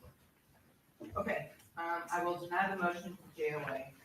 So with regards to, we've had multiple discussions about the victim's state of mind. I'm going to repeat that there is no defense of duress in the state of Florida for homicide. And that's stated explicitly at Corojo, C-O-R-U-J-O versus State 424 Southern 2nd 43. Second DCA said coercion is a recognized defense to a criminal charge, except where an innocent life is taken. There is one case out of the third DCA, Wright versus State, and I think we've discussed this previously. The third DCA reiterated there's no duress defense in an intentional homicide case or any homicide case whatsoever. And in fact, that's at 402 Southern 2nd 493, 1981 third DCA case. And that court stated Florida has recognized the common law defense of duress as a defense to crimes other than homicide. Okay. The common law has steadfastly refused to recognize any compulsion, even the threat of death, as sufficient to excuse taking the life of another. Legal recognition of duress as a defense to crimes other than homicide necessarily assumes a working hypothesis that a harm or crime of greater magnitude is avoided when the subjected person succumbs to the duress. So duress is not a defense in a homicide case. However, in the same opinion, the court did discuss duress as negating state of mind. And in specifically, that court stated, having decided that duress is not a defense to the intentional killing of another, we now address the question of whether evidence of duress, even though imperfect, which serves to show that Wright did not act with a premeditated design to kill the victim or with a depraved mind, requires us to produce the defendant's conviction for second-degree murder to a conviction for manslaughter. The answer to this question depends in our view on whether the person, such as the defendant who aids and abets another in the commission of a murder, must herself be shown to have the state of mind required for the homicide. Because we find the rule in Florida to be that aiders and abettors may be convicted either upon proof of their own state of mind or upon proof that they knew that the person aided had the requisite state of mind, evidence that the aider and abettor knew that the principal had a premeditated design to kill or a depraved mind, will support the aider and abettor's conviction for first or second degree murder. And essentially, in that case, the court seemed to open the door to at least the possibility that some type of threat or harm could be admissible to go to the defendant's state of mind, okay? Which is why I ruled initially the way that I did. And I told you guys then, I said, listen, you can get up in opening statements and you can make this point, but this only comes in if the defendant testifies, because all that's relevant is her state of mind on the date of the offense and why she did or didn't do something. Nobody can come in here and extrapolate and say, well, they used to fight a lot and he would beat her up and therefore she must have been scared. That's inadmissible. It's irrelevant.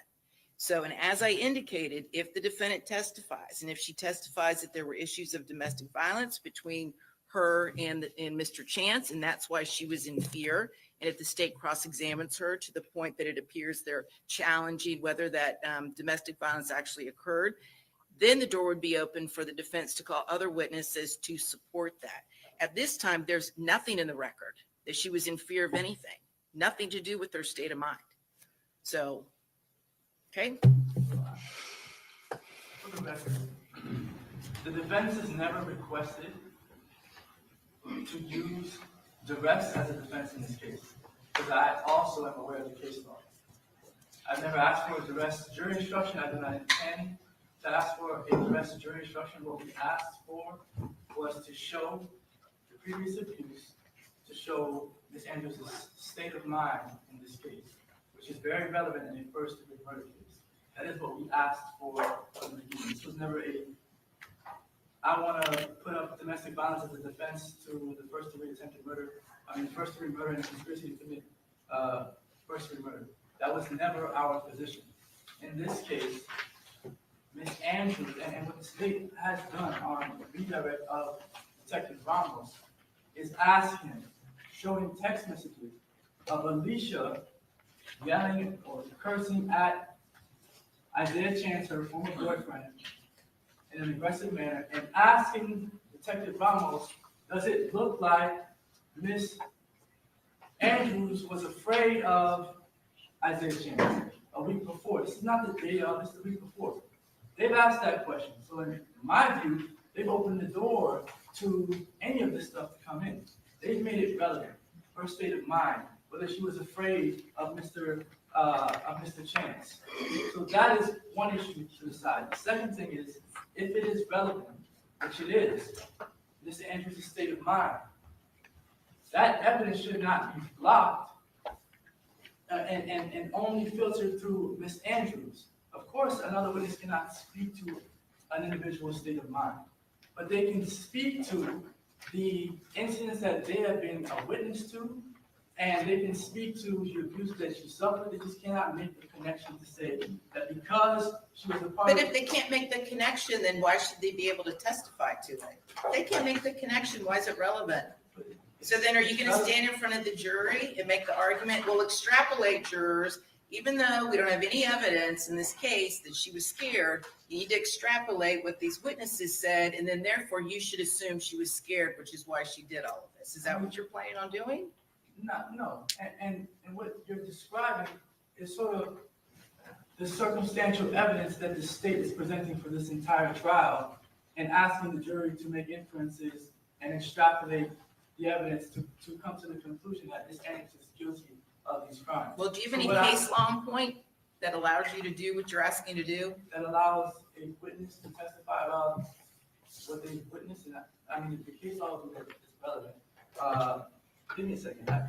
Okay, state what's your response.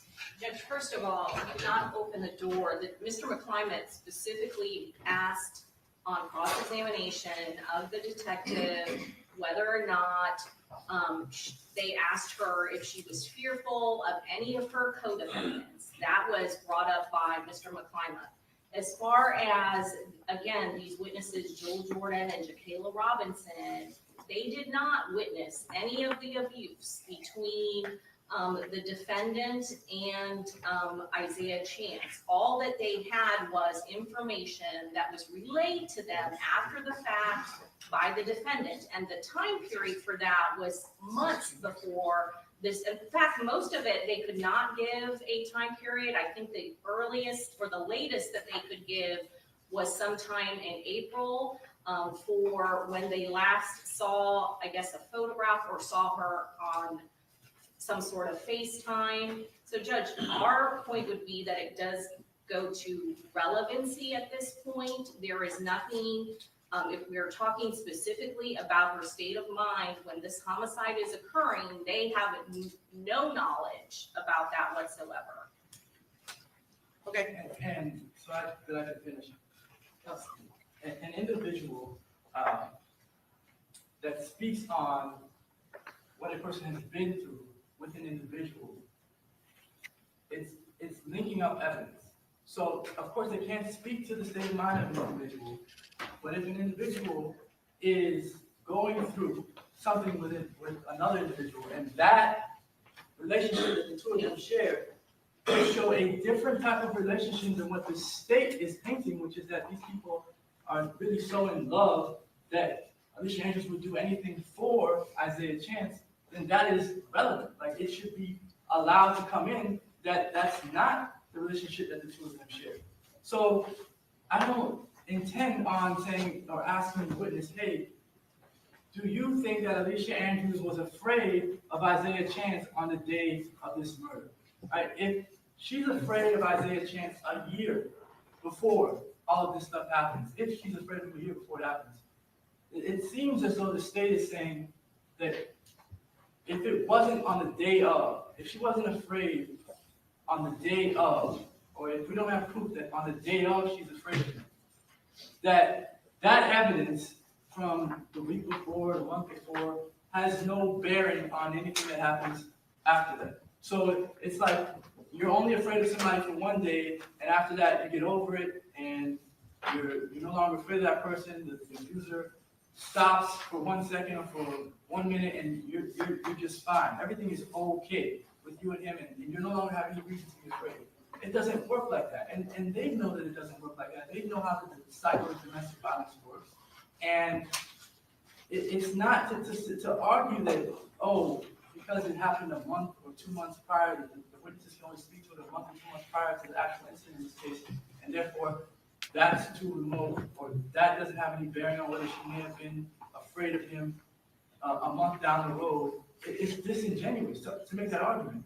So I think that even we have these witnesses that are lined up to testify. Joel Jordan and Jakayla Robinson, who have known Alicia Andrews for years and know the relationship with her and her former boyfriend. Those witnesses, at the very least, should be allowed to testify about these issues, subject to any link up with Ms. Andrews. And I don't, you're asking if I have case law. I don't know of any case law that prevents a witness from testifying to relevant evidence that they have knowledge of, personal knowledge of. So, But they have no knowledge of her state of mind on the day of the murder. They have none. Zero.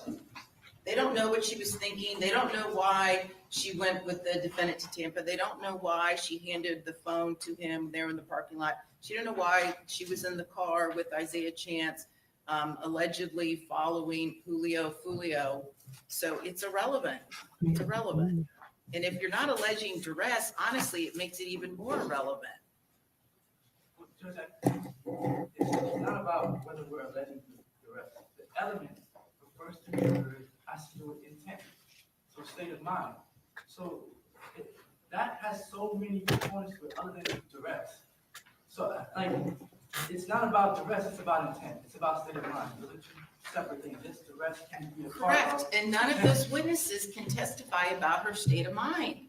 None of them can. Well, no witness can testify about anyone's state of mind, Judge. That doesn't mean that they can't testify about what they know about a relationship between two people. Yeah, they can't if it's not, they can only if it's relevant, and it's not. So I'm gonna abide by my previous ruling on this issue. So, and I don't know what the other witnesses are gonna testify, but just a refresher, character evidence is inadmissible except in a homicide case in a very, very limited exception, okay? So, I mean, all that we've had in this trial is character evidence, and there's photographs of her with individuals that are, I guess, apparently have gang signs thrown up, all these different charts, all of these different music videos, all of this is association of her with all these other people that may or may not be in gangs. All of that is character. okay, but here's the thing. Listen, I don't make the law. Here's the direct law. WRODEL versus state, 410 Southern 2nd, 950. The appellant argues that a defendant in a criminal trial has the right to introduce evidence to show his good character. The court then cites to 90.404, which states when character evidence is admissible. Character evidence generally, evidence of a person's character or trait of his or her character is inadmissible to prove that he acted or she acted in conformity with it on a particular occasion, except, and one would be character of the accused, evidence of a pertinent trait of the character offered by an accused or by the prosecution to rebut that trait. This argument, however, omits the pertinent reference to section 90.405, Florida statute, which provides the methods of proving character. The statute reads, methods of proving character: 1, reputation, and then 2, specific instances of conduct. In Florida, the methods of presenting character evidence is limited to the testimony of reputation. A defendant may place in issue his general reputation for being a peaceful and law-abiding citizen. That's it. And Judge, I don't know that we're presenting as character evidence, that that's probably categorized as character evidence. Outside another case, Riviera, Slicker versus State. This is 941 Southern 2nd, 1191. It's the second DCA case from 2006, where it discusses that the witnesses were allowed to testify, should have been allowed to testify about dramatic changes that they had witnessed, because they had known Slicker for years, and the excluded evidence went to an essential element of the state's case and to the heart of Slicker's defense. It cites another case, the C. Rivera versus State, 561 Southern 2nd, 536 at 539. It's the first court case from 1991, stating that the error occurs when evidence tending to support the theory of defense is excluded. And I mean, that is exactly what will be happening in this case. Give me those sites again. Let me look them up. Slicker versus State, 941 Southern 2nd, 1191. The second DCA case from 2006, and Rivera versus State, 561 Southern 2nd, 536. This is the Florida Supreme Court case in 1990. Okay, I'll look them up. Let's go ahead and get going. Your first one is going to be Mr. Howard. Okay, so let's bring the jury, and you, state will rest, and then we'll bring in Mr. Howard.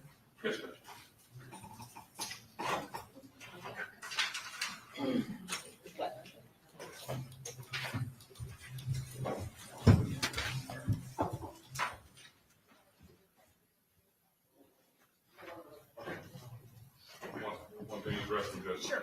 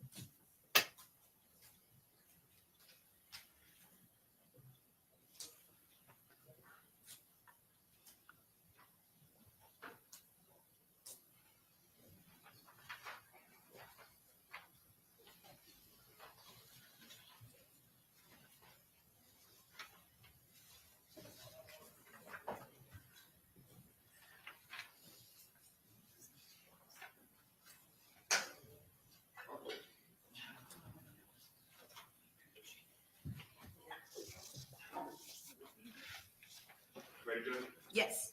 All rise.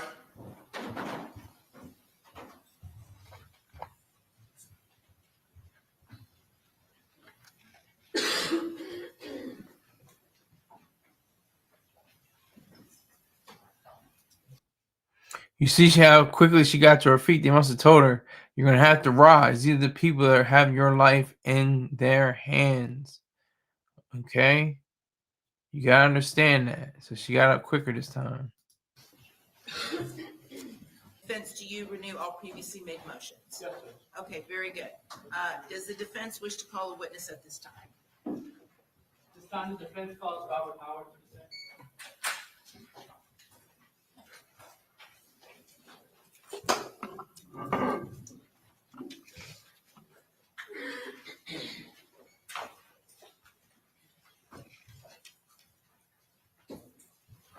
Your Honor, very briefly, if we may approach. Yes.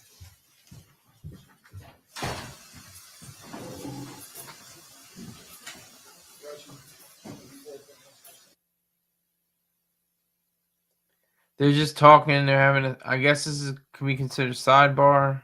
Really free and If this witness not be broadcast. Okay? momentarily. All right, Mr. McClement, you may proceed. Oh, I'm sorry, the witness got to be sworn in. Okay, sir, just raise your right hand. You swear or affirm that the testimony you're about to give will be the truth, the whole truth, and nothing but the truth. So help you God. Yes, ma'am. Thank you.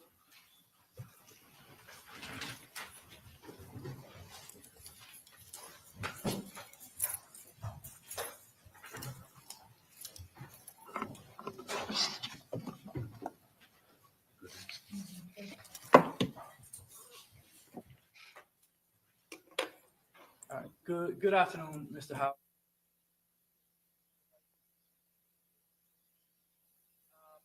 Where did you grow up, Mr. Howard?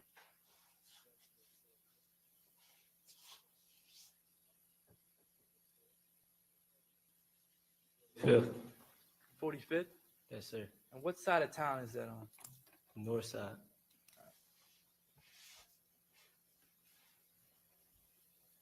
And how old are you? 23. All right. Did you go to Rains High School? No, sir. Have you ever been to Rains High School? Yes, sir. And when you say yes, you mean not like actually enrolled there, but you've been there for maybe an event? Yes, sir. All right. And what events have you been to Rains High School for? Basketball games, football games. All right. Do you know what years? Several years. 2018, 17, 16, etc. Do you or are you familiar with Alicia Andrews? Yes, sir. All right. You know her from this case or you know her from before? A little before. You were familiar with Alicia Andrews because you'd seen her around? Yes, sir. All right. But you didn't have any personal relationship with her? No, sir. How did you see Alicia Andrews around? Social media. So you saw her page on social media? Yes, sir. Do you remember if you followed her? I don't remember. All right. And when you say you saw Alicia Andrews on social media, was this in like the 2018, 2019 time period? Yes, sir. All right. Something. Well, let me go back. Have you heard of something called 6 Block? Yes, sir. In your view, is 6 Block a gang? No, sir. What is 6 Block? Apartment complex. And so it's not a neighborhood necessarily? No, it's just apartments. And where is that at? What side of town is that at in Jacksonville? North side. So did you grow up in that apartment complex? No, sir. Are you affiliated with 6 Block in any way? Yes, sir. All right. Tell me about your affiliations with 6 Block. What do you mean when you say you're affiliated? Well, those apartments are in my neighborhood, so we're friends. I'm friends with people that's from those apartments. Okay. So you lived in a neighborhood around the 6 Block apartment complex? Yes, sir. And the neighborhood that you lived in, what was that called? Avenue B. Avenue B. Okay. Did you grow up with Charles Jones? Yes, sir. How long did you know Charles Jones for? Almost all my life. Do you know how old? Like 8 or 9. All right. Did Charles Jones live at the apartment complex called 6 Block? I'm not sure. Did he live in your neighborhood on the north side? I'm not sure. Can't say. Did you all go to school together? No, sir. Okay. But you knew him. Yes, sir. Were you two best friends?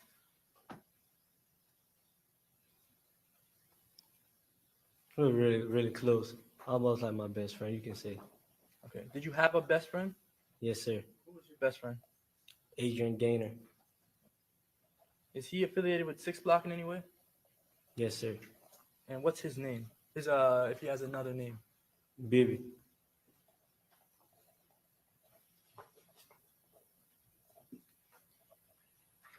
All right. And you said you would not call 6 Block a gang. What would you refer to it as? Apartments. Do you refer to, okay, when individuals refer to 6 Block as a group, do you identify 6 Block as a group of individuals? I don't, but the world do. Okay. And why do you not identify it as a group of individuals? Because I know it's an apartment complex. It's a nickname given by Charles. Okay.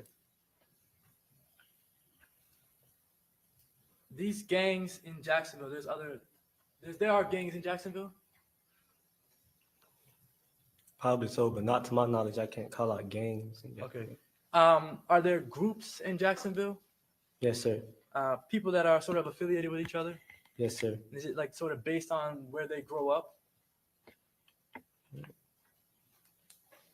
You can say. All right. Is there a better way to describe it? Basically, kind of what you said, based off of where you grew up at, what side of town. Okay. And being either a part of 6 Block or affiliated with it, does that mean that you are necessarily involved in criminal activity? No, sir. Do you have law-abiding citizens affiliated with 6 Block? Yes, sir. You know of an individual named Gino Norris? Yes, sir. He was with you on the night of Charles Jones's murder. Yes, sir. And Gino Norris, is he affiliated with 6 Block? Yes, sir. All right. Is he related to Charles? Was he related to Charles Jones? Not that I know of. Were he and Charles Jones close friends? Yes, sir. All right. And Gino Norris was shot on the night that Charles Jones passed away. I think so. Is Gino Norris a gangster? No, sir. Is anything close to a gangster? No, sir. And why do you say that? He's a human being. Fair answer. But is Gino Norris involved in any of the rap music back and forth? No, sir. Is Gino Norris known to have committed any criminal acts? No, sir.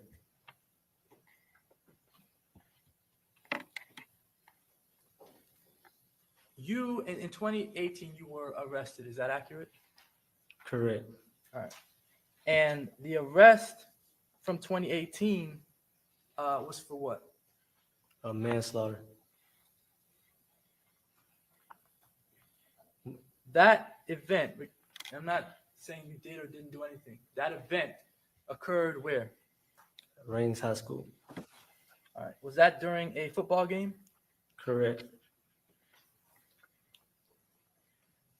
Was there another individual that was accused of the same manslaughter? No, sir. Was Bibby accused or involved in any way? Yeah, they was accusing us both. Yes, sir. So there were accusations that both you and Bibby had shot and killed someone? Yes, sir. All right.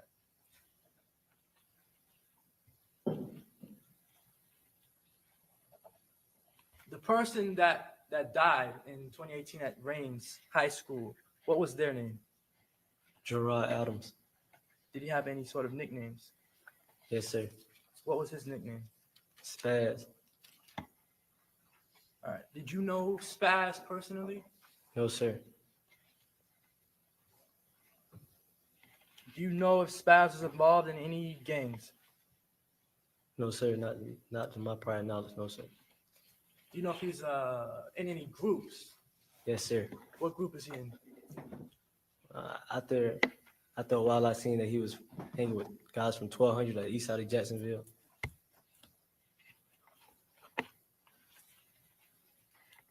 All right. Ultimately, you ended up going to prison for that? Yes, sir. You were released at some point? Yes, sir. You know what year you were released? 2023. Do you know what month you were released? May. All right. Were you released like out, go back home, or any sort of halfway house or anything like that? Objection relevance, Your Honor. Overall, go ahead. Can you repeat your question? Yeah. Were you released straight to go straight home? Yes, sir. All right. When you were released, did you and Charles Jones connect? Yes, sir. All right. And were you two hanging out maybe like you had done in the past? Yes, sir. Are you aware of who Davion and Rashad Murphy are? Yes, sir. All right. Are you aware of whether Davion and Rashad Murphy knew Spaz Gerard Adams? Yes, sir. All right. Are you aware that Davion and Rashad Murphy were related to Spaz Gerard Adams? Yes, sir. And did you ever have any idea that Davion Murphy or Rashad Murphy were either angry at you or trying to seek revenge for what they believe you may have done to Spaz?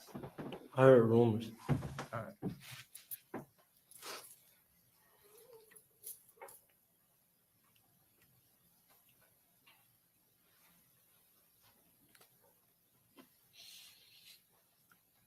Because you're in 6th block, does that mean you hate other neighborhoods?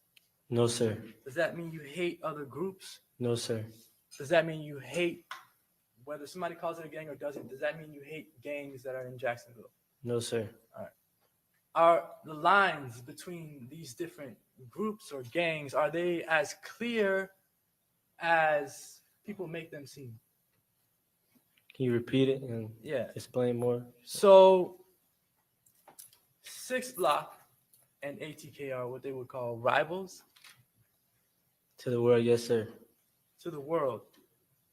Is there a chance that maybe some ATK affiliates or members might talk to 6th block affiliates or members? Yes, sir. All right. Is that against the culture or anything like that? All human beings. Yes, sir. No, sir. Do you all sometimes grow up together and end up in different groups? Yes, sir.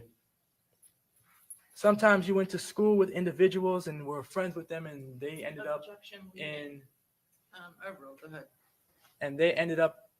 what the world would call a rival gang. Can you repeat your question? Right. So were you ever friends with people, let's say growing up, middle school, elementary, middle school, high school, Yes, sir. and they end up in a different gang or group of individuals? Yes, sir. Right. Does that mean that you automatically hate those people? No, sir. A lot of this back and forth, the rap music, was it put out to get views on YouTube or social media, the rap music? Can you repeat your question? Was a lot of the rap music, the drill rap music, was it put out to get views on YouTube and on social media? Yes, sir. Is all of it even true? No, sir.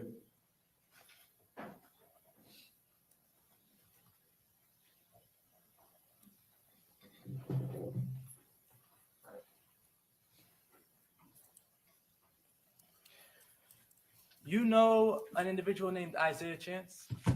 Yes, sir. What is his his name, his nickname? Gutter Z. All right. When did you come to know Gutta Z? When I came home in 2023. How did you meet or come to know Gutta Z? Social media. So you saw him on social media? Yes, sir. And did one of you reach out to the other? Yes, sir. Who reached out to who? I can't really recall. I think it was him, but I can't recall. All right. Let me ask you this first. Did you and Isaiah Chance exchange phone numbers or ways to contact each other? Yes, sir. All right. And did you all contact each other at points in time? Yes, sir. Did you all used to talk on the phone? Yes, sir. Even on FaceTime as well? Yes, sir. And those conversations, sometimes they lasted hours. Yes, sir. And you all would just talk about random things. Yes, sir. Was it necessarily anything to do with the 6 block, ATK, 1200 gang stuff? No, sir.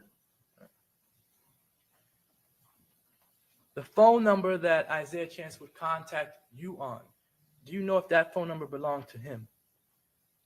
No, sir. I can't. No, sir.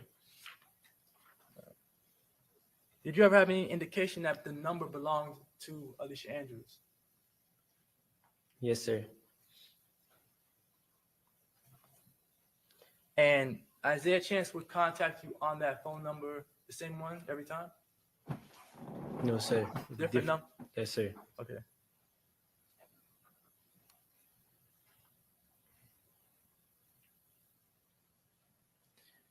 Your relationship with Isaiah Chance, would you call it cordial? Cordial. Yes, sir. You and him ever get into any issues? No, sir. All right. At any point in time, did you ever have any communication with Alicia Andrews? No, sir. Did you ever reach out to Alicia Andrews for anything? No, sir. Have you ever seen her in person? I think I recall a long time ago, early 2018, 17. Okay. Do you know if that was at Reigns? Most likely, yes, sir. Okay. Like at a football game or basketball game or something like that? Yes, sir. All right. How do you remember her from so far back? Seeing her around, she was kind of a little known. So, All right. Because of the way she looks? Yes, sir. All right. And when I say that, what do you mean by that? Or when we both say that, what do you mean by that?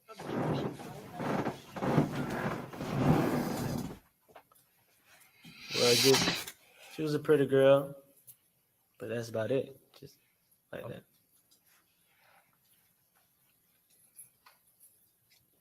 Did you have any friends that wanted to talk to Alicia Andrews? Not that I remember, no, sir. I want to go to the trip that happened in June of 2024 from Jacksonville to Tampa. Did you go on a trip with Charles Jones from Jacksonville to Tampa? Yes, sir. All right, and this was in June of 2024. Yes, sir. During this trip that you went on with Charles Jones, who went with you? Me, Charles, and Gino. Gino Norwood. Okay, just the three of you. That was in the car. Yes, sir. All right. You all drove down in the Charger. Yes, sir.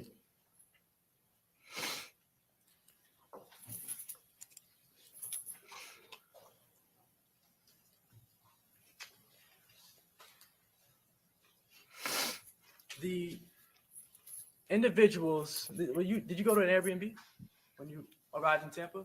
Yes, sir. And were there other individuals that joined you all at the Airbnb? Yes, sir. All right. Where did those individuals come from? Jacksonville as well. All right. So, how did they know to get to the Airbnb? I think Julio gave them those guys the address, most likely. At some point that weekend, was there a pool party? Supposed to be one, yes, sir. What do you mean supposed to be? It was supposed to be a pool party, but a lot of people didn't show up, so I guess it was like a small gathering, not an actual pool party. Okay.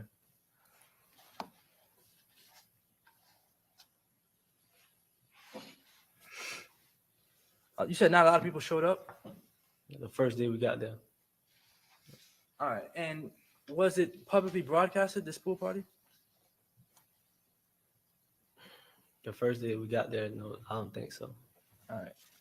Was there a second pool party? The same, it was people there the second day. We had an Airbnb, so you can say. All right. And how did people know to come? Were people allowed to come if they just asked to be there? I think Julio reached out to people. All right. Were you driving the Charger at any point in time? Yes, sir. When were you driving the Charger? To Tampa. You drove from Jacksonville down to Tampa? Yes, sir. Did you go out to any clubs? Yes, sir. Did you go out to clubs on both nights that you were in Tampa? Yes, sir. All right. I want to talk about the Saturday night. Do you remember that night? Yes, sir. All right. Were you on a flyer? Yes, sir. And had you ever been on a flyer before for a party? Yes, sir. Okay. Have you ever gone out of town to Tampa before? Yes, sir. With Charles Jones? Yes, sir. For the same sort of thing or something different? Same sorts of thing. You know a promoter or something in Tampa? Yes, sir. So you are at the Airbnb at some point on Saturday. Do you leave to go to a club? Yes, sir. Which club do you go to? I don't know. I don't recall the name of the club, but what's the club? All right. Do you recall the area that it was in? No, sir. I don't know Tampa like that. No, sir. Were you driving? No, sir. All right. Were you paying attention to where you were going? Yes, sir. Why? I think as a young man or anybody, you should always pay attention to your surroundings. Okay. Did you have any fears or caution about hanging out with Charles Jones? No, sir. At any point in the night, did you ever get upset with him about posting his locations? Yes, sir. Why? Because we're both two known individuals. You know, we got people that love us, people who hate us. So. Okay. And I guess, would you prefer that your locations be anonymous? Yes, sir. Why do people hate you all? Not to say that everyone does, but why are there people that have that feeling? Jacksonville is built with drill rap. Julio's a drill rapper. So. All right. The club that you went to first, do you remember what it looked like? Yes, sir. And you arrived at the club. Did you go inside? Yes, sir. And why did you leave? So why did we leave? Yeah. At some point, so let me back up. Did you leave the club at some point? Yes, sir. Why? The show was over. It was closed. I think it was ending. Okay. And where did you go after that? Went to another club. All right. Do you remember the name of that second club? No, sir. You left the second club at some point in time. Is that accurate? Yes, sir. And why did you leave the second spot? It was getting late. We were getting tired. And where were you going after you left the second spot? To find a hotel to crash. After you, did you get to the hotel at some point? Yes, sir. All right. When you got to the hotel, who all was there? Me, Charles Jones, Gino, Charles's girlfriend at the time, a friend of hers, several friends.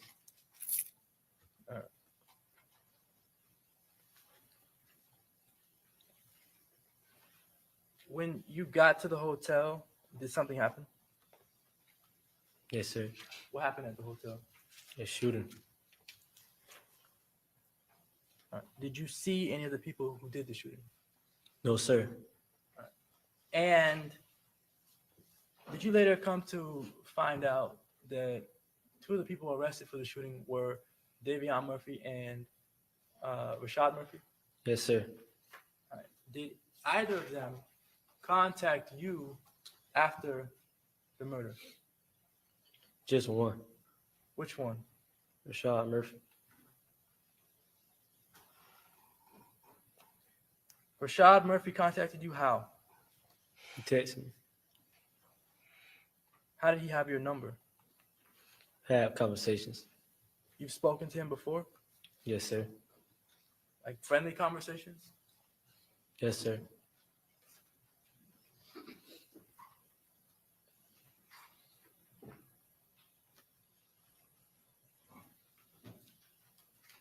When Rashad Murphy texted you, did it have anything to do with Fulio's death? He said he forgives me. So Forgives you for what? that's what I was trying to figure out. So you don't know. She said he forgive me. Did you respond? I don't recall responding. And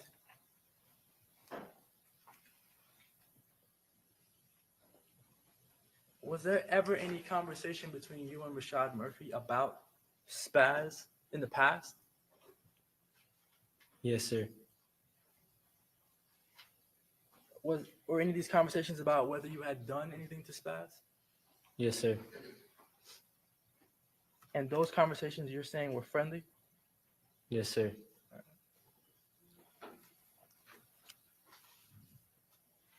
Does 6 block have a hand sign?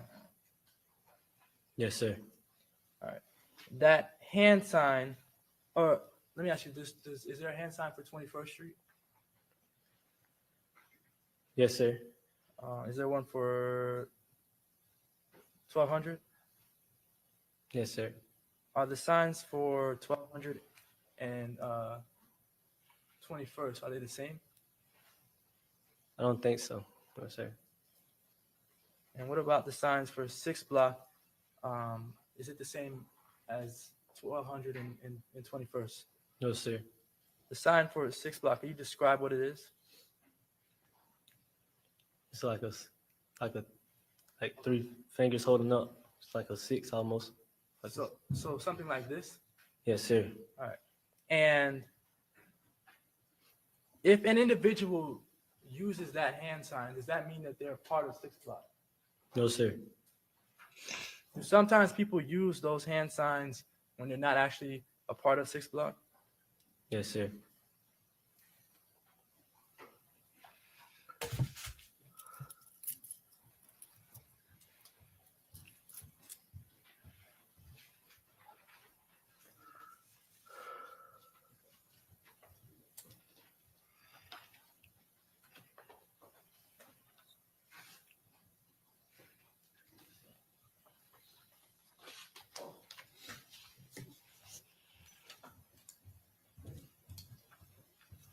I'm showing you what's in evidence as State's Exhibit 95C.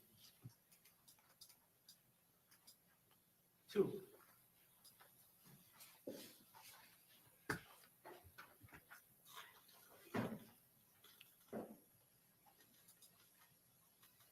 Is this the flyer from the party at Teasers? Yes, sir. The hand signs that Charles Jones is using, are those 6 block hand signs? No, sir. What hand signs are those? I don't even know. He posing. Did he pose like that often Yes, sir. with those same hand signs? Yes, sir. Does that mean 2100 or 20? I'm sorry, 21st? No, sir. Does it mean 1200? It could be several meanings. Okay. Would Charles Jones, coming from 6 block, would he ever be throwing up these hand signs for 1200 and 21st? No, sir. All right. So that to you does not mean 1200 or 21st. No, sir. 1200 and 21st, those are east side. That's east side of Jacksonville. Yes, sir. And Charles Jones is not from the east side. No, sir.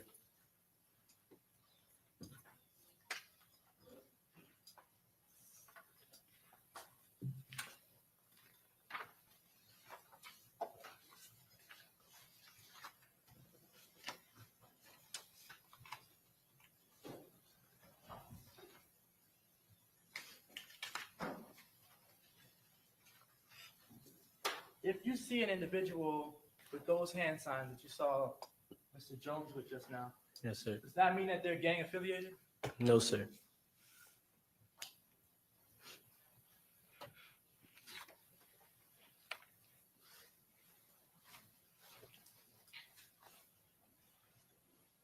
All right, I don't have any other questions.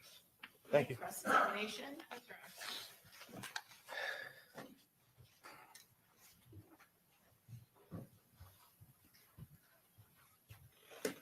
Mr. Howard, do you have a nickname?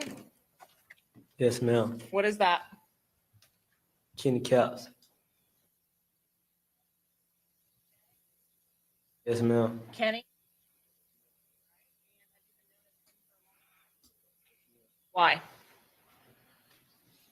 South Park. Is it related to your stature? Someone from South Park, a small individual or smaller in stature individual? Yes, ma'am. Okay. And have you been known by that name before you were incarcerated? Yes, ma'am. Now, you said you were accused of the murder of Spaz or Joe Rod Adams that occurred at Rains High School in 2018. Is that right? Yes, ma'am. But the fact is, you were convicted of that homicide, correct? That's the manslaughter conviction. Yes, ma'am. Was there anyone else with Spaz at Rains High School when Spaz was shot? Yes, ma'am. Who was that? Willie Roy. Willie Royal. Yes, ma'am. And Willie Royal is Will Go Crazy on Instagram and known to people. That's his tag. Yes, ma'am. Will Go Crazy. Yes, ma'am. And Willie Royal survived that shooting. Isn't that right? Yes, ma'am. Now, you were asked several times about your communications with Isaiah Chance and Rashad Murphy, and you said that they were friendly. Yes, ma'am. So you are testifying that you would be friendly with them on the outside, so not on the telephone. You would go out with them to a club and that be posted everywhere? No, ma'am. When you say friendly, why don't you explain to me what you actually mean by that? Just conversation. We're not yelling. We're not arguing. We're just talking. What's the goal of you having a long, hours-long conversation with Isaiah Chance?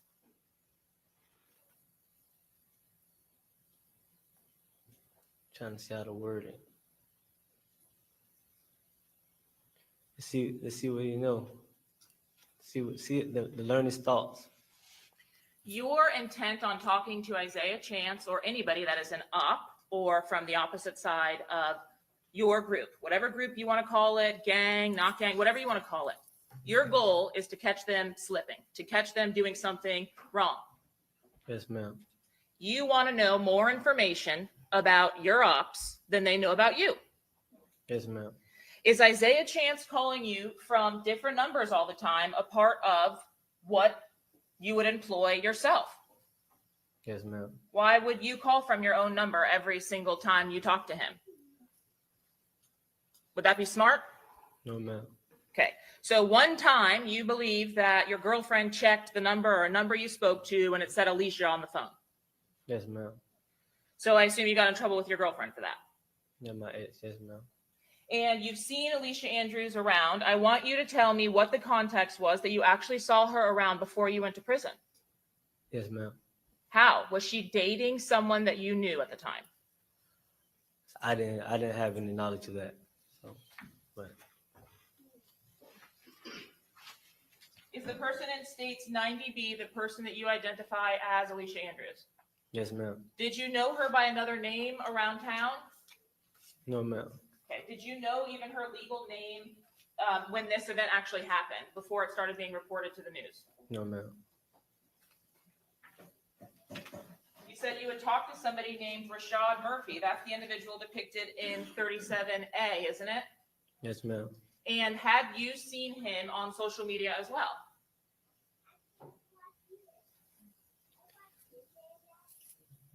Like a blur, not. Yeah, I didn't see his Instagram, but not him posting himself on Instagram. Okay. Well, his Instagram account name was Ghost187, right? Yes, ma'am. Was it rare to get a glimpse of Rashad Murphy's actual whole face? Yes, ma'am. When you talked to Rashad Murphy on the phone, like you've testified, and FaceTime with Rashad Murphy, did he show you his face and his surroundings and the people that he was hanging out with on a FaceTime? No, ma'am. So what could you see? Like the ceiling. He wouldn't show you his face? No, ma'am. Did you ever actually see his face to be able to confirm that that was Rashad Murphy, that was the person talking to you on the phone? One time. So you did see his face at least once. Yes, ma'am. Is that what you're talking about when you catch people slipping? You catch them in a weak moment? Yes, ma'am. The longer you talk on the phone with Rashad Murphy or Isaiah Chance, does that increase or up your chances of getting some information about them? Yes, ma'am. Honestly speaking, the fact that your girlfriend reverse searched and found out that it was Alicia Andrews' phone number that called you once, from all of the calls that you got from random numbers from Isaiah Chance got caught. Yes, ma'am. You didn't know what Alicia Andrews' phone number was before that. No, ma'am. That is a part of the lifestyle, right? Yes, ma'am. So currently, right now, you're incarcerated. Yes, ma'am. You're here presented in orange, right? Yes, ma'am.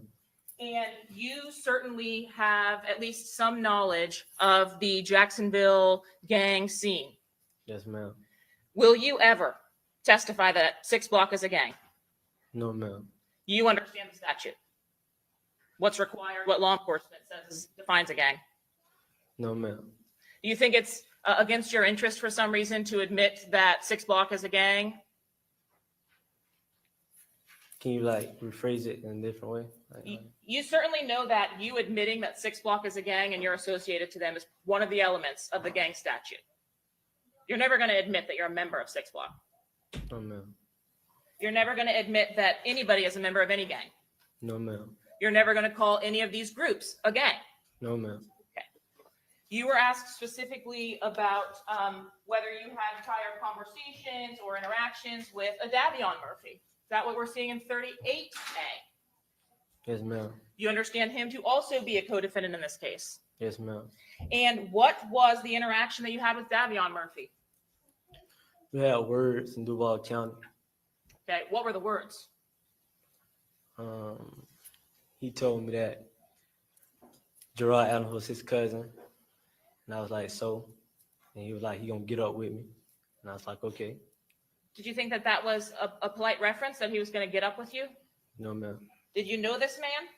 No, ma'am. At the time that he told you Gerard Adams was his cousin and he was going to get up with you, what were you incarcerated for? I was accused of the murder of his relative. His relative being Joe Rod Adams. Yes, ma'am. 35A, is this the person that you talked to on the phone, identified as Isaiah Chance? Yes, ma'am.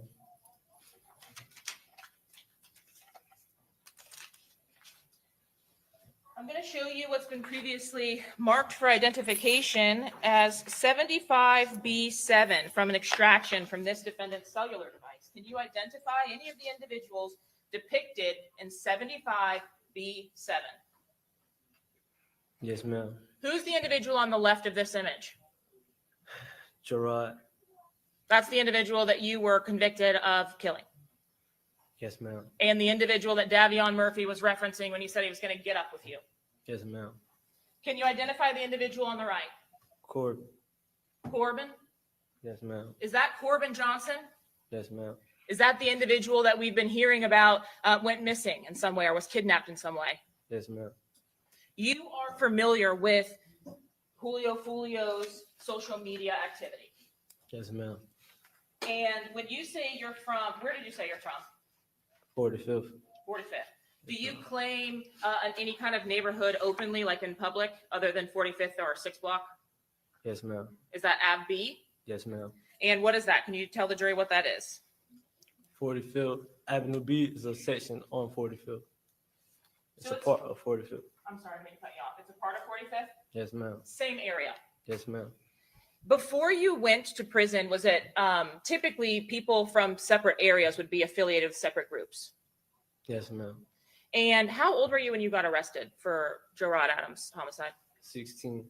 16. Yes, ma'am. What was the total sentence that you ended up serving? 4 years, 10 months, 4 years, 11 months, one of them. When you were released from custody for that case, is that when Rashad Murphy made contact with you?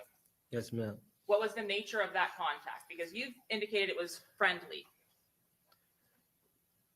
Just basically trying to see who was the gunman of his family members relative. He His wanted to relative. see who the gunman was? Is that what you said? Yes, ma'am.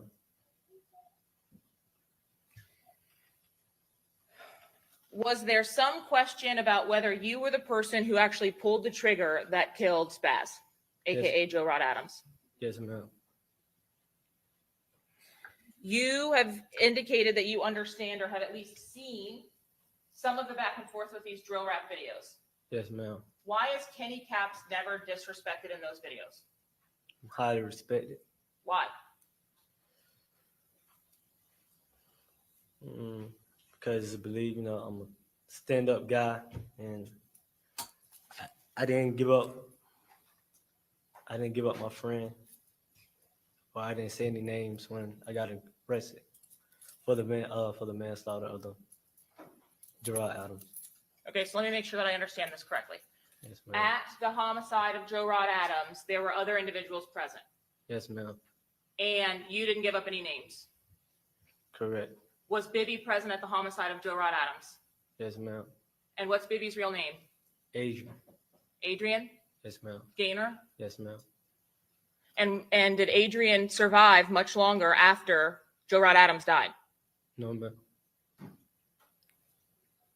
When you went to jail for that, was it pretty quickly after Spaz was killed at the high school? Yes, ma'am. And did Bibby pass away while you were incarcerated for that murder? Yes, ma'am. During your entire time incarcerated, did you ever give a statement about Bibby or anyone else associated with that murder? No, ma'am. So when you tell us that you're highly respected, it's because you didn't tell on anyone. Yes, ma'am. When you say that, or when I'm asking you about whether your name is in any of these music videos, why aren't ATK 100 members or even other people that might not like you dissing you? For those reasons, highly, a lot of respect in Jacksonville. Are you talking on anybody else's deceased family members? No, ma'am. When you went to prison, what year did you actually go? 2022. When you were arrested, was that still in 2018? Yes, ma'am. At the time that you were arrested in 2018, was it common to commit a crime for your friends or members of your ops and Yes. then admit to all of the details of the crime in a music video? No, ma'am. When you came out of prison, was that something that you frequently saw? Yes, ma'am. And did you engage in that, or did you start to engage in that? I never engaged in it. So Is that why Rashad Murphy is then contacting you and asking what happened with his cousin? You were already convicted and had done a prison sentence. I don't understand why he's contacting you after. You Yes, said ma'am. you did it. Yes, ma'am. Why? Why is he contacting you? Because it was a lot of rumors that I didn't have anything to do with it. But So- you didn't snitch. But I didn't snitch. Yes, ma'am. Was Rashad Murphy, or did Rashad Murphy ask you to tell him who actually did pull the trigger? Yes, ma'am. Did you see or were you familiar with any drill raps from 6 Block members naming Joe Rod Adams or Spaz and dissing him? Yes, ma'am.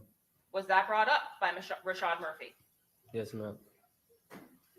Rashad Murphy and Davion Murphy were contacting you because they wanted to find out who killed their cousin. Not Davion. So he only talked to you that one time in the jail. Yes, ma'am. And Rashad would contact you. Yes, ma'am. You said the communications were friendly, so he never threatened you. No, ma'am. He didn't threaten your family. It was rumors he threatened my family. Yes, ma'am. How long before Charles Jones was murdered in Tampa did he do that? That year I was home within that span of that year before I got incarcerated.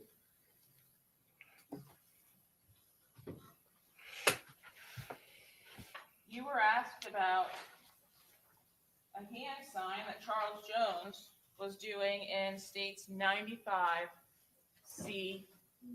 Is that right? Yes, ma'am. Who is 21st Street affiliated with? IDs. Okay, so 1200. Yes, ma'am. Let me ask it this way, because you don't want to say it's a gang. If 1200 and 21st Street were in the same room, would anybody be pulling out firearms or fighting Yes, ma'am. with each other? Oh no. I can't really. I don't know. Okay. Yes, ma'am. How about this? Those two are affiliated, or at least aligned enough that a common enemy of both is 6 Block or their members. I'll say 21st. I'll say 1200. Not really 21st. Who does 21st have problems with? I think 1200. You think? Yes, ma'am. Do you know? No, ma'am. Can you even tell me whether Charles Jones is putting this sign up to be disrespectful or whether he's claiming 21st? Yeah, he's not. He's just throwing up a sign. He's not being disrespectful. Realistically, you at least personally have knowledge that there are members of 6 Block, there are members of 1200, there are members of ATK that throw the rival gangs signs and post it on social media. Yes, ma'am. That's true. It's a fact, right? Yes, ma'am. That happens. Yes, ma'am. I'm showing you from the cell phone extraction of the defendant in this case what's been admitted as 76B5. Are you familiar with Charles Jones or Julio Foolio's social media posts? Yes, ma'am.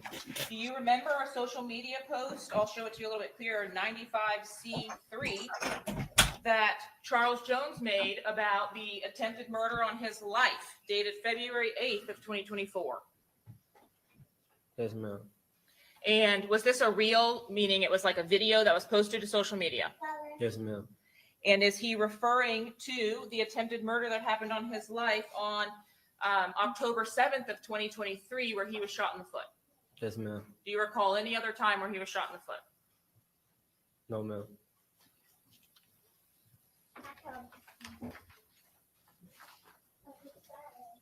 From that same post, Charles Jones is making this hand gesture. Is this what you were referring to when you said that 6 Block may throw a 6? Yes, ma'am. You are from AVB. Does that mean you wouldn't throw a 6 with your hands? Yes, ma'am. You would not ever throw a 6? No, ma'am, I would. Yes, Oh, ma'am. okay. Yes, ma'am. Is 6 Block, 6 Block is an area. I understand the concept that 6 Block may be a neighborhood, but it is also a moniker that Charles Jones uses when he posts rap videos. Is that correct? Correct. And it is a moniker that other individuals that may not say I'm 6 Block or be from 6 Block, like yourself from AVB, Yes, will also throw on for social media, music videos, etc. Isn't that right? yes, ma'am. Would you ever be in a position, particularly after your conversations with Rashad Murphy and Isaiah Chance, where you would hang out with, out in public, or go out with people in public that are throwing signs from the opposite groups? No, ma'am. Did you have any indication from Isaiah Chance that the night that you came down, or the next night, or the weekend, you were in danger? Yes, ma'am. Isaiah Chance, is he an individual who you know from childhood, that you grew up with? No, ma'am. Have you seen the videos or photos from his arrest? Yes, ma'am. You remember that video? It looks really cool. The background, the houses, Yes, there's like a ma'am. big truck there. You remember that? Yes, ma'am. You saw that video of him being arrested. Yes, ma'am. It's raining. Yes, ma'am. We're on the same page. You know exactly what I'm talking about. Yes, ma'am. Did you grow up in a golf course, gorgeous community like that? No, ma'am. Do you know him or Sean Gathright? No, ma'am. You didn't grow up for years and years and years, like with them. No, ma'am. Is 6 Block a beautiful stretch of area that looks just like those gated communities in that golf course? No, ma'am. Is Ave B beautiful and gorgeous like that? No, ma'am. Melvin Park? No, ma'am. So Isaiah Chance comes onto the scene and you know him from social media. Yes, ma'am. You had not seen him before that. Never. Was he a big rap name before that? No, ma'am. Is it unusual, at least from the time that you have grown up in Jacksonville, for people to switch sides completely? So that would mean somebody from, for example, 6 Block switching completely to ATK. No, ma'am. Does that happen? No, ma'am. How about between groups, right? There's nothing that says there's no problems that happen between the two groups, 3 groups, whatever it is, right? You could have members of ATK that fight with each other. Yes, ma'am. Can't you? No, ma'am. No one from ATK can fight with each other. I don't mean get into a shootout. I mean have a disagreement. Yeah, friends have disagreements. People have disagreements. So that's, Right. yes, ma'am. And they switch to other subsets. They may not stay with one group.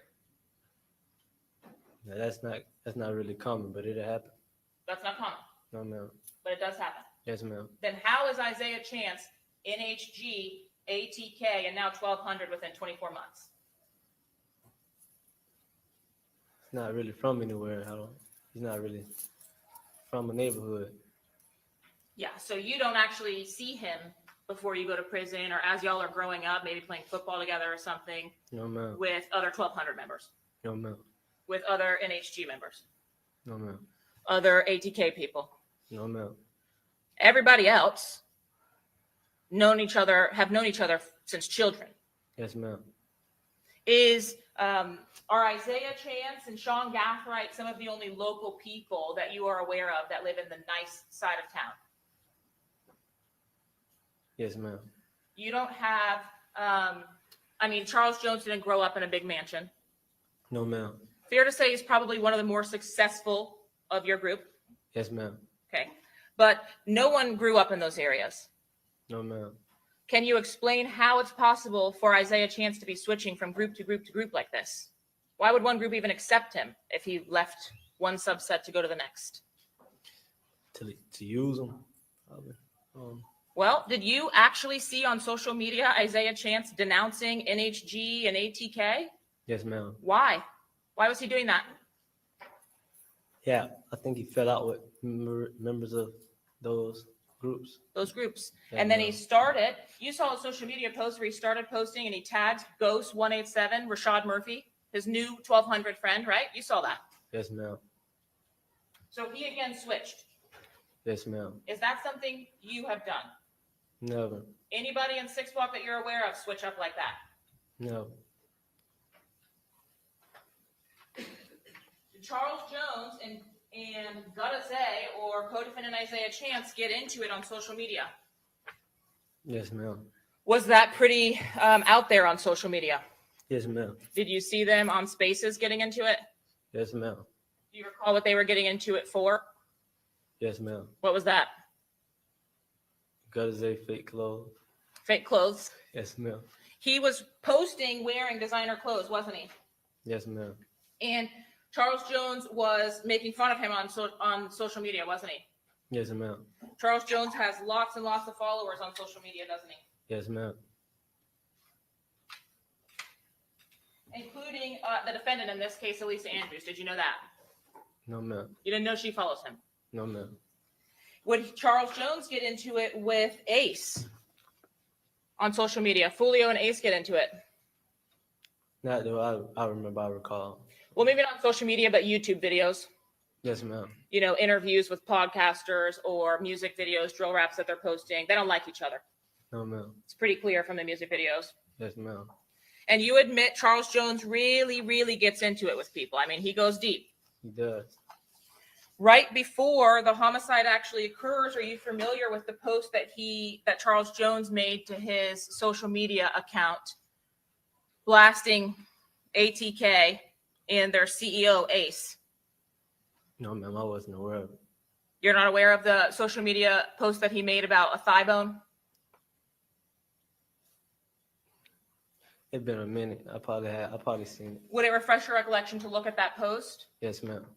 Your Honor, may I approach? Yes.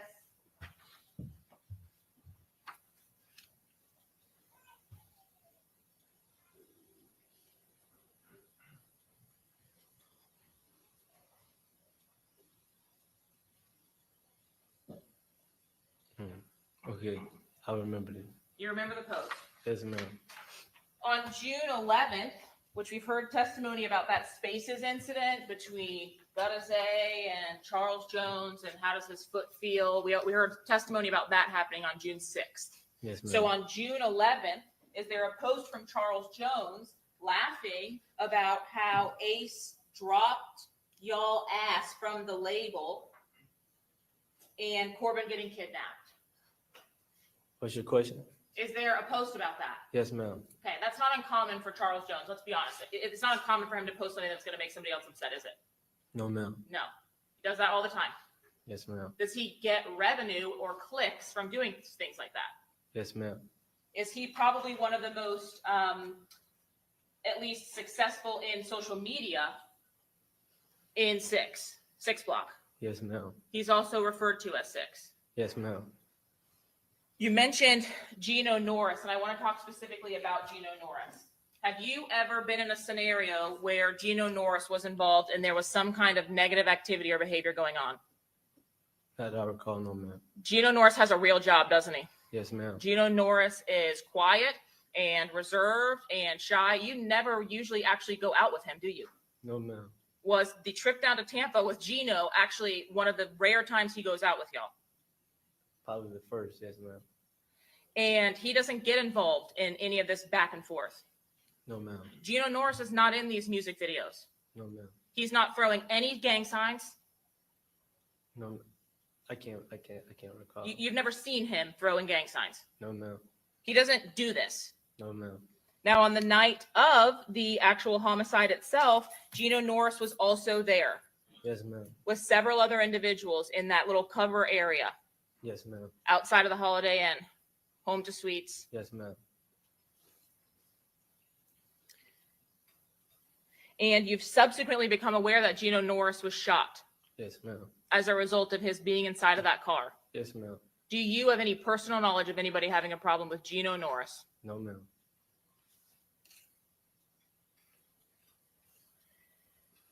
And you said Spaz, the individual, Joe Rod Adams, that was killed at the high school game, he was grouped to 1,200, right? Yes, ma'am. Just like co-defendants Rashad Murphy and Davion Murphy, right? Yes, ma'am. His relationship to Davion is his younger cousin, and his relationship to Rashad is his little brother. Isn't that right? Yes, ma'am.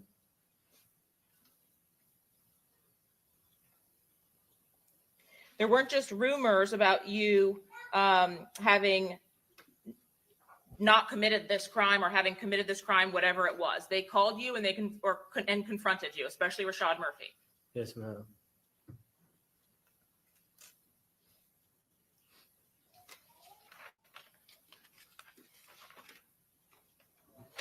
Did you receive a warning of some kind from Isaiah Chance before you came down to Tampa? Yes, ma'am. Can you tell me what exactly that warning was? It was probably like 3 or 4 days before we went. He was just saying, "Be on beat." I think it was his exact words, "Be on beat." How did he relay that message to you? The phone. Be on beat. Yes, ma'am. What does that mean? Like be on alert. Why would he tell you that? I don't know. I guess he called himself being cordial. He just said be on beat. Did he say be on beat when you go to Tampa this weekend with Charles Jones? Yes, ma'am. He specifically said it was this for the weekend? No, he said he seen the flyer. But like be on beat down there. That was that. Did you know or were you aware that Rashad Murphy liked the flyer that you were depicted in on the 14th on the day it was posted? No, ma'am. Had you been aware of that, would you still have come to Tampa? Yes, ma'am. You're not scared of Rashad Murphy having done anything or anything like that? No, ma'am. How about had you got to Teasers, pulled up outside and seen Rashad Murphy in the parking lot, would you have been concerned about that? Yes, ma'am. How about if you went to those locations and you saw Alicia Andrews and Isaiah Chance in the parking lot? Yes, ma'am. You would have been concerned. Yes, ma'am. You would have known it's not normal. Yes, ma'am. They would never be in that same location from you in Tampa Yes, ma'am.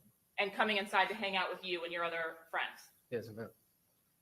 Would you have relayed that they were outside to Charles Jones and the rest of your group? Yes, ma'am. You knew Miss Andrews enough to know that she certainly wasn't affiliated with any members of Six Block. Isn't that correct? Yes, ma'am. Now, back in 2017, 2018, you know somebody named Kay Shorty? Yes, ma'am. Is he affiliated to Six Block? Yes, ma'am. Meaning he would get along with Six Block. Yes, ma'am. And at that time, he would have been in high school, I guess. Is he a part of something called We All We Got? Yes, ma'am. To be fair, there's like, he's wearing sweaters with that on it, social media, like it's not a secret. Yes, ma'am. And at that time, did you know him to be in any kind of relationship with the defendant, Alicia Andrews? No, ma'am. Did you know anything even about her? No, ma'am. Did you know that her phone contained a video or in a chat of them together talking about Six Block? No, ma'am. Did you know that they were talking about you? No, ma'am.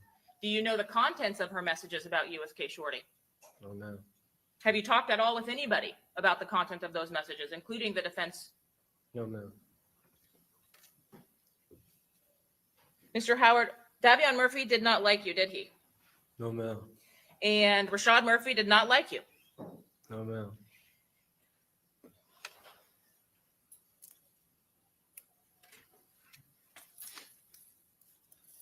The only clubs that were posted via a flyer to social media were the clubs that you attended on the actual night and into the early morning hours of the homicide, right? So Truth 18 and Teasers, isn't that correct? Yes, ma'am.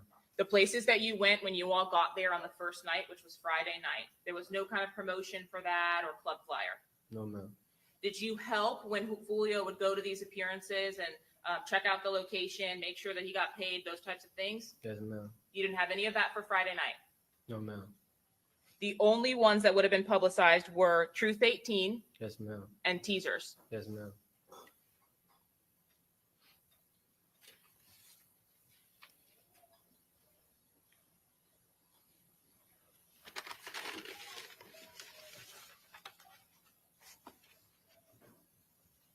You indicated you had a friendly conversation with Rashad Murphy where he well, maybe it's not the same one. You had previous to Charles Jones's homicide, friendlier conversations with him. Are you still calling them friendly?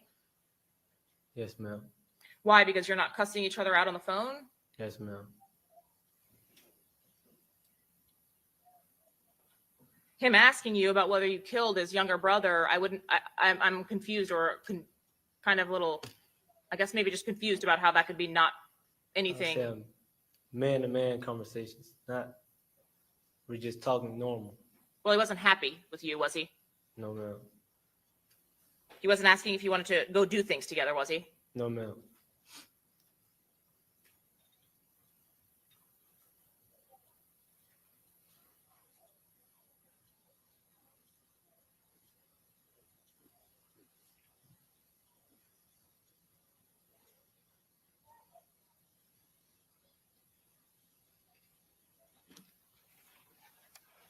You said that Rashad Murphy contacted you after the homicide of Charles Jones. Is that right? Yes, ma'am. When? I made it back to Jacksonville. What did he say to you specifically? He forgives me. For what, Mr. Howard? That's what I was trying to figure out. I don't recall me responding, but he just said he forgives me. And you have no idea what he was talking about. I guess he's saying for his brother. So you're even. Guess so. I think so. Yes, ma'am. Guess that's what he was indicating. Not I think so. Didn't you see a social media post at like 5 a.m. or something right after the murder happens from Isaiah Chance or Rashad Murphy? Yes, ma'am. Didn't you believe at that time that was 1200 taking credit for killing Charles Jones? Yes, ma'am. Had you even contacted his mom at that point? No, ma'am. Had you even been interviewed by law enforcement at that point? No, ma'am. Had you talked to anyone but the people at the scene at that point that you can recall? Yes, ma'am. Okay. You were sending messages to whom? My mom, my sister, family. But you were still there. Yes, ma'am.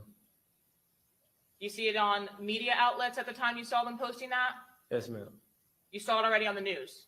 No, ma'am. Okay. So did you see the social media posts by either Isaiah Chance or Rashad Murphy before the news got a hold of the story that Julio Foolio had been murdered? Yes, ma'am.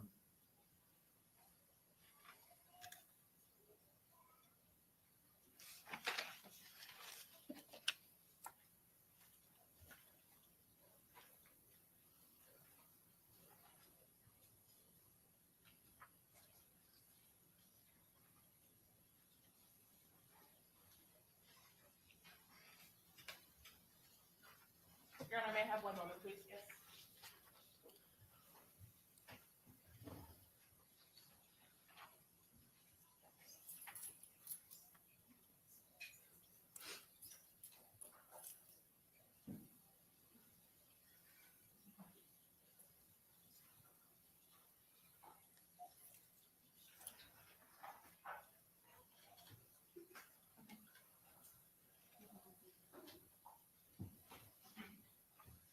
Can you please remind me what it is that the affiliation between 21st and 6th Block would be?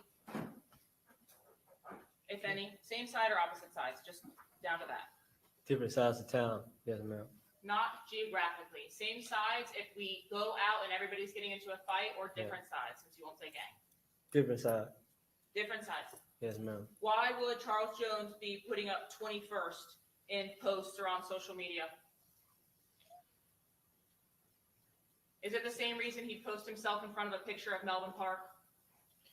No, ma'am. That's 21st. We're not 20. We don't really have problems with 21st. At 20, I don't. 21st is not really someone we have problems with. I'm trying to ascertain whether, so they're not even involved in this beef back and forth. No, ma'am. I'm trying to understand why Charles Jones would throw a 6 with his hand and then also throw up 2 and 1. That handshake can go along with basketball players using it, other people using it. I think he was just throwing up because I got pictures like that, and I don't. But there's a clear difference in throwing up a 6 Yes, ma'am. or making a 6 with your hand and pointing it down towards the ground if you're the opposing side or the ops. Yes, ma'am. That is a sign of disrespect. Yes, ma'am. What about 1200? There's a clear delineation between a 1 and a 2. Yes, ma'am. That is, in fact, a hand sign utilized by 1200 members. Yes, ma'am.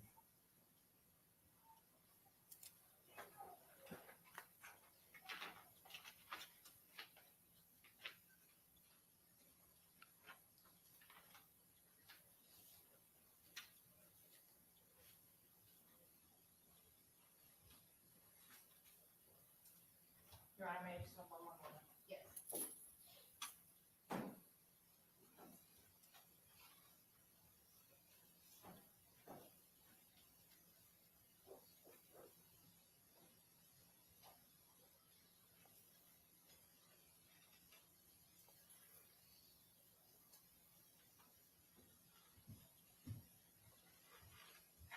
Mr. Howard, thank you. I have no other questions. Yes, ma'am. Okay, redirect.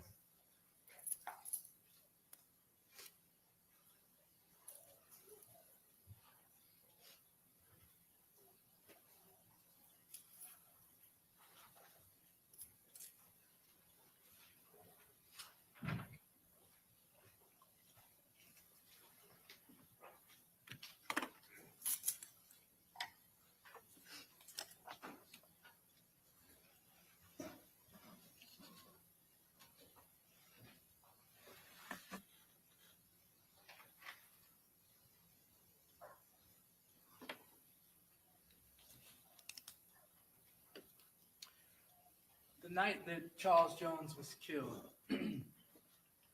is it possible that the Murphys were also trying to kill you as well? Yes, sir.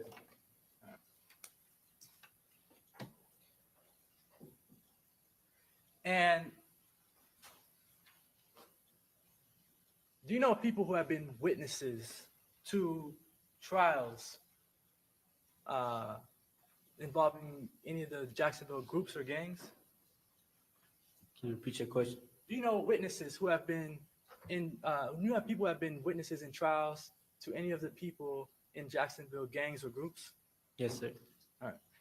And to be a witness sometimes can be a dangerous thing.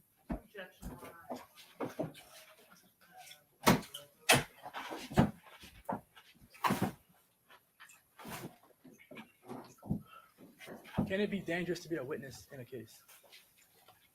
Yes, sir. If somebody labels you as a snitch or anything like that, that could be dangerous in Jacksonville. Yes, sir.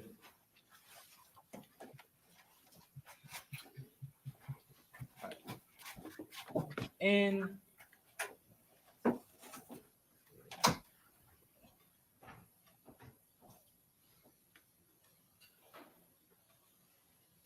Jacksonville, in this back and forth, are you aware of anyone who's been harmed for any sort of allegations that they were a snitch?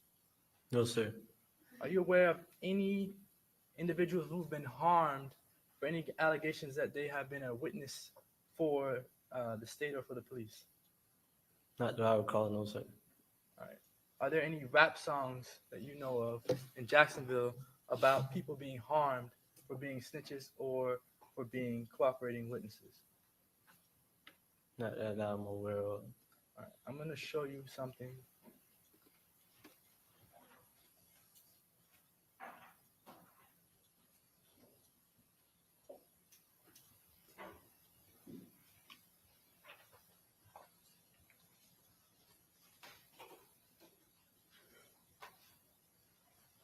Do you recognize these? Yes, sir. All right. They're photographs. Yes, sir. All right. Do you recognize the individual in the photograph? Yes, sir. Show the jury, or what are these exhibits? They're not. I have to introduce them to evidence first, though. I'm laying foundation and authentication. Do you know what state the witness is being shown? Yes, Your Honor. So, are these fair and accurate depictions of the person that you know Yes, sir. here? All right. At this time, I'd seek to move what's been marked as Defense Exhibit 6 into evidence. Do you have a physical copy? I have a flash drive. Well, can't admit a hard drive. I think these all the time. A flash drive? What else is on the flash drive? One is a flash. It's just this. Well, okay. It can be preliminarily admitted, subject to everyone taking a look at it and make sure there's nothing else on that flash drive. I've Have you already seen shown the? it. I did see it. I did see the exhibits. Okay, so anyway, it's admitted, but you guys just need, before it goes back to the jury, just gotta make sure you all look at the flash drive and that everything's on there is what should be on there, nothing that should not be on there. That'll be defense exhibit, what was it, 6? Okay.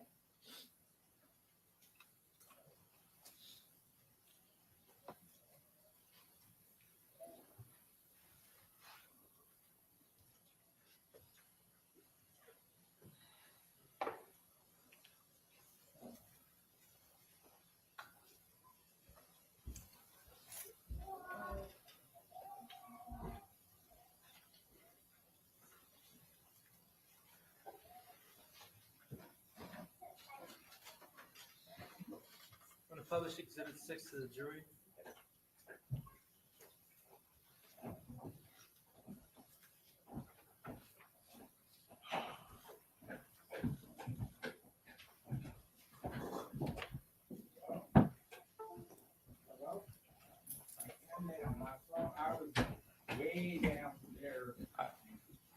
This photograph, do you see Charles Jones with the hand sign in this photograph?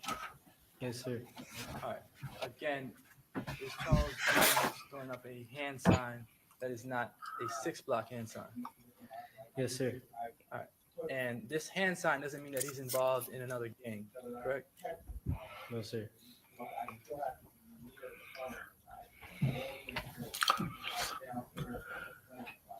Same sort of hand sign in this photograph.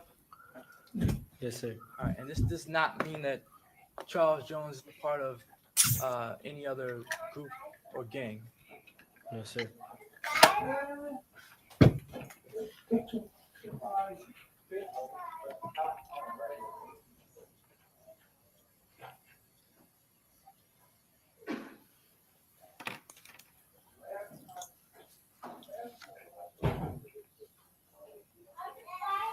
You're in Jacksonville. You're popular. Yes, sir. Maybe even outside of Jacksonville, you're popular. Yes, sir. You're popular because of what happened at Reigns. Yes, sir. You can say. And there are people who talk about you who you don't even know. Yes, sir. They talk about what happened at the high school. Most likely, yes, sir.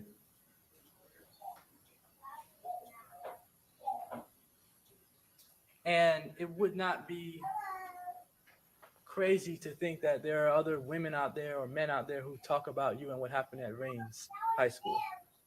Yes, sir. And who did that in 2018, right? Yes, sir. And any of the years after that. Yes, sir.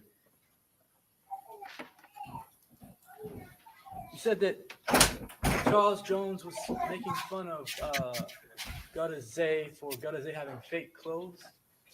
Yes, sir. When we say fake clothes, designer clothes. Yes, sir. So Gutta Zay portrays to be someone online that he's not.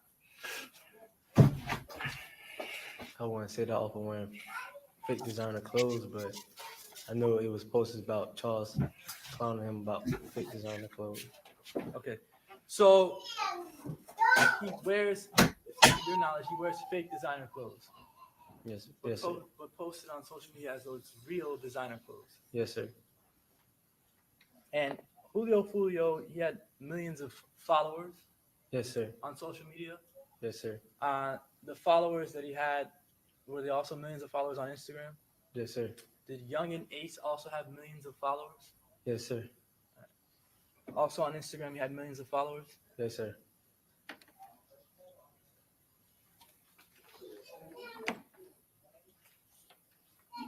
All right, I have no further questions. Okay, thank you. May this witness be excused? Yes.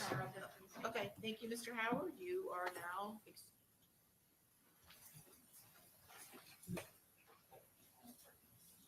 All right, very good. Let's take a quick 5-minute comfort break, okay? We'll be right back. All rise.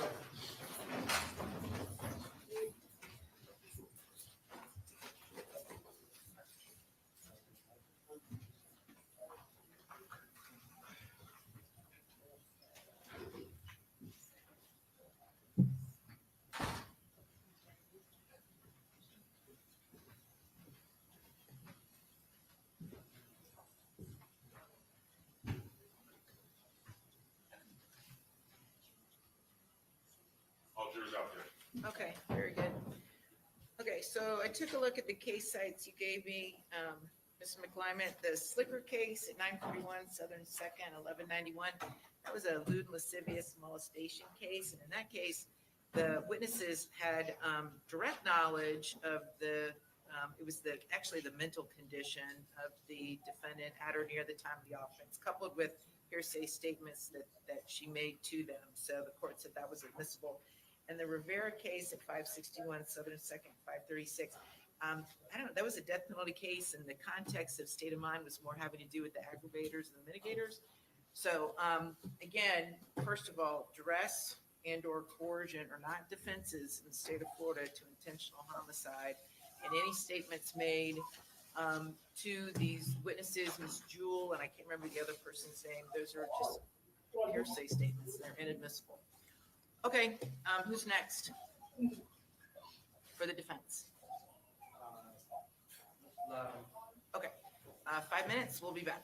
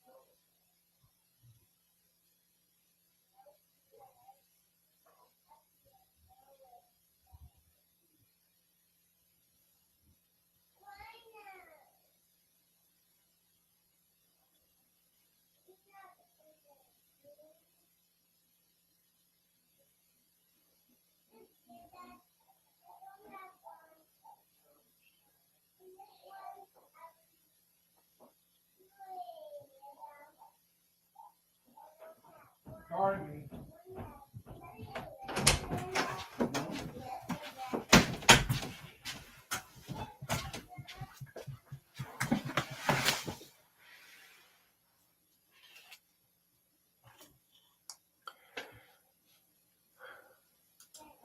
That last witness has been going through the justice system.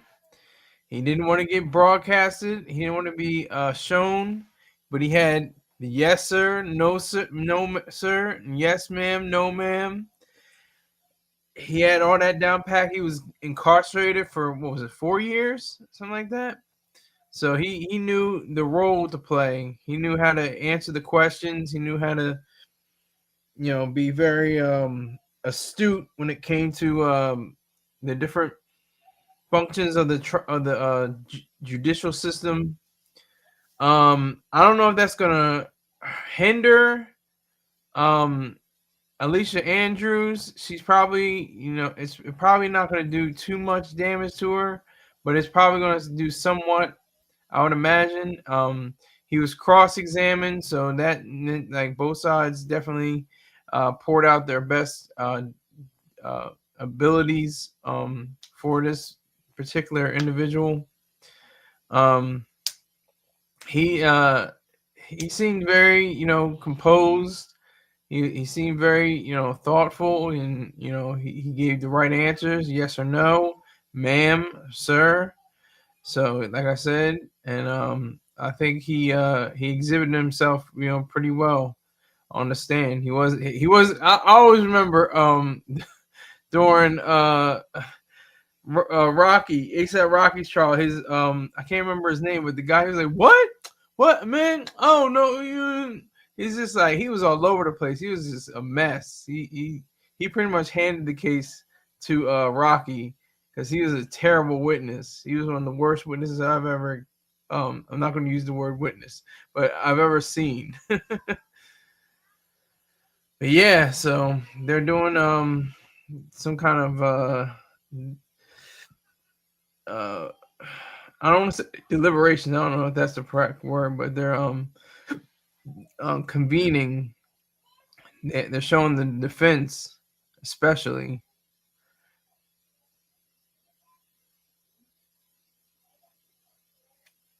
Alicia looks kind of tired. She's got her hand on her face. She's got her hand rested on her chin. You know, she's going back and forth. They're wearing the exact same color. Like it's ridiculous. Fair skin, curly hair, same exact color, beige or tan, waffle colored. They're almost. I said they look like mother and daughter. They could look like that could be her mother and that could be her daughter. I mean, they look that much alike, and they probably could be in real life. I mean, just by their ages, but yeah. So okay, so they must be waiting for something because they're showing the seal, the Great Seal of the state of Florida, 13th Judicial Circuit. Veritas et Justitia, or truth and justice. So Julio Foolio's case continues. It is, going on, it's stretching into its 7th day. Let's see how many days it actually will be. I don't think it's going to be too many more days. It's probably going to stretch to about 10. That's why I don't think it's going to go past 10. I could be wrong, but I don't think it's going to go past 10 days. I think they're going to be able to deliberate and find out exactly who is at fault, who is wrong. Was Alicia Andrews complicit? Was she involved in, and how and to what degree was she involved in Julio Foolio's demise? All these things have to be taken into account. It reflects on her, and they're going to say, well, she's not a frequent offender. This is her first offense. If this is alleged, her first offense, she has no other. I don't know. Wait a minute. There was something else on her. Excuse me. I take that back. She was arrested for something else, but there was a totally different situation. I take all that back. She was arrested for something totally different. Back in, what was it, 2018 or 2019, something like that. Yeah, so I don't know. She could be the repeat offender, I guess, in this case. Yeah, that's fortunate for her, So this is kind of it's just one of the raw things that come out of these circumstances is doesn't matter if you're pretty or you're light skinned or your hair is wavy. I'm gonna keep on harping on those qualities too, because that's the thing in our society. It's like, oh, there's black people, but then there's like dark skin, very deep black midnight niggas, and then there's like really light skinned niggas, and there's that whole talk about, oh, he's acting light skinned, or can you act dark skinned? What does that even mean? You're gonna be ready to go back to your regular division. You have a trial next week? So I appreciate everybody that already is coming through. Son to Sun 90, King Hazy, Wizard, Bumba, my usual suspects. The usual suspects. Got to round up the usual suspects. Salute to all of you. Thank you for coming through. Appreciate it. Trying to build this channel up. I already got to pass 1,000 subscribers. I'm trying to go to 100 billion subscribers. That means people would have to have multiple accounts, of course. Yeah, I'm excited. This is a serious case, I know, but there's always moments of levity because of human nature. There's always a laugh here, or someone's gonna outburst there. Justice is, like I said, it's just human nature. It's just part of human nature. No one's every trial is different, and it carries its own weight. It carries its own prospects, its own parameters, and that is just a fact of life. That's just a fact of life. It's just the truth, and we have to acknowledge that because when does this? I mean, Long Crime. I have to salute them. Long Crime. Thank you very much for the time. I appreciate it because you've aided my show. So I think it's really cool that there's such thing as Long Crime. Anthony Alaba instead of Ms. Lyles, because Mr. Alaba has a fight pitch. Sure. All right. Did you hear that? That's fine, Judge. Okay, let's bring the jury in. You Yes, can Judge. go on.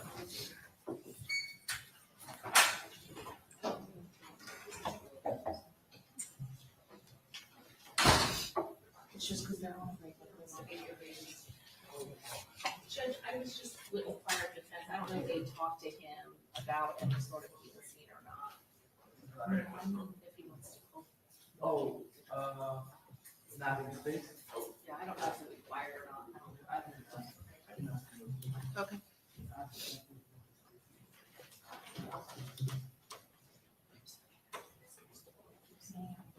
Okay, you guys ready?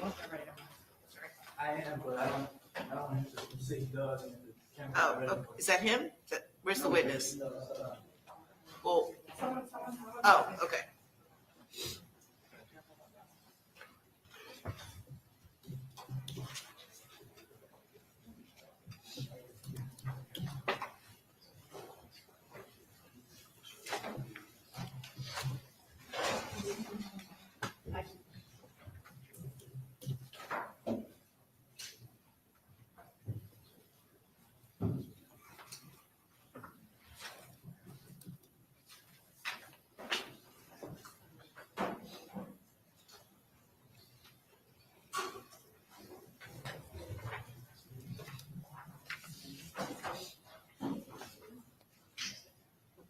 All right, Mr. Alaba does not want to space on camera.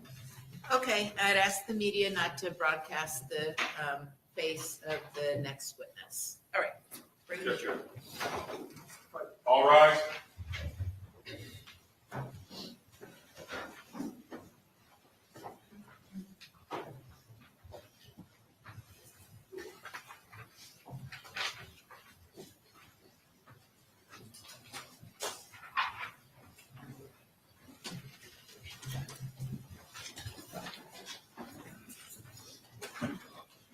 Jury's in, Judge. Okay, very good.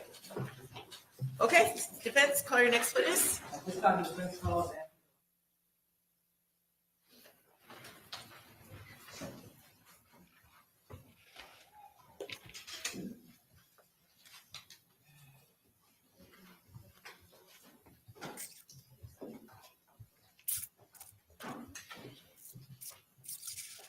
Before you have a seat, raise your right hand, please. Swear or affirm the testimony you're about to give will be the truth, the whole truth, and nothing but the truth, so help you God. Yes, that's right. You may proceed. Thank you. Mr. Alaba, how you doing? How you doing? All right. Where do you currently live? Don't give me the address. Do you live in Florida? No, I live in New York. All right. At any point in time, did you have any property in Florida? I rented out Airbnbs to properties in Florida, Tampa. Okay. The Airbnb that you rented out, do you know the address of that Airbnb? Yes. One of them was 13801 Heritage Club Drive, and the other one was, I don't remember correctly. The next one. All right, no problem. That Airbnb, was that in Tampa? Yes, correct. Both. All right, both the Airbnbs were in Tampa. Were they, well, you have to say yes for the Yes. record, I'm sorry. Okay, and were they in the same community? Yes, same townhouse community. All right. How long did you own these Airbnbs for? Well, I rented them out for about a year. About a year? Yes. All right, and what time frame was that? Could you tell me? I believe it was around April of 23 to July of 2024. Okay. And so the Airbnb that you had multiple tenants? Correct. So it was subleasing, and then Airbnb took care of just bringing in tenants on a daily, weekly schedule. The Airbnb that you had that you were renting out, did you have employees? Yes. Did those employees run the business, so to speak, of the Airbnb? Yes. So I had virtual employees in the Philippines, and I also had a cleaning staff local to Tampa. Okay. The cleaning staff would do what? They would clean before and after every guest. They will make sure everything in the house is stocked, make sure there's nothing missing, make sure the guests everything they needed, basically. The cleaning staff, they weren't perfect. No, I won't. No. So sometimes maybe there were things that were not done correctly. Yeah, I would say so. There were times where there was complaints, and my job as the owner was to get in between that and escalate it and help them out. All right. The Airbnbs, do they both have Ring cameras? Correct. Yes. Let's identify the Airbnb that's put into this case. Were there one of the Airbnbs that was subject to some sort of investigation from the police? Yes. All right. Which one was that? Was that the address that you do know, or the one that you don't know? The one I don't know, and if I'm correct, it's on the top of my head. I think it's 3703 Gazebo, I think it was called, something like that. The street name. Okay. So let's call it the Gazebo Airbnb. Mhm. All right. That Gazebo Airbnb has a Ring camera in the front, Correct, in the front. covering the front door. Yes. All right. The Ring camera system also is accompanied by a lock system. Yeah, so we had the Schlage encode. It's not together per se, but they do mix. They were, Okay. yeah. So they're not, I guess, connected, but they sometimes can work together. They were connected through my CRM. So my CRM would integrate with both of them separately. Okay. Now, but they're different companies, it's Yes, different correct. products. Separate companies, yes. This locking system, did it also have records of when the door locked and unlocked? Yes, so it was a master lock. So the reason I liked it for the business was because it gave you a history. Anytime anybody opened the door, closed the door, or I could even lock it myself manually as well from New York. When you say that it gives a history about opening the door, is the history about the door? Does the history record show when the door is open or when it's unlocked or locked? The records show whenever the lock moves either left or right, when it's open or unlocked. Okay. All right. I want to show you a video, which is States Exhibit 61. A1.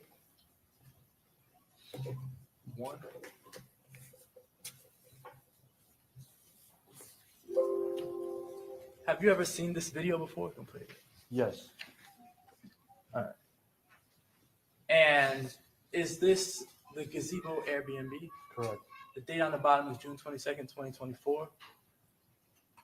I see it. Is that the correct date? Yes. That's right. And then time on it is 1900 hours 55. Yes, I see it. Is that 7:55? Correct. All right. And you see a woman there at the front door? Yes. Now, this camera system, it operates on what? It was sensitivity, basically. So whenever somebody will move, they're supposed to record it. All right. Does it always record when someone moves by the door? It's supposed to, but it wasn't 100% perfect. All right. You had issues with that sometimes? Yeah, definitely. The issues that you had with the Ring camera not always recording, did those issues intensify at all towards the end of your ownership of the Airbnb? Intensify, not really. It was something more casual throughout the whole time I owned the Airbnb. It wasn't really a big issue unless had to do with like too many guests or a party or something like that. That's when we would go in and look at it. Okay. Now, you see the time on this video, correct? Correct. I want to play the video and ask you a question.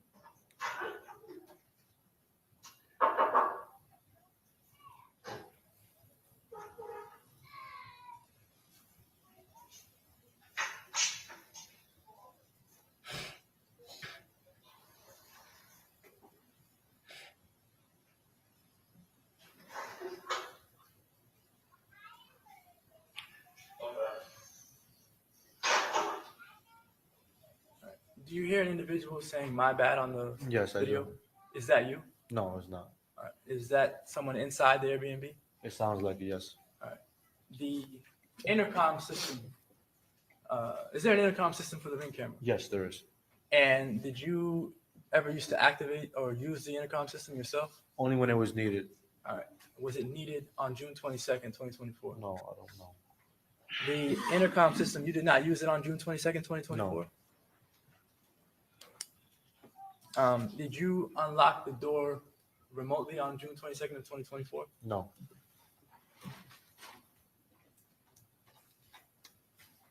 The person that was let in, did you see them put in a code? No, I did not see them. I want to show you what's in evidence as States Exhibit 66.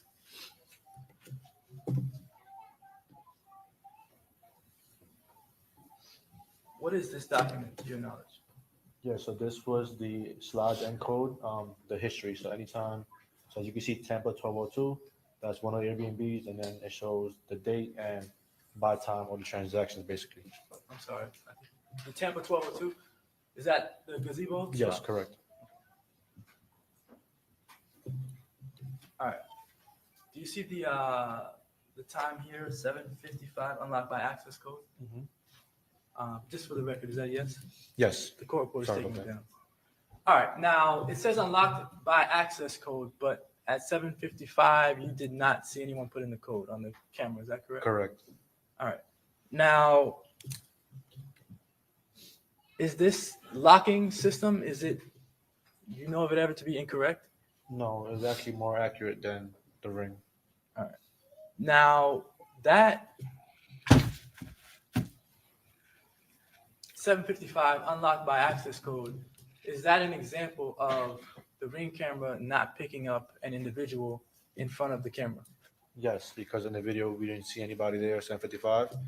So obviously when they pressed the access code, it had to be in the front door, but if the Ring camera didn't share, so it didn't pick it up.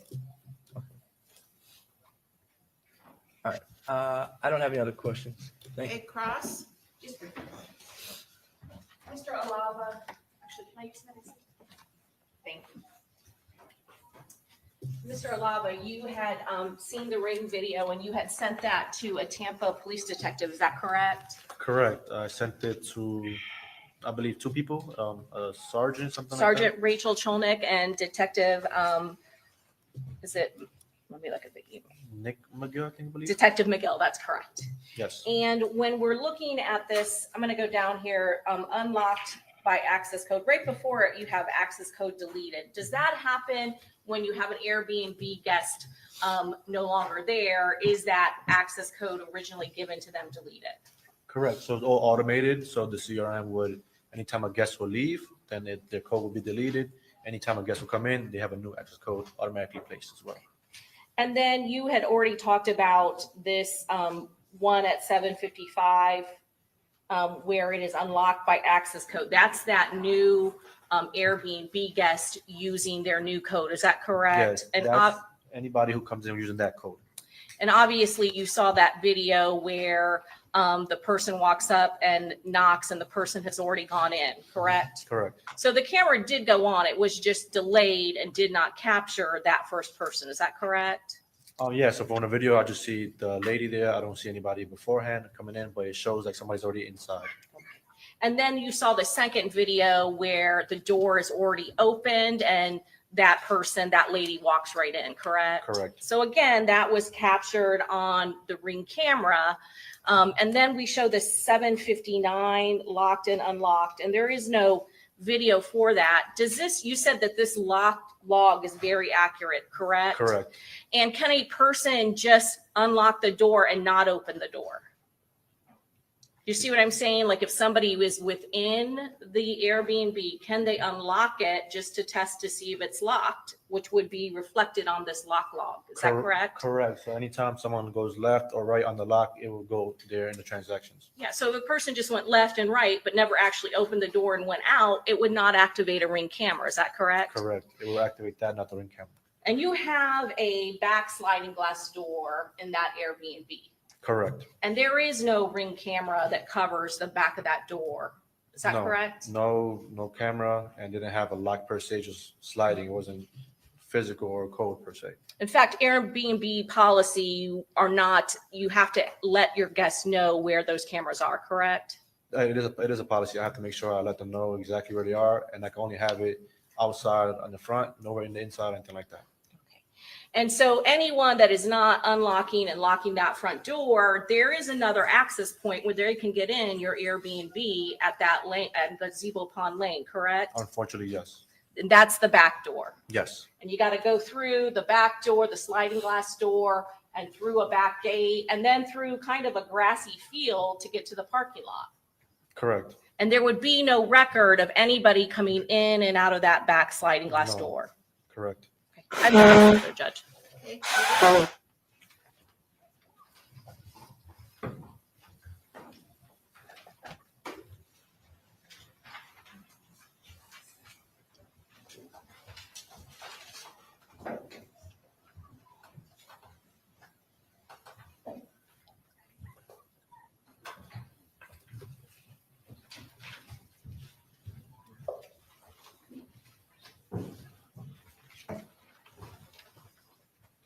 Just a quick question. The access code that's given to the tenants, that access code gets sent through the Airbnb app. Correct. All right, and it gets sent to the person who booked the Airbnb. Correct. All communication is through the Airbnb portal and the app, and then based off that person's account. All right, no further questions. Okay, may this witness be excused? Yes. Thank you, sir. You're free, Thank you. you're free to go. All right, who's your next witness?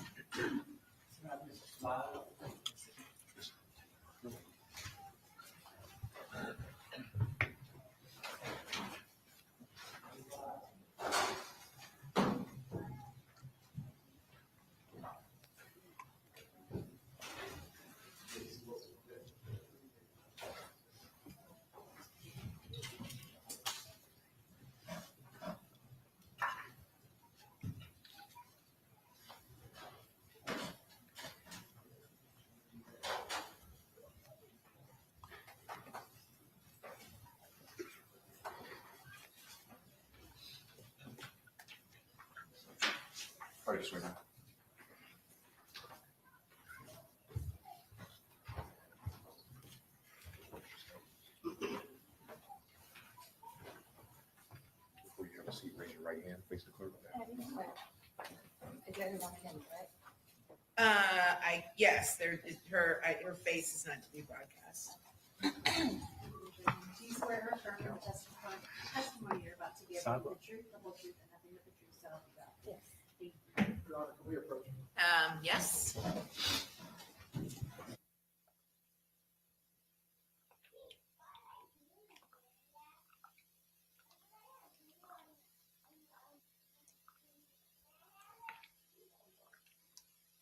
Okay, they're doing a sidebar. The defense and the prosecution, they're all huddled around the judge. She's probably giving them instructions. Seems like the other one of the other prosecutors is still down, and the other defense lawyer with the light jacket is seated. Not sure what they might be discussing, but I can only speculate that it has to deal with whatever that has to happen with the jury, and whether it's possible if whoever is called for the next witness will be a credible subject. I'm not sure. They seem to be still talking. The defense is mainly talking, I think. Trying to figure out something.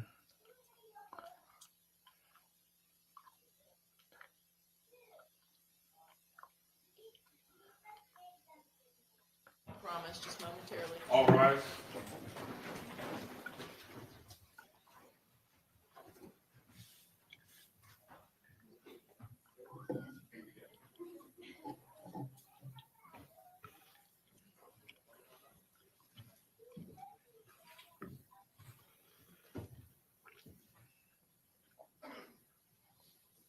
Okay. All jurors out there. Who's doing the cross for the state? I am, Your Honor. Okay, what do, have a seat. I think the state wants to talk to you about any information you may have. Go ahead. Ma'am, have you been watching the televised portion of this trial? Yes, And have you been relaying what you've been watching with your son? a summary, yes. And what is the name of your son?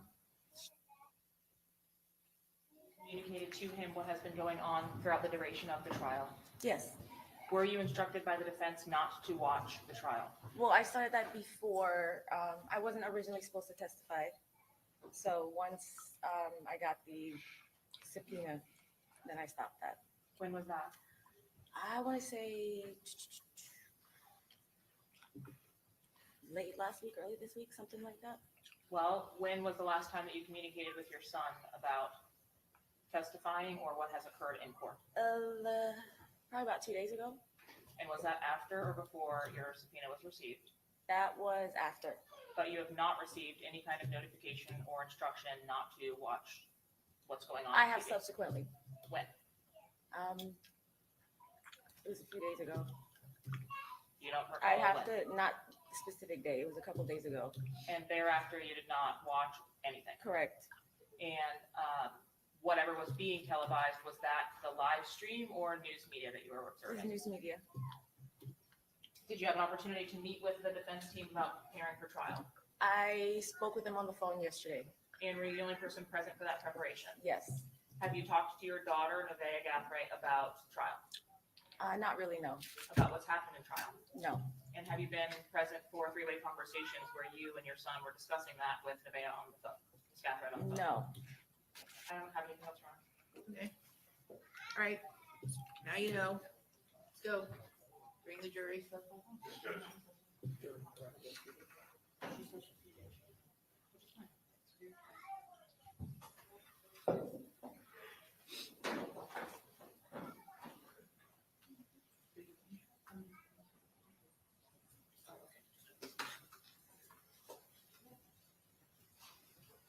All rise.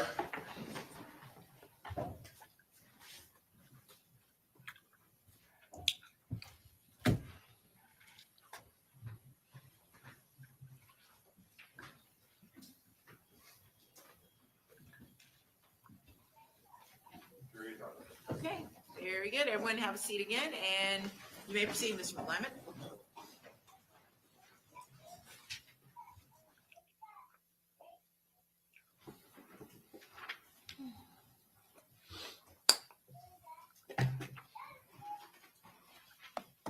All right, good. All right. Could you tell us where you don't, not the address, but could you tell us where you currently live? In Jacksonville. All right. And do you know an individual named Sean Gathright? Yes, that's my son. You've known him his entire life? Yes. Did he live with you at any point in time? Yes. When did he stop living with you? Prior to this incident, he lived with me pretty much the whole time, except for 1 year he was in California with his dad. Okay. Do you have a military background? Yes, I do. With what branch? I'm retired Marine Corps. And how long were you in the Marine Corps? 16 years. All right. And do you have any firearms trainings Yes. with the Marine Corps? Yes, I have both. I'm a 7th Award rifle expert with the rifle, and I also am trained in the 9mm Glock pistol. Okay. Do you own any firearms? Yes, I do. How many firearms do you own? I own several. Do you want me to include the ones that were confiscated also? Correct. So you can All just right. list all of them and then we can identify what was Okay. taken. So I have a shotgun, a 30-06 rifle, and a 45 revolver.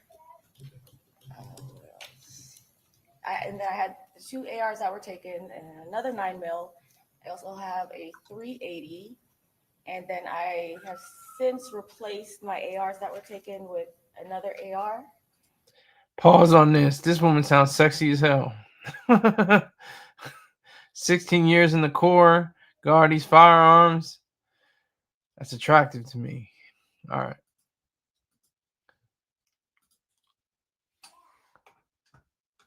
About that. And you've had these firearms for how long? The new AR and the SIG I just bought in the past couple months.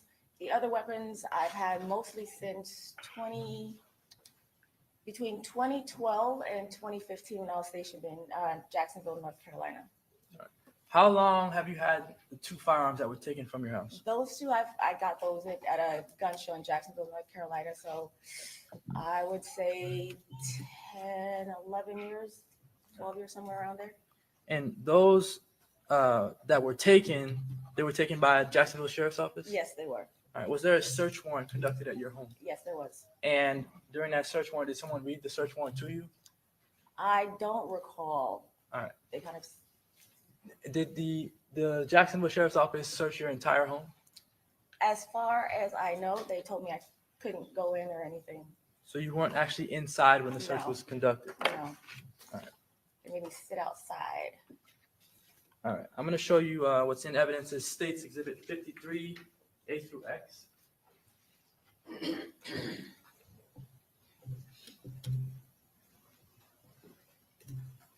Do you see this image? Yes, that's the sink.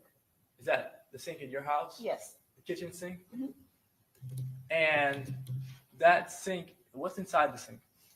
On the left side are dishes. On the right side are cardboard. Who put the cardboard in the sink? I did. For what? I told the detective I have a garden in the back where I have eggplants, tomatoes, and things like that. My mom said it's good fertilizer or compost. So I'm supposed to break it down, you soak it for like 2 or 3 days, break it down, and then use it as like fertilizer. Sometimes like carbon or something. She also grows a lot of fruit trees and stuff, so she has good ideas.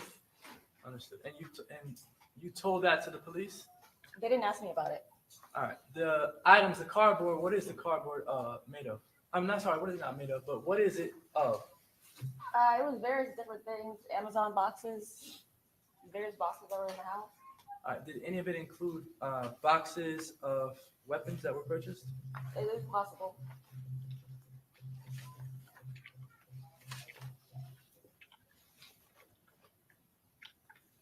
Do you know how long you had these items in the sink? It was only like 2 or 3 days, I think.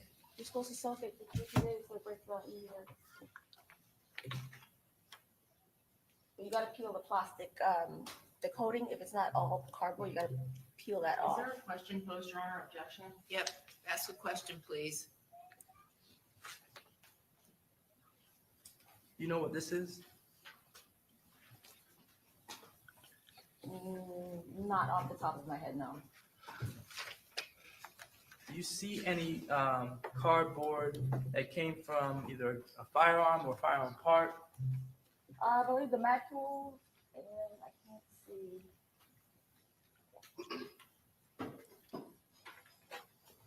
I don't know what that blue, can't really tell what that blue one is.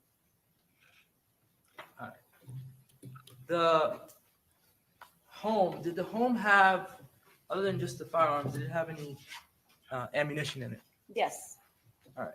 And what types of ammunition did you have in the home? I have ammunition for every single type of weapon that I have. Okay. So I have shotgun shells. I had 9mm rounds, 5.56s, 223s, 45, so on and so forth. Where do you keep the firearms that you do have? The firearms are in a safe in my master bedroom. The safe, how do you get into it?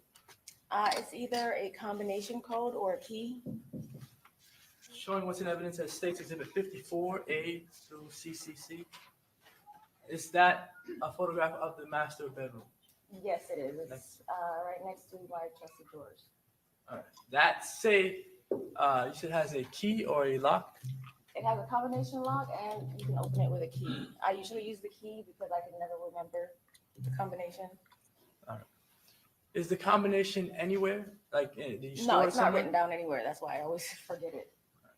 And the key, where do you keep the key?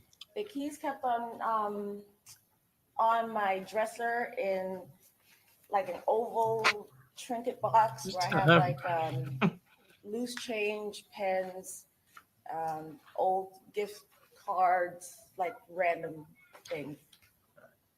Does anyone know where you keep the key for your safe? No.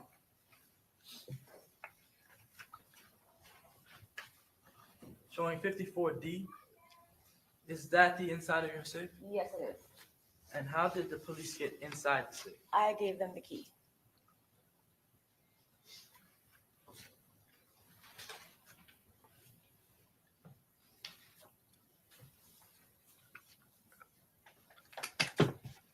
Is this also the inside of the safe? Yes, it is. Are these rifles equipped? That's without the, I don't think my ARs are in that. Showing 54G. Okay, yeah, I can see that. Now, are these rifles equipped with brass catchers? The ARs are, the brass catchers go on the ARs. All right. And who purchased the brass catchers? I did. For what purpose? For picking up, well, preventing me from having to police brass when I go to the range. When you say police brass, what do you mean by that? Well, when you go firing at a range, you're supposed to basically pick up all the brass that you've used in your lane and either take it with you or recycle it. And after all my years on firing ranges in the Marine Corps, you're picking up hundreds and hundreds of pieces of brass. That's just, when I found out about the brass catchers, I was like, oh, that's heaven. Okay. Now, did Sean Gathright own any firearms that you know of? No. Did you ever let him borrow any of your firearms? No. Had you ever taken him to the gun range? Yes, he's been to the range with me once. The one time that he went to the gun range with you, do you know what he fired? We took the shotgun and we took the 45. I don't believe we took the ARs because it wasn't like a long distance range. So we mostly picked the short range weapons. Okay. And what do you call short range weapons? The handguns, the 9mm and the 45.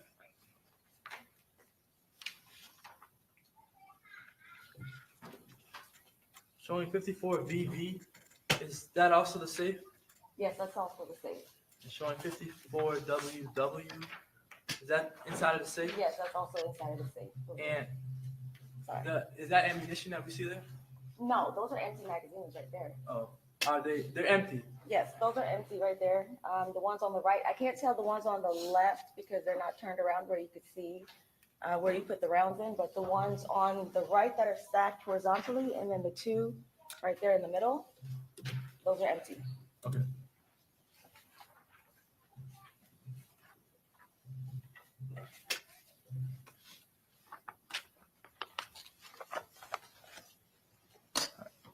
Do you know Alicia Andrews? No, Do you know if Alicia Andrews has ever been to your home? I don't, not that I recall, no. So you're not aware whether Sean Gathright and Alicia Andrews are friends? I wouldn't think so because my son is friends with a small group of people and they're the ones that are at the house. I don't believe I've seen her at my house before. Right. And when your son was arrested, he was how old? He was 18. Do you know of Sean Gathright to be in a gang? No. Do you know of him to hang out with any gang members? No. And do you know who Isaiah Chance is? Yes. All right. Does Isaiah Chance ever come by the house? Yes. When he came by the house, will you ever bring a girl with him? No. Did Isaiah Chance ever date your daughter? Yes. And you never met Alicia Andrews through Isaiah Chance even? I really can't recall specifically meeting her. I believe she may have come over when I had like a barbecue or something, Okay. but I'm not really, it doesn't stand out in my memory having met her. Okay.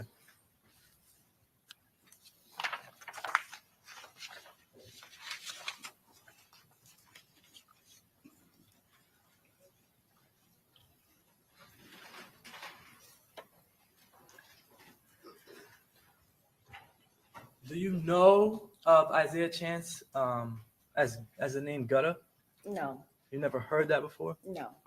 Do Isaiah Chance and Sean Gathright call each other little or bigger bro? Yes. All right. Who's the bigger bro in the two? Zay is the bigger bro, Sean's the little bro.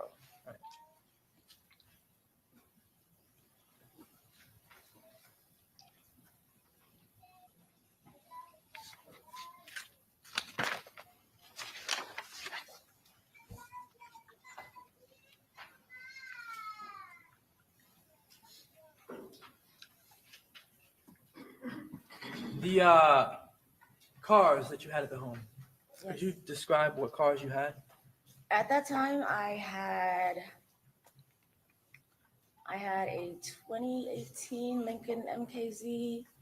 I had a Nissan Altima, the Chevy Impala, and a Toyota 4Runner. The 4Runner, was it always at your home? The 4Runner goes back and forth. I've had it since 2004. And I usually let my mom goes back and forth between New York and Florida. So she'll spend maybe 6 weeks to 2 months in each place. So when she's down here in Florida, that's a vehicle I usually let her use because that's the one that she's most used to. Okay. When I was stationed overseas for 3 years, that's the vehicle that I left for her to use. So that's what she's comfortable with. All right. For any reason, would you lie for Alicia Andrews? No, Do you know who she is? no, Do you have any sort of allegiance to her? no. All right. No further questions. Okay, Cross. Please, Your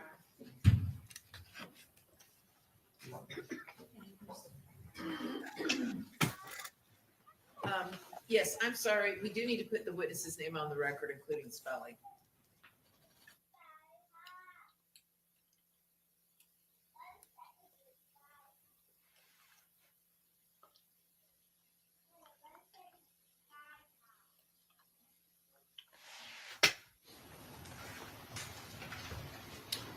Ma'am, how long have you lived in the residence that you were in now? 10 years. Did you always keep a gun safe just like that with your firearms in it? We bought the gun safe in, I want to say 2017 or 2018. You brought this gun safe in 2017 or 2018? Yes. And you have a problem remembering the code to that gun safe? Yes, because I can change it at any time. My ex-husband, when he was there, he used the code, but I can never remember the code. I don't like to keep the same code all the time. I change my front door code regularly. I can remember that because I come in and out every day. Before you came to court here today, ma'am, to testify, did you have an opportunity to watch the trial and watch the other witnesses testify against the court's order? No. You did not watch this trial. You said today? Before you came here to testify today, had you watched the testimony of the other witnesses in this trial? I had watched the testimony in the days prior to being told I could not or should not watch. All week the last trial. week? So all week last week? Yes. What about this week at all? Earlier this week. Yes. And did you have an opportunity to report what you were watching and seeing and the updates from the trial to your son? Yes. And that's Sean Gathright? Yes. And that's the individual you said has a small group of friends? Yes. You said he doesn't really get into anything? Yes. Doesn't get involved in anything? Yes. He previously lived where? He stayed in California for about a year with his dad. Did he live anywhere else? He lived with his dad. You don't know where that was? His dad lived in California. He never lived in Mississippi? His grandmother lives there. Okay. And that's the same grandmother that we've... No, that's not my mom. That's his dad's mom. So you don't know that if he lived in Mississippi? I know they vacationed in Mississippi. I don't know for how long. It was when he was staying with his dad. Your mom is the individual we've heard from, Lorna Allen. Is that right? That is correct. And you watched her testimony? No, Correct? I didn't. Oh, you didn't? No. So you I was just... too anxious. Okay, so you just picked everyone else's to watch and not hers because you were anxious for her. Yes. You didn't watch it after. I watched the recap after. Okay. But And I then didn't watch her entire testimony, no. everyone else, though, you feel like you watched their entire testimony? Not really, because it can get long. I mean, It's like, one's like 8 hours. You were relaying back literal names of witnesses, though, to your son, correct? Yes, And you said on direct examination that you do not know Alicia Andrews. correct. Do you admit that you've communicated with Alicia Andrews since her arrest? Yes, I did. Several times. Yes, And you coordinated for Alicia Andrews to make contact with co-defendant Isaiah Chance on a telephone call. I don't believe I did, no. Who is Ariel Chance? I don't know. You wouldn't have written a message to Miss Andrews telling her to call Ariel at the time that they've agreed to so she could talk to her boyfriend or co-defendant, Isaiah Chance. I know I sent her a message telling her that I supported her and I was praying for her because during the hearings, I didn't see, maybe her parents weren't able to make it. And I felt sorry for her. She was facing, life in prison. So I sent her a supportive message. I know I definitely sent that. Okay. But so as you far know as her. other specifics, no, I can't recall. Okay. All right. So you think she's facing a lot of time, and I've seen her parents, but you haven't. Well, I'm talking about the previous hearings, the court hearings. Okay. So you're And the just being status supportive. reports and stuff. You're just being supportive. Yeah, And you testified that your son doesn't have any access to the safe. Nobody in your house has access. Not your daughter, not your son. correct. And you testified that your son is not in a gang, and you don't know anything about his wrongdoings as far as a gang is concerned. Well, according to the Florida statute, I'm a gang associate. Why is that? According to the Is statute. it because you're Because testifying? according to the statute, Stop. One at a time. according to the Florida We gang don't need you to statute. tell us what the statute says. I didn't ask you what the statute says. I Well, just want you you to asked answer the me why. questions if you could, please, okay? I just said, did you testify in direct examination that you don't know anything about your son being involved in a gang, That's correct. and he doesn't have any access to your firearms because you're in the military and you understand the need that he not have I'm access? retired military, but yes. If I can just finish the question, just because the court reporter is writing down what we're saying and she can't write it down if we talk over each other, okay? Go ahead. Are you employed now? I was employed prior to this incident. Okay, but not at the current, Not at this the current current time. And you testified that he doesn't have access to the safe that you've had for 10 That's years or correct. whatever. Okay. All right. Did you speak to your son about what your testimony would be if you came to court to testify on behalf of Miss Andrews? No, I don't believe so. Ma'am, your testimony for certain is that you are the only person, or your ex-husband, both the adults in the house, are the only individuals with access to your guns. Yes, ma'am. May I approach the witness, Your Honor? Yes. I'm showing you what I'm going to mark as State's Exhibit 115. And would you please take a look at these extractions from your son's cell phone?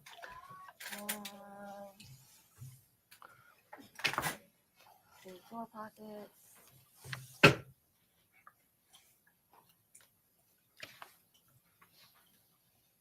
Is it the same thing? No, ma'am.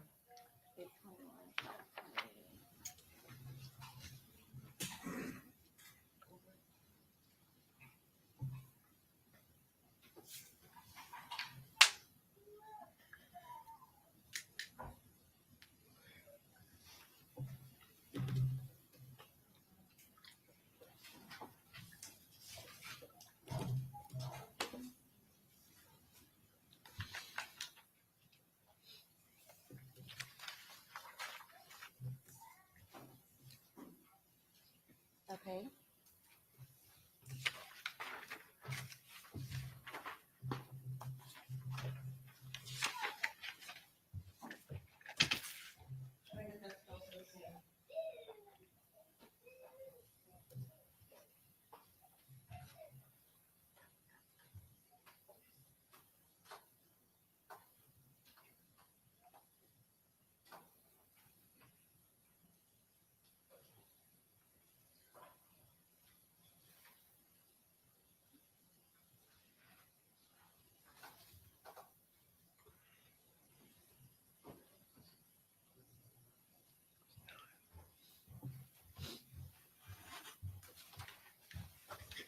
Your Honor, at this time, the state would actually seek to admit State's amended exhibits, 115, 116, and 117.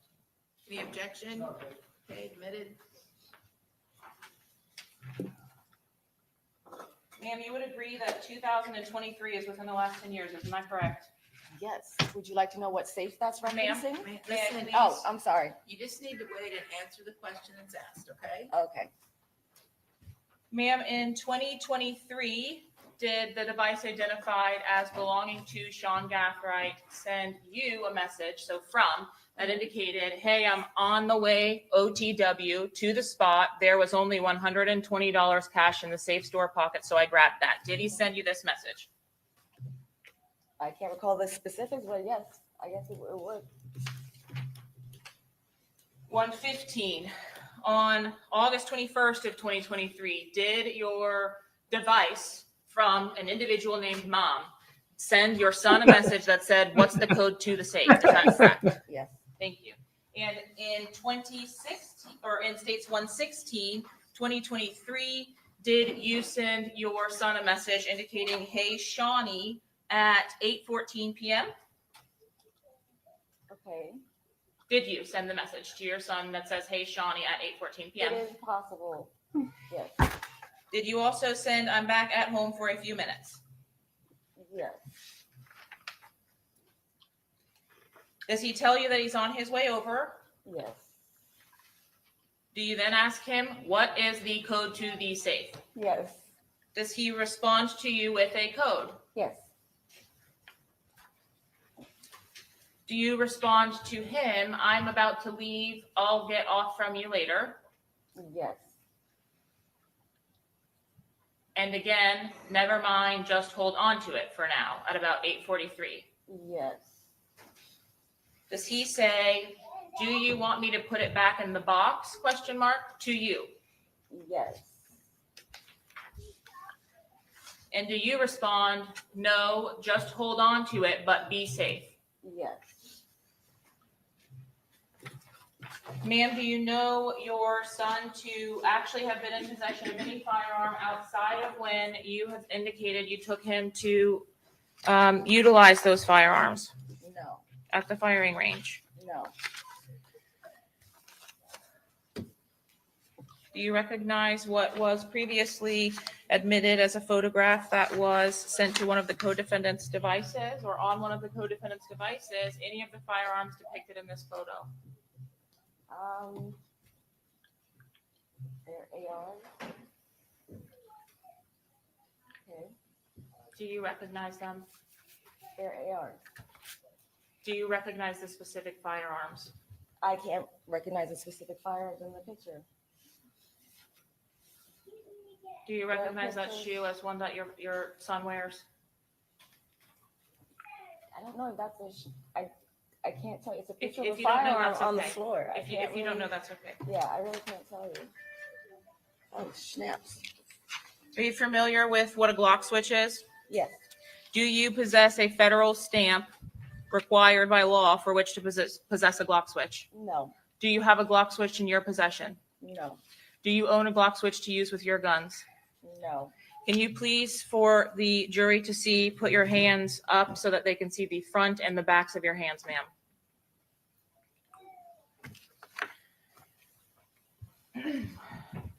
Please take a look at the photographs that I am handing to you.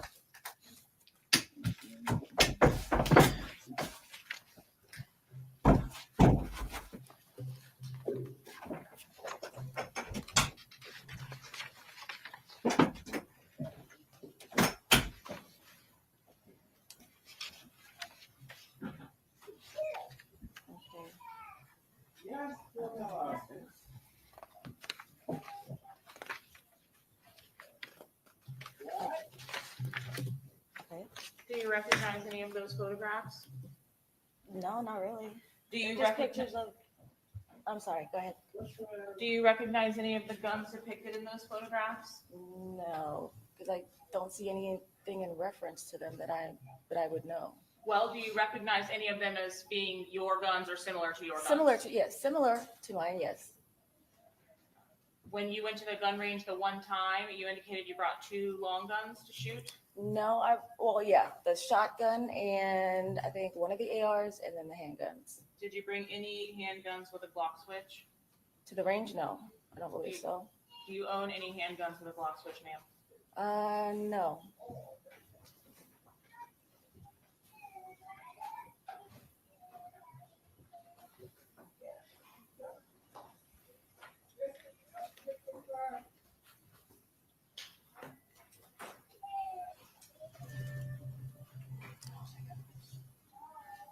please remove that, whatever it is. The purse needs to be removed from the courtroom.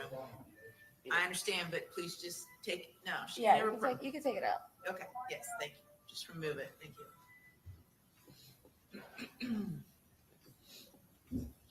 I turned that off.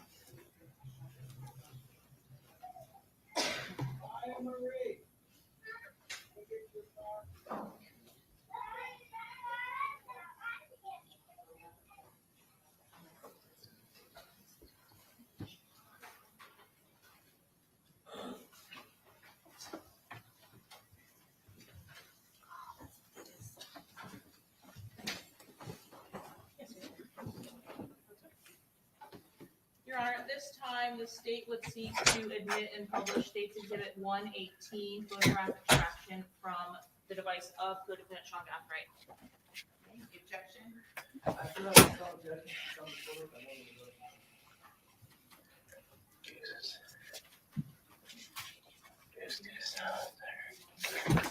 Would the court like us to approach?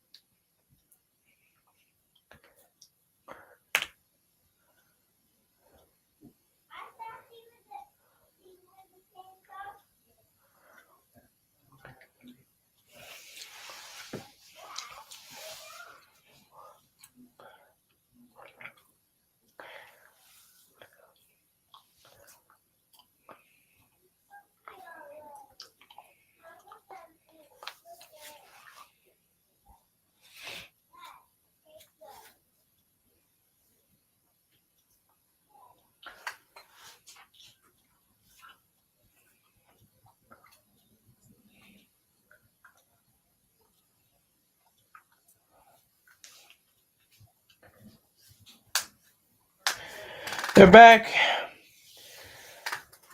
Sidebar conversation with the judge, prosecution and defense. Probably getting more instructions. Probably getting more information from the judge herself, which I like. I like her style. She's like, "What is this? Come on now, let's keep moving." She wants to, get home to her luxurious house. I'm sure she has, and her family.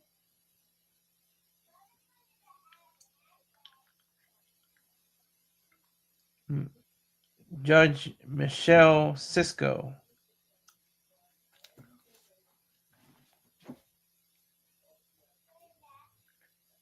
Can anybody else hear it though? This is what I want to know. Is anybody else privy to? I know the cameras are turned, the sound is turned off for the cameras, but anybody in the courtroom, can they hear their conversation? I wonder.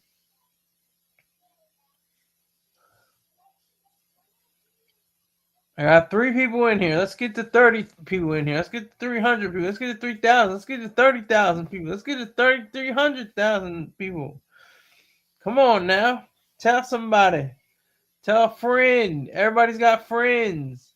Everybody's got followers. Everybody's got subscribers. Tell them, hey, there's this goofy nigga named Sky. He's covering the Julio Foolio case. It's going on for 5 hours now. And then it goes down to 1, of course. It was at 2 for the longest time. But now it's back down to 1. That's all right, though. About to be a coconut again. About to be a skunk. A donut.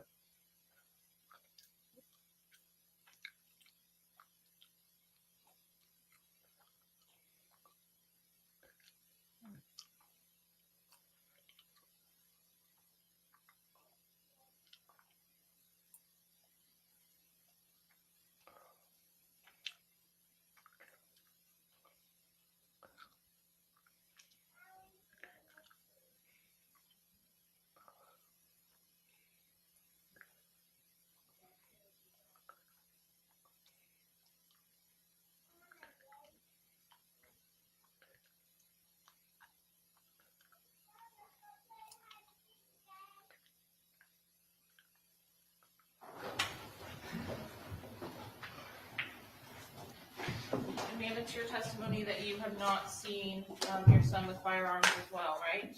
Correct. I'm showing you states 118. Do you recognize this firearm? I can't tell a serial number. It's on the wrong side. Well, what's on the front of the It is a firearm? 9mm. I'm sorry? What's on the front of the firearm underneath the barrel? It looks like a scope. Do you have a firearm or a handgun with a scope that looks like that? Similar to that, yes. But I can't tell if that's my weapon because I can't see the serial number. Well, surely you can tell because it has a Glock switch on it, and you've indicated you don't have a Glock switch, right? Right. Okay. I'm And this looking is at not your, I'm The sorry. handguard? This is not your hand, is it? No. And this is an extraction from your son's device. Do you understand that? If that's what you claim, it doesn't. In advance of you testifying here today, did you ask your son whether there was anything incriminating on his phone? No, I didn't. Did you ask your son whether he had taken firearms out of your safe? No. You I don't surely believe didn't ask so. your, I'm sorry, go ahead. I don't believe so, no. You surely didn't ask your son whether he had taken your firearms and used those in a homicide, correct? Oh, correct. How about in 118B here? Do you recognize this firearm? That looks like a, yeah, that's a Glock 9mm. Okay. Do you recognize it as belonging to you, ma'am? No, I can't read the serial number on it.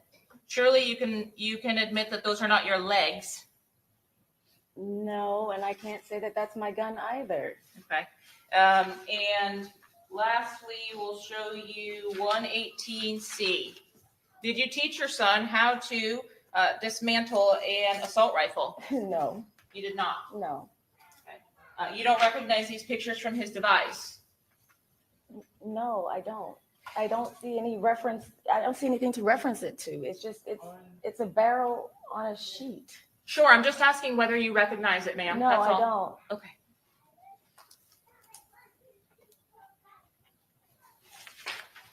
And you lastly have indicated that you do not know your, actually one more. Did you have an opportunity to, at least in your inventory of what was taken or seized by law enforcement, understand that several assault rifles were missing? No, I never got an inventory from JSO. Well, you said you replaced the 2 assault rifles. I knew those were taken. I knew those were taken definitely because when I went home after the search was done, they were missing.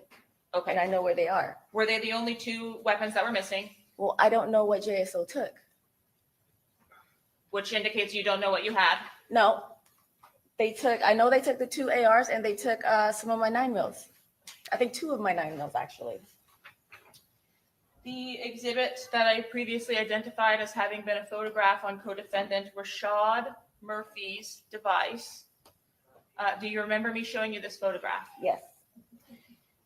Certainly, if your son didn't have access to the firearms, or at least that's what your testimony is, you would not allow his friends to have access to those firearms. Isn't that correct? That is correct. Did your son explain to you that he sent a text message to Gutazay or Isaiah Chance on April 27th of 2024, but with that same identical photograph? No. No. No. Did you know your son or Isaiah Chance to have access to those assault rifles in March or April of 2024? No.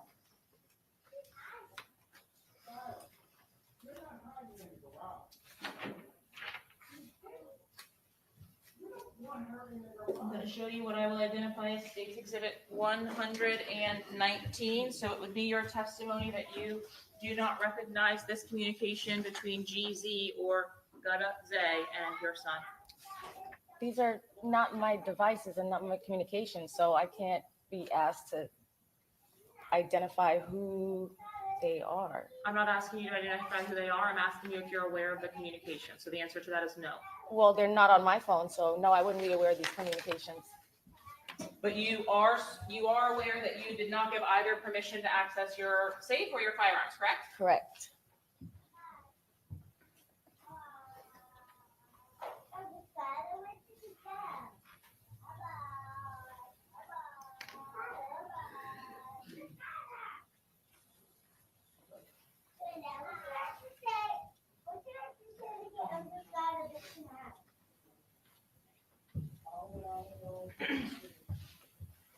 And I'm going to go ahead and publish this photograph of what? Of this message exchange, states 119 state, the state would seek to admit this exhibit, Your Honor, 119.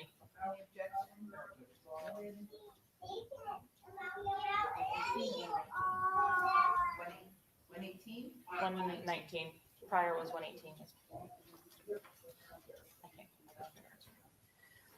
You've indicated you don't recognize this and did not allow access to these weapons on March 27th of 2023, correct? Correct.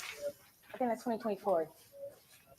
I'm sorry, 2024. Thank you, ma'am. So you would not have known anything about the same depiction being messaged between or on Rashad Murphy's device in the 2 days before the homicide. Do you know Rashad Murphy? No, I don't. Any reason for Rashad Murphy to have anything from your son's device? Never came around with your son? I thought you said those pictures went to my son. They did. They did. From So why would they Gutazay, go to my- your son's best friend. Remember him? Do you remember him? Yes. Okay. I'm saying if they're in my home, why would the photo of my weapons in my home be sent to my son who lives at the home? Yeah, I couldn't explain to you why your son and his best friend were sending photographs of the weapons around that you have. But I'm just asking you why they And have I don't access think to that- them. I'm not saying that those are my weapons. Like I said before, there's no context. Alright, where I she can said, identify ollie, all where been free, the come picture- out wherever said you it's are, on that the means phone, you that's come fine. out.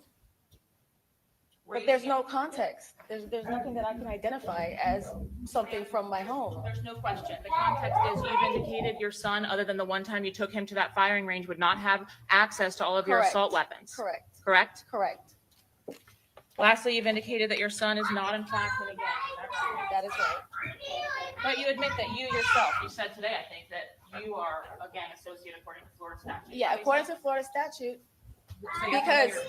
yeah, I am familiar, I looked it up, because according to Florida statute, if you associate with a known gang member, which is only known to law enforcement, not to any individual person. Is that extra bit that you've added there, the portion? No, actually, that's the reality of it. The statute So says? if you willingly associate with a known gang member, Correct.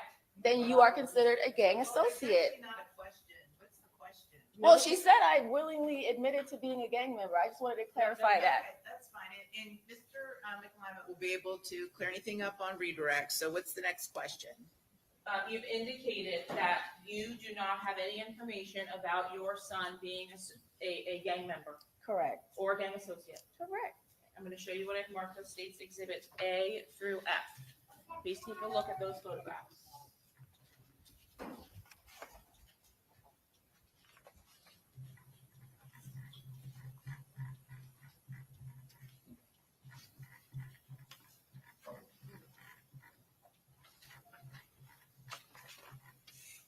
Okay, what gang sign is this supposedly for? Okay, well, Have just you had wait. an opportunity to review the photographs? Yes, I have. Okay.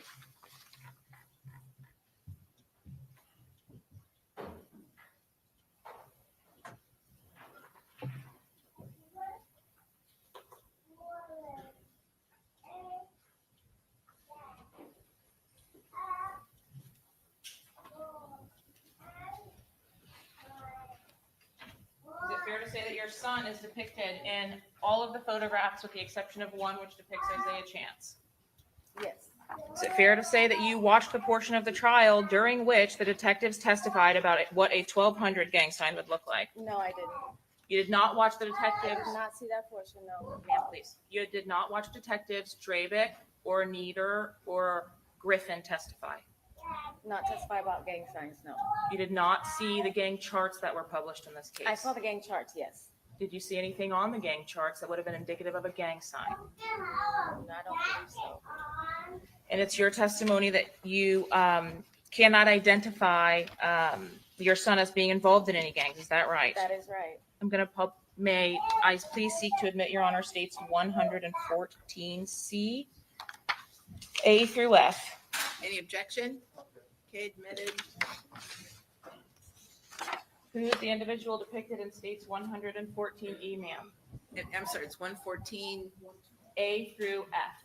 114. 114 A through F. A through F. Okay, thank you. I'm not sure. This is not Isaiah Chance. You're not sure. Well, That's- I can't see the face. I'm not really sure. How about 114D? That's Sean. And who else is in the photograph that you know? I know the other two people in the photograph. Right, who are they, please? I'm not gonna give you their names. Okay. You're refusing to give the names? Well, I don't think it's appropriate. Oh, okay. Well, you're under oath to tell the truth. so I you- am, and I truly believe it's not appropriate. Okay, well, I guess you're the judge now. Okay, go ahead. What's the next question? They're not involved in this. Ma'am, did you have an opportunity to see all three charts that were presented in court? I believe I saw one chart. Do you know which gang it was for? It was the one that had my son on there as an associate. I remember that one. So I don't remember which name that was, but I remember his picture on there as an associate. I'm showing you seats 114F. Do you recognize the individual depicted in 114F, ma'am? Yes, Who is that individual? that's my son. How about 114B, ma'am? Is your son depicted also in this one? Yes. Which individual is your son in 114B? He's the one with the hat. Is he in the center of the photograph? Yes.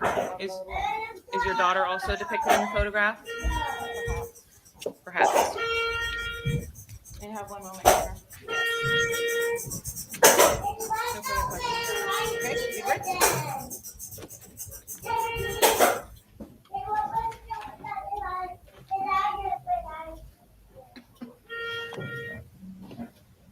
Is there a reason why you don't want other people identified for Objection, Your this Honor, court? relevant. Wait, I'm sorry, what was the question? Is there a reason why you don't want other people identified for this court? Yes. You can answer. Good. Yes, because number one, the high profile of the case. Number two, I was directly told by law enforcement. Sustain as to hearsay. So. It's a very No, ma'am, I sustain the objection. You can't keep answering, all right?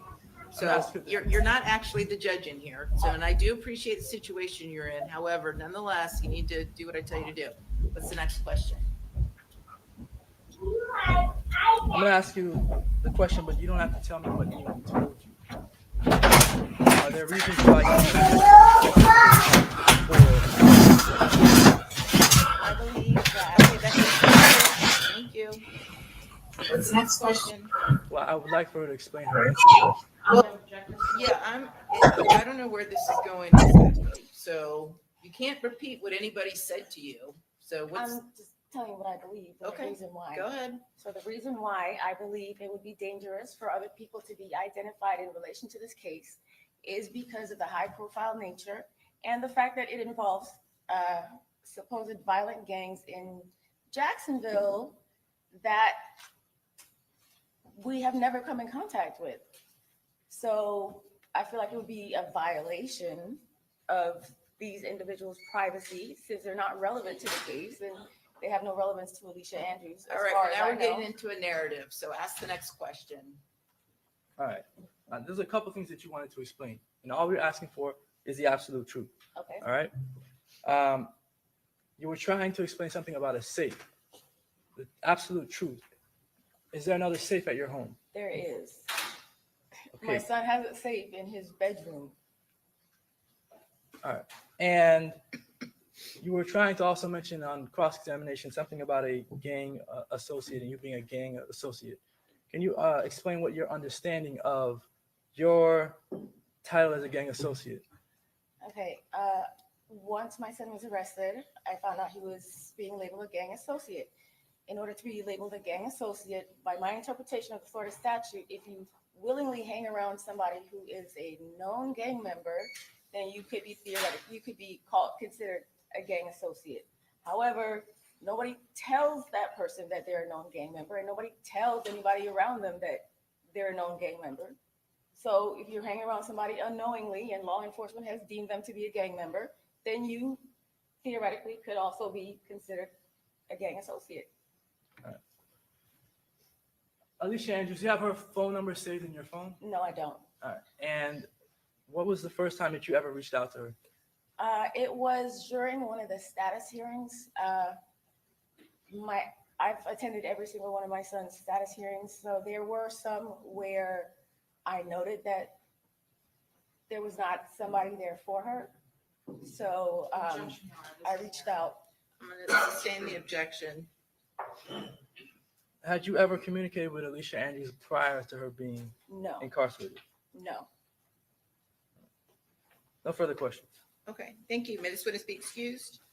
Yes. Okay, thank you, ma'am. Free to All go. right, thank you. All right, who's your next witness?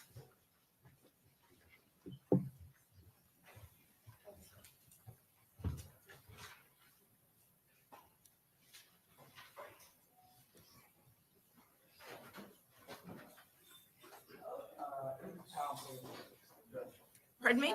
Tom Pullen. Okay, Bullet? Yep. Tom Bullet?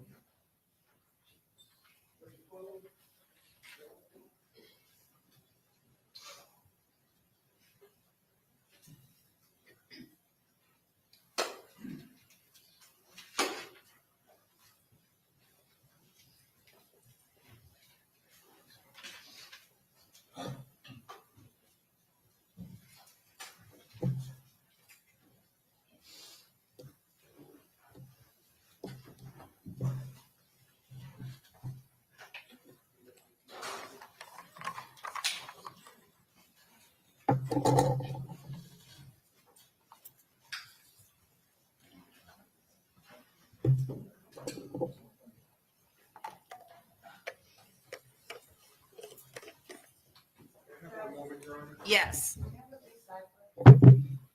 Wait, hold on a second. There's two things going on at once. Okay, come on up.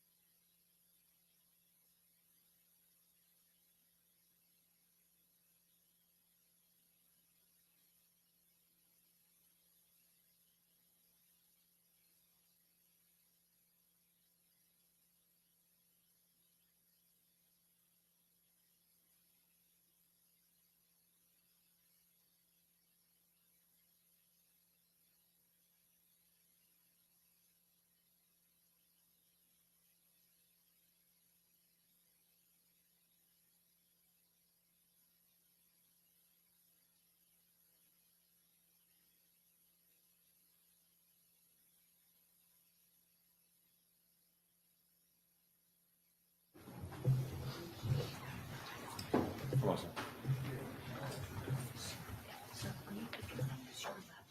It's just that, and you can just remove this when you come down. What, plug it here? Yes, and then we'll change the channel over.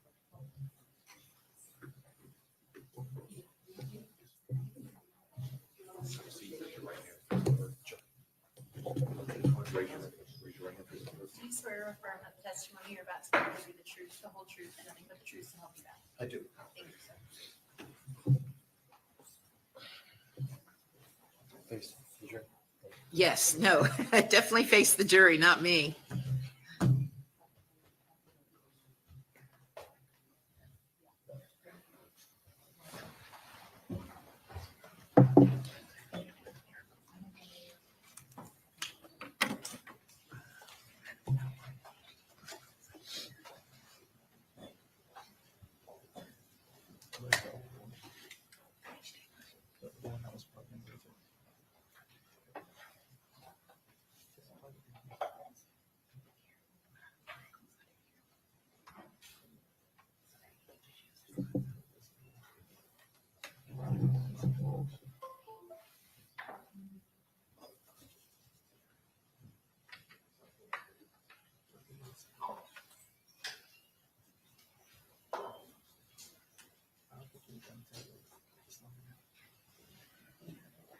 Yes.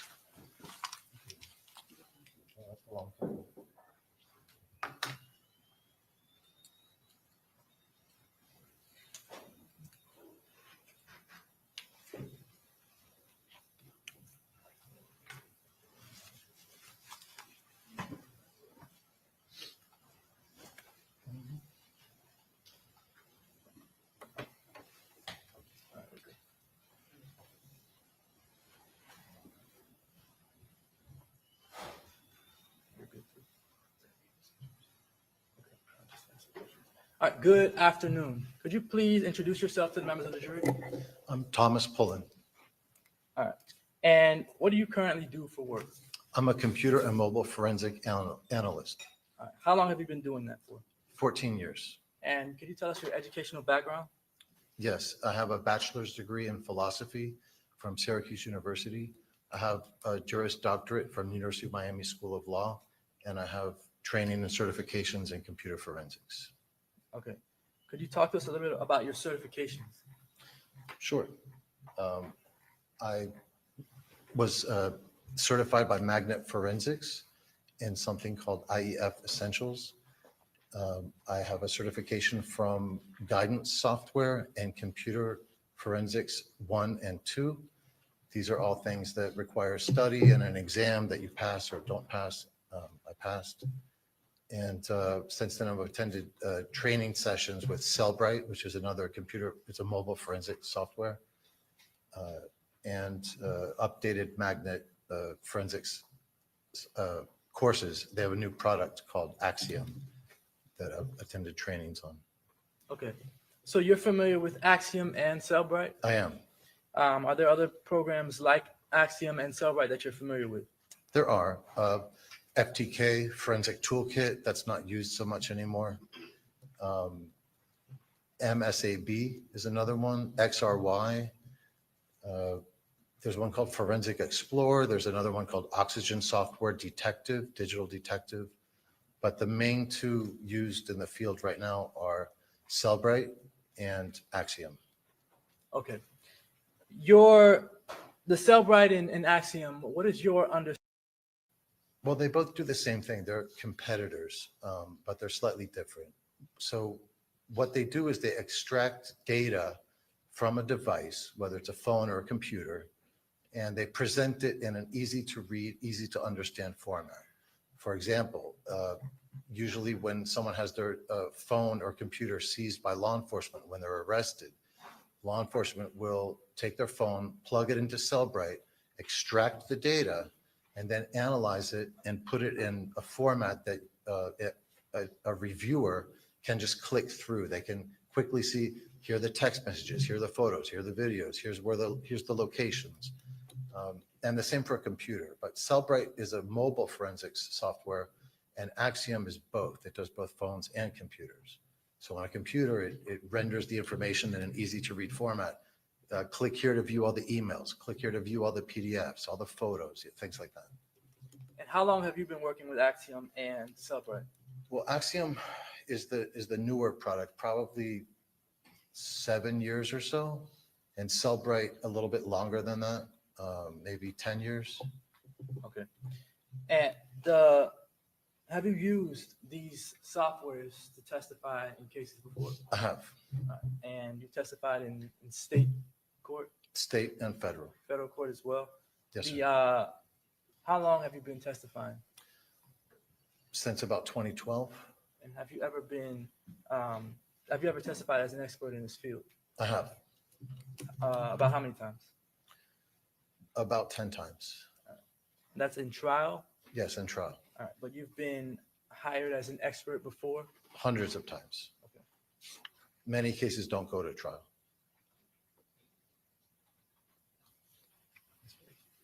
All right. Did you have an opportunity in this case to review call detail records? I did. For several individuals? Yes. All right. For Sean Gathright? Yes. For Alicia Andrews? Yes. For Isaiah Chance? Yes. And for Davion Murphy? Yes. All right. The call detail records, was there anything else that you reviewed in addition to the call detail records? Yes.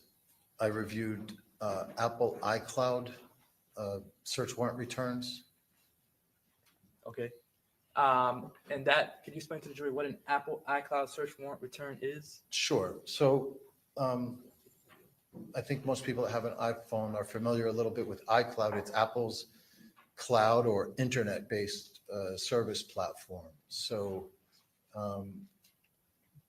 iPhones typically back themselves up to the iCloud, and even when they don't, they still often use services. For example, Apple Messages can synchronize with the cloud, so that if you have multiple Apple devices and they're all connected to messages for iCloud, they'll synchronize messages. You know, you read it on one and it'll mark it as read on your other devices. You delete it off one device, it'll delete it off the others.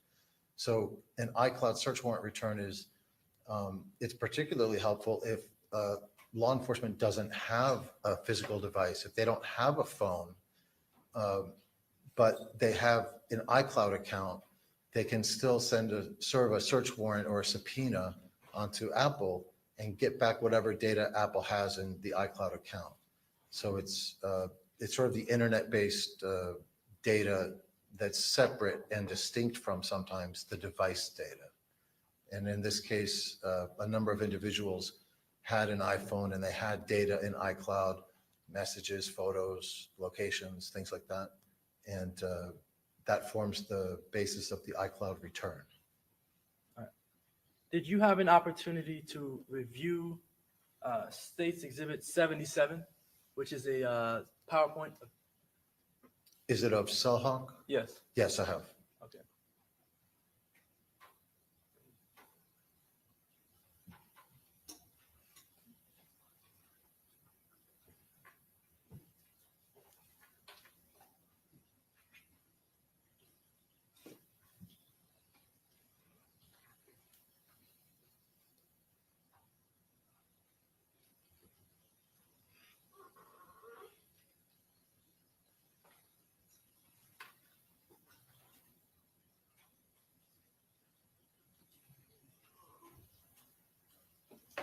All right, and as I pull it up, the Cellhawk, could you explain what Cellhawk is?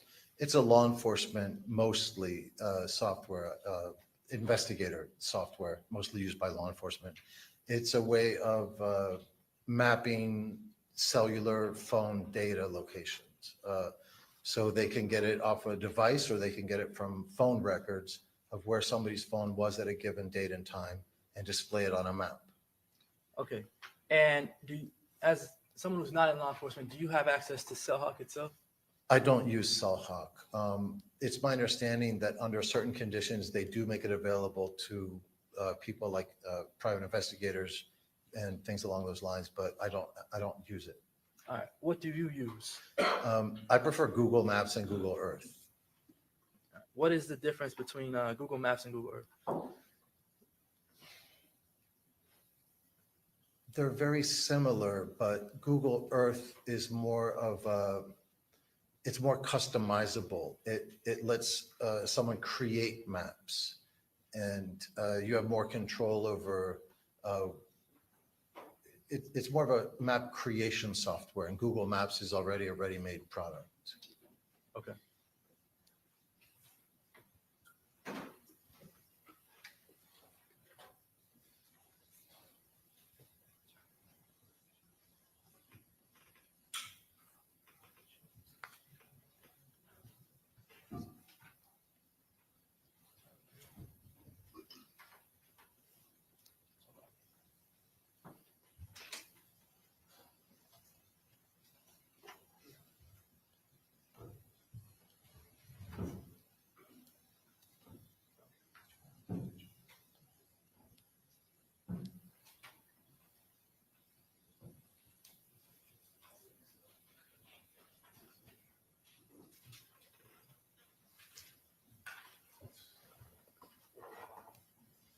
No objection, Your Honor, to admission of 4 and 5. Okay. Admitted.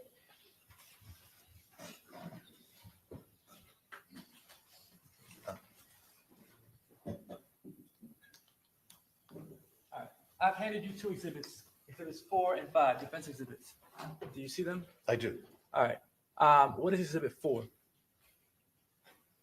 It is a T-Mobile timing advance report. It's an Excel spreadsheet. All right, and what does that Excel spreadsheet consist of? So it contains the timing advance information from Alicia Andrews' phone. And what that means is radio waves travel at the speed of light. They have a consistent speed. And the phone company actually measures constantly how far your phone is from a tower by judging how long it takes a signal to get to your phone. So to use an example, if right now I'm 100 feet away from the center of the room or so, and I had one tower telling me that 100 feet away because they know how long it took to get to your phone, if I had just that one piece of information, I could be anywhere in a circle around that center of the room because it's anywhere within 100 feet. Well, that's a circle. But if I had 2, 3, 4 other points, and every point has a distance of how far you are from that point, like 2 feet from the back, of the room, and 150 feet from the other, and so on and so forth. The more points you add to it, the more you're narrowing down the exact location. So what timing advance is a collection of locations graded by their confidence level. And the way that T-Mobile explains it, high confidence, there's high, medium, and low. High confidence means it's within 100 meters of wherever they say it is. Low confidence means it's 300 or more meters, and medium is between 100 to 300 meters. And what makes the difference is the number of network elements that are measuring how far you are from them.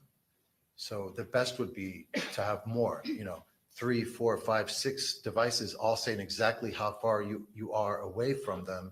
That can pinpoint pretty accurately the location. And that's what the timing advance report is. Okay. And then you have Exhibit 5 there. What is Exhibit 5? So Exhibit 5 it's a video. And what it's a video of is I took the timing advance report, which is a Microsoft Excel spreadsheet with a bunch of locations and GPS coordinates and dates and times. I took that and I just imported the whole file into Google Earth. That displays it on a map because I just tell it what column is latitude and what column is longitude. And now you have all the points mapped, and you can zoom in and you can see over time, each location. So I have Google Earth on my laptop. I can display that, but that would explain the video because the video is just me with Google Earth open, with the timing advance report open, clicking through one location after another. So you can follow the progression of where the phone was located at any given time. Okay. Now, I want to publish Exhibit 5. Can you let us know when you're ready? Let me play the video? From there. And To play the video? yes. Okay.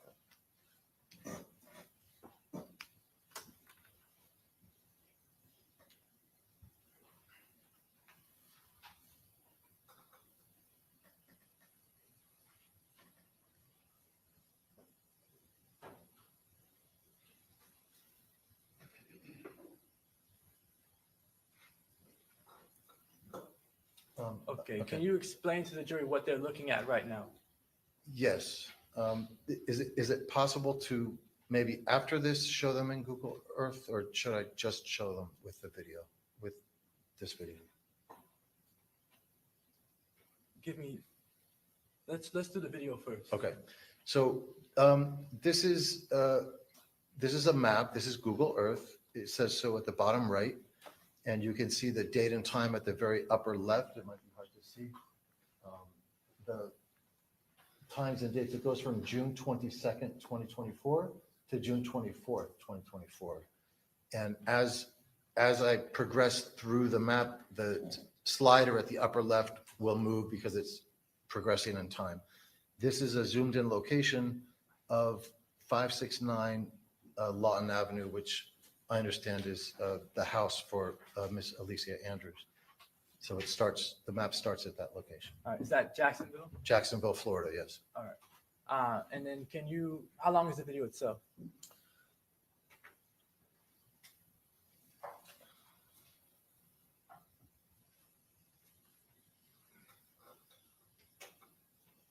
Um, 16 minutes, 17 minutes. All right. Can you find the location where Alicia Andrews arrives in Tampa?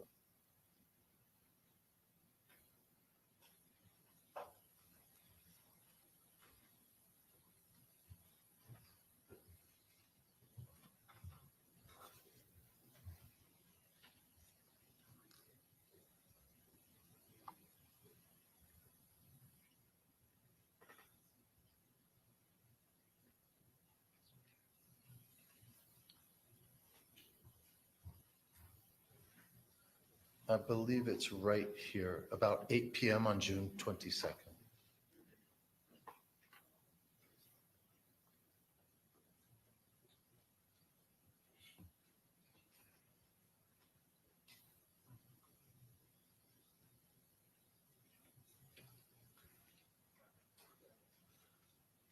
Okay, that is, what is that location there?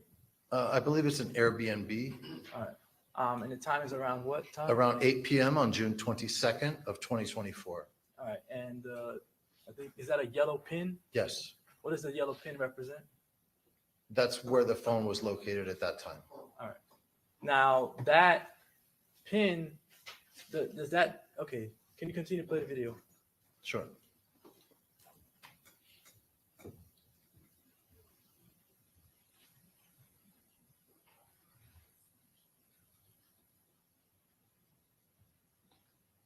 What is happening now? Because there are so many points, there are over 12,000 location points for this phone, just for that 4-day period. Since there's so many, I'm clicking hour by hour. So you can see that the next, because the phone doesn't really move, it stays in that location for several hours. So we're advancing slowly through the clock. It's now 9 p.m. The phone is in the same location. This is sort of a shortcut because in the original Google Earth directly itself, in the Google Earth program, there are so many data points that it wouldn't really be possible to click through all of them. It would take hours. Shall I keep progressing through it? Yes. Okay, I can skip ahead because I believe the next time, that's 10 p.m. The next time the phone moves is around 2 a.m.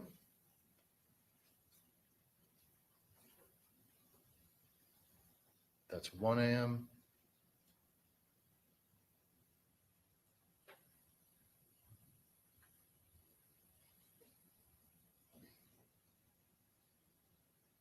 It says at the upper left what the time is.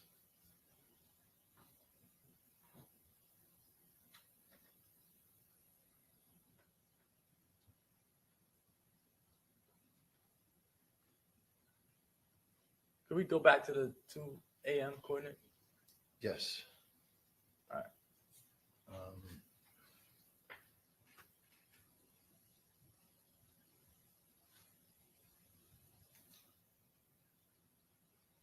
All right. And at 2 a.m., what is this image showing us? It's the location of the phone as best estimated by the timing advance report. All right. And where is this at? It's in Tampa. I can't, since it's a video, I can't tell you more information about the street names because they don't appear in this. If you continue to play the video, will it show? I don't believe it does for 2 a.m. No. Did we previously see McDonald's on the video? Yes. Okay. Is that the McDonald's? I don't think so. I think it's right here. Maybe I'll just let it play. Okay. Can you pause it there? Yes. Is that the McDonald's? Yes, that's a McDonald's. All right. And around what time is that? 2:13 a.m. All right. All right. And then can we see where the phone travels next? Yes.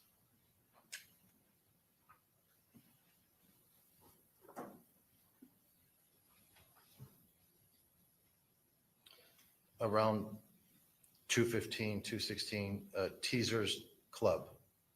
All right. And then after that?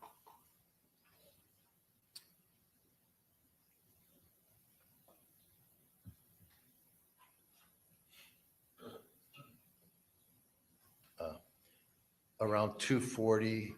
There are other data points. This is a simplified version. 2:30, 2:40, 2:45 a.m., another club called Players Club. All right. Now, you mentioned earlier putting Exhibit 4 into Google Earth. Is that correct? Yes. You mentioned that? All right. That's right. You can do that now. Okay. So This is just Google Earth. Let me make it larger. I can say import, pick the timing events report. And that's Exhibit 4, that timing events? report? Exhibit 4, yes, that's right.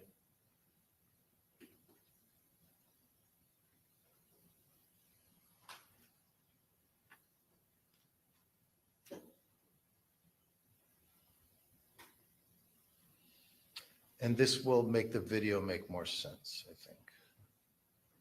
So this is an overview of all 12,000 location data points, which is why from this zoom, it looks like a solid line because there's so many points. If I were to zoom in,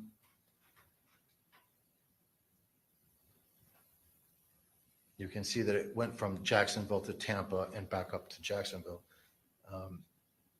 The number of dots show, unique locations according to the timing events report. So they're clustered around naturally where the phone spent the most time. So I was about to ask you, just for the jury, what a location data point is. So I can show, this makes more sense maybe this way. This is the timing advance report. It's an Excel spreadsheet. And for the record, is this Exhibit 4? This is Exhibit 4. Yes. It's got latitude, longitude, the confidence level that we spoke about. It's, medium around 200 meters accuracy, so it's fairly accurate. Start time and end time. And there's a bunch of other technical information about what type of cell tower it is. But what you can do, what I did do, is in Google Earth, since this contains latitude and longitude and time, I just imported the file. Okay. And the file looks like this. If I expand it, that's the beginning of it. That would be her house. Right now, Tampa, we're kind of in the middle of the file. All right, But, so yes. before you continue, the location data points, these are associated with the phone company? They're from the phone company. They are, in this case, they're the T-Mobile business record of their best estimate of where a device is located. All right. In this case, did you look at the location data points for various devices? Yes. All right. And the device that belonged to Alicia Andrews had over 12,000 location data points? Correct. All right. How many location data points did the other phones have? If you need to look at anything to refresh your recollection, you can, but I will have to Okay. let you do that. I have a note that I saved with the Well, answer to let me that. ask you, with looking at the note, refresh your recollection as to how many location data points existed for each phone. Yes. When your memory is refreshed, you can look up. Okay.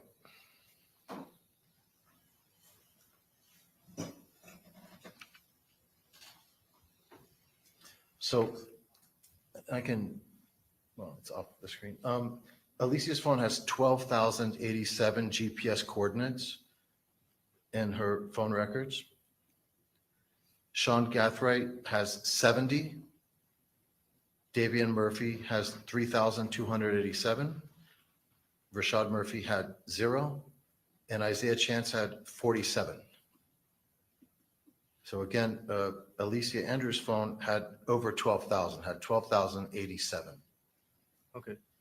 And how does a phone or a phone company generate a location data point such that somebody would have 12,000 and somebody could have 47? The phone has to be turned on.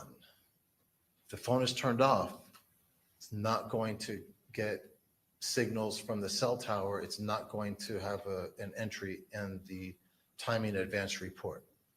All right. Are there any other reasons why location data points would not be, I guess, generated from a device?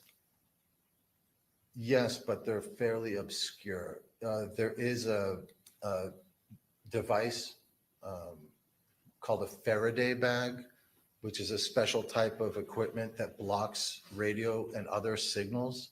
So if someone were to put a phone in a Faraday bag, it would block communication with the network and it would not show up in a time and events report. That's another way. It's an easier way it's an easier way to not have cellular data to turn your phone off. I'll go back to exhibit 4, put into Google Earth. All right. Are you able to get to the same time that we were at in exhibit 5, which is when the device, Alicia Andrews' device, is on around Hillsborough Players Club area? Yes.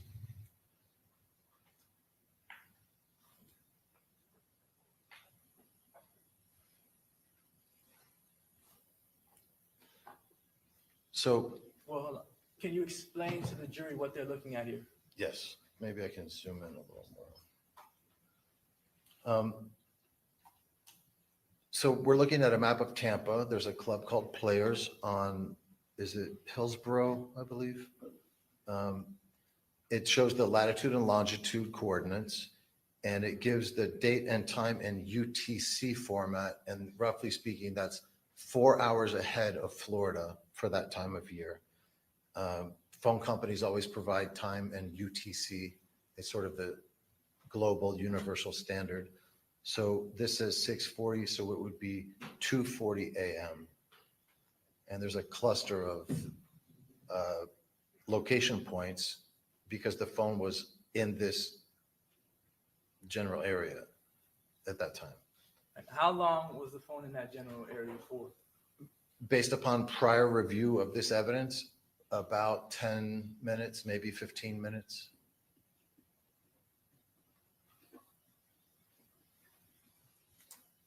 All right.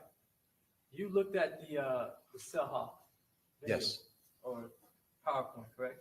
Correct. It's both. It's a PowerPoint of CellHawk data.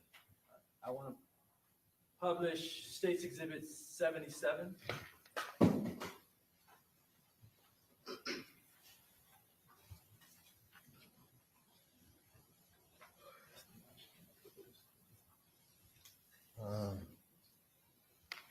That's the wrong, no.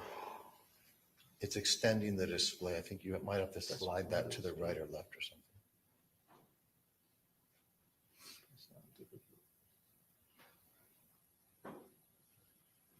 Yeah.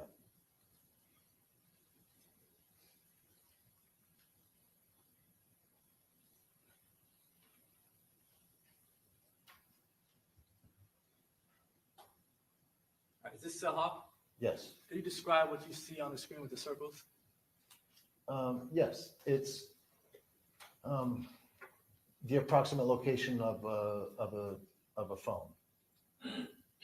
And this would be based on time and events report as well.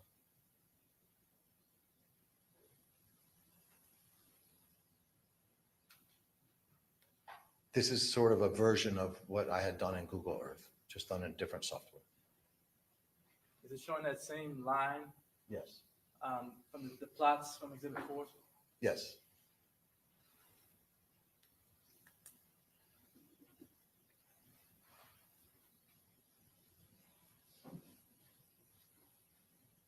I'm going to skip forward to around 2 o'clock.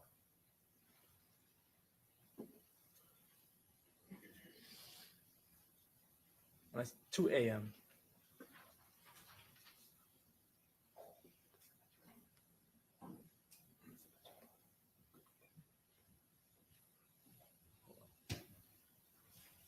What time is it at right now? Can you see it?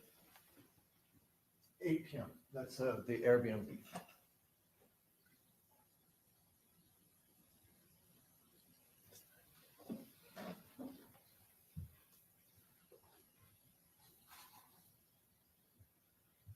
Is this consistent with the map that you created? Yes. So you're not challenging the maps at the timing events? No.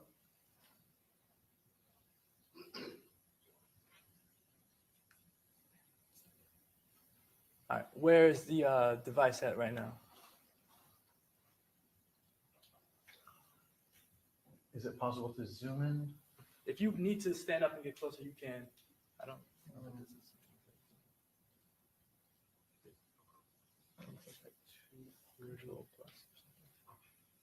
If it's not at Players Club, it's very close to it. Okay. Teasers is, I believe, just north of Players Club. So right now, where is it showing it's at? It's near Teasers Club. Okay, and what time is it? 2:31 a.m.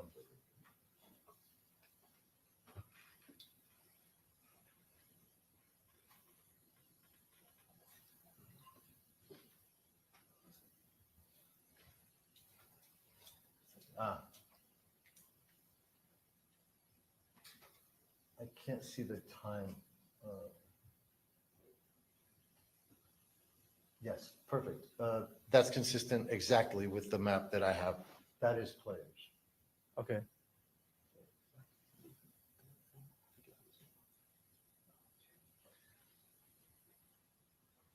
It's about 2:40, 2:45 a.m.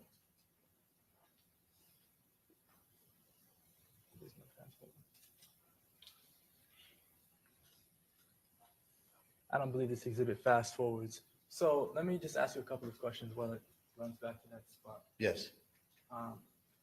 The cell hawk that you see there, is that cell hawk itself? What you saw earlier?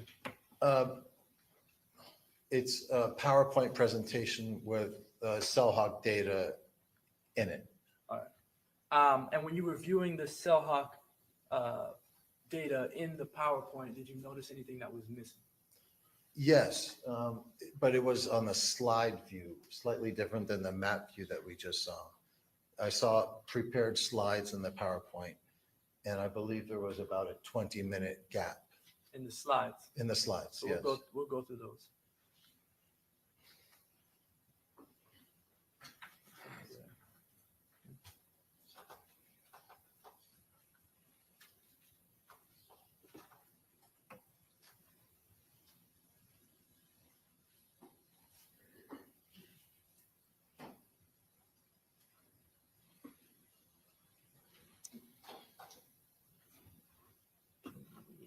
Zoom this a little bit so you can still see the time on it.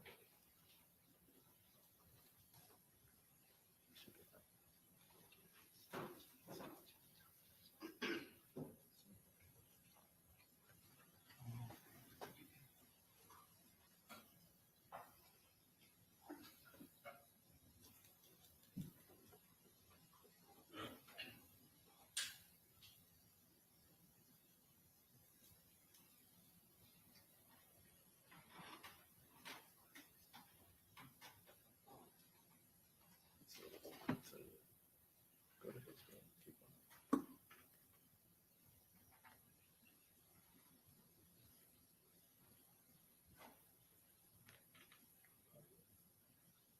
All right. Right now, so we're back at Players Club, all right, and the time. 3 a.m. All right. So It's- and then continue. It's really 2:40, 2:45, 2:50. There's about a 10 to 15-minute window that it's there. All right. Is it traveling away from Players Club at this point? Yes. And the video is moving fast, but what time do you see it now on there? I believe it says 3:20 a.m. All right. So around, I guess, 2:45, going up to maybe 3:10, 3:15. Is that accurate? Yes, All right. That the phone is at Players Club. correct. All right. So how long of a period is that roughly? Roughly speaking, I'd say about 15 minutes. Well, 2:45 to 3:15. Well, that'd be half an hour. Okay. All right.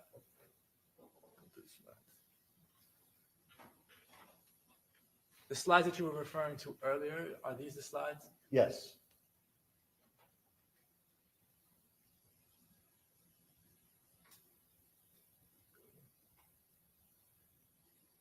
This slide shows correlation with Teasers Club. Is that correct? Yes, it does. It shows at 2:31 a.m. They're at Teasers Club, and there's a still from video.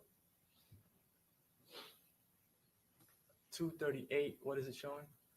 238.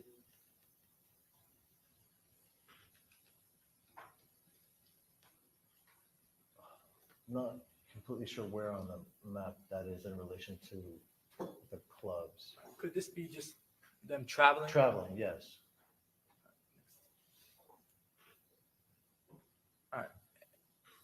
And now it jumps. It's 2:58 in the morning, and Players Club is just off this map. It's to the right. On Hillsborough? Yes. All right. So this GPS screenshot is taken right next to the Players Club? Yes, it was taken right next to Players Club. And if you notice at the top, South Castle Court, that's the street that Teasers Club is on. So it looks to me like this is a screenshot of a map navigation leaving Players Club and going back to Teasers Club. Okay.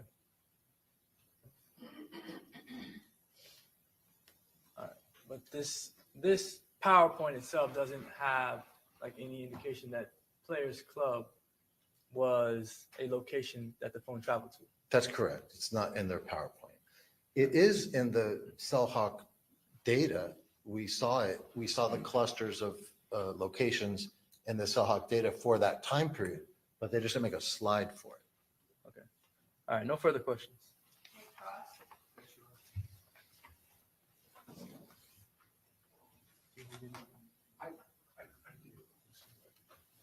If I could just ask real quick before I let counsel, I might need to consult with him, Mr. Poulin. So when you inputted 4 into 5, I believe is what you did, you took the data from Defense 4. I took the data from Defense 4, which is the timing advance report, the Excel worksheet.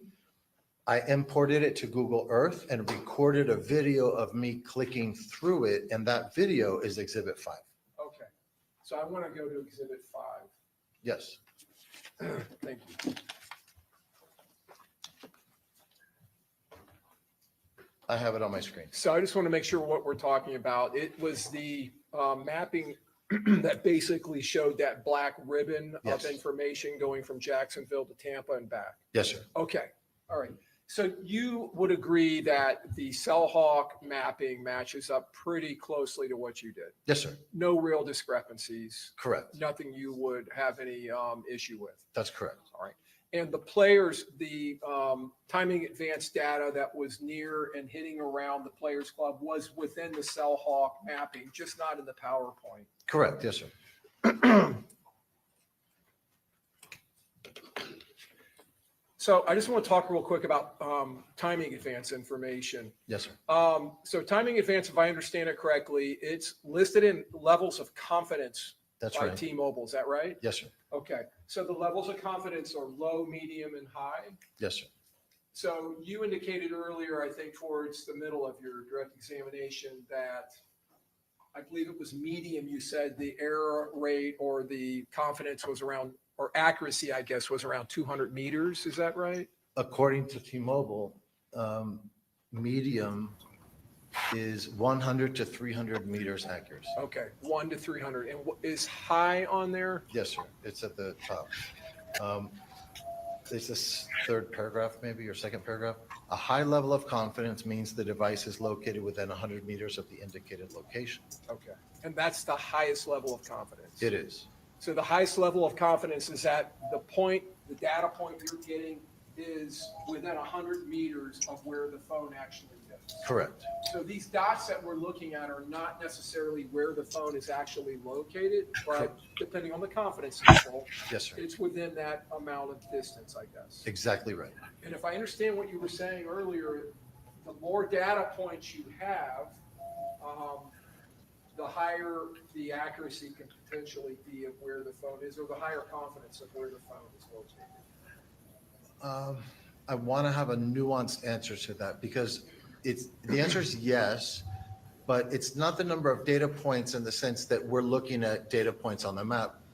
The data points referred to in your question that give someone a high level of confidence, these are network elements behind the scenes. You can't see them on the map, but they could be switches, towers, network repeaters, network infrastructure on the T-Mobile network. So the more devices report exactly how far away the phone is from them, the more you're pinpointing exactly where that is. Okay, all right. So you're talking about not necessarily timing advanced data, but actual towers, antennas, Yes. or electronic communication devices that are communicating with the handset. The more of those that are in that area and reporting Yes, timing advanced information, exactly. the more accuracy you're going to get. Exactly Is right. that right? Okay, all right. If you could go to that mapping you did on Google Earth, and if you could go to, say, 2:20 a.m. on the 23rd, and I believe it's going to be in the area.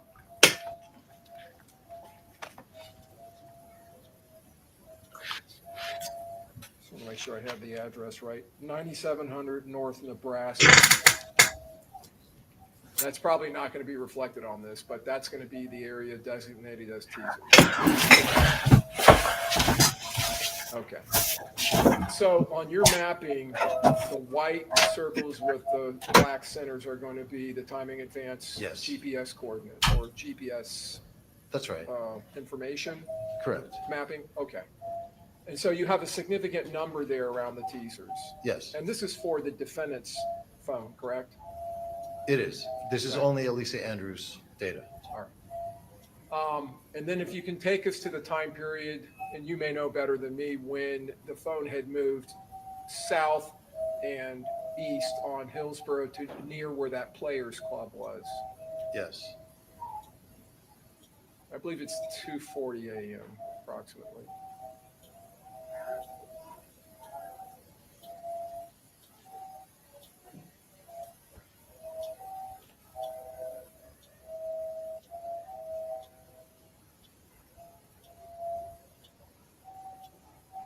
Okay, so that the tack mark, the yellow tack, is going to be Players. Correct. Now we're seeing timing advance information to the south of Hillsborough, kind of scattered across there from east to west, even over to the corner over there by, or the intersection of Hillsborough and Nebraska, which would be to the left of the screen.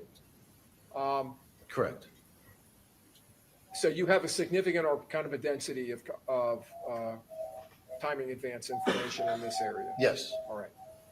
And that would place the phone somewhere in that area. that's correct. Okay. And it may be Players, it may be somewhere nearby. That's correct. Okay. I want to go to, and you had it up there, but I'm going to publish just real quick. I'm going to jump over to the Elmo. This is state 75.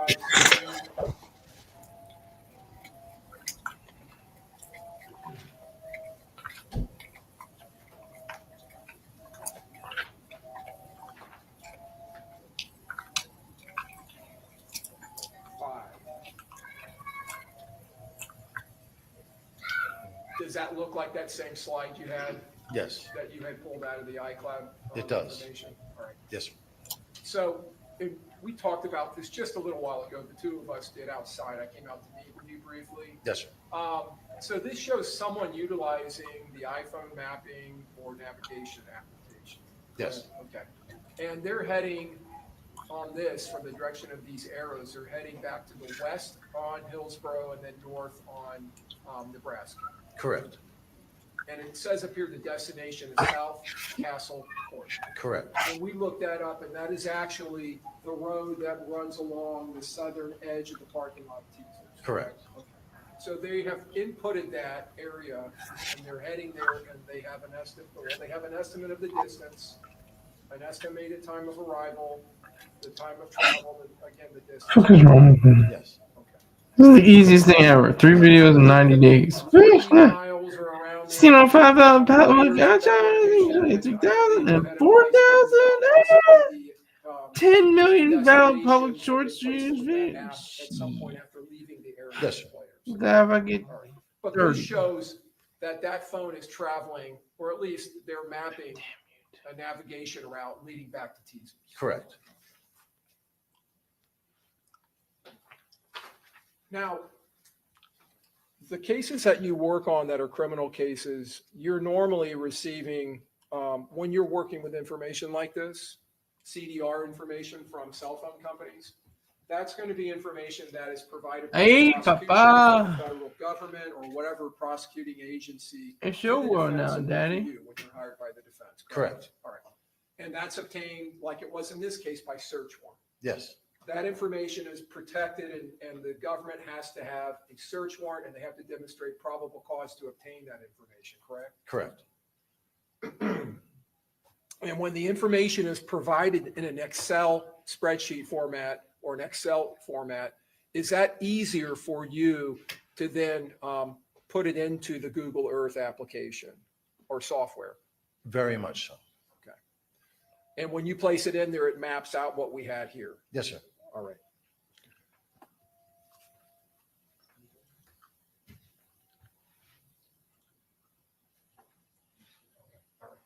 Thank you, Mr. Pullman. Thank Appreciate you. it. No further questions. Okay, you be right.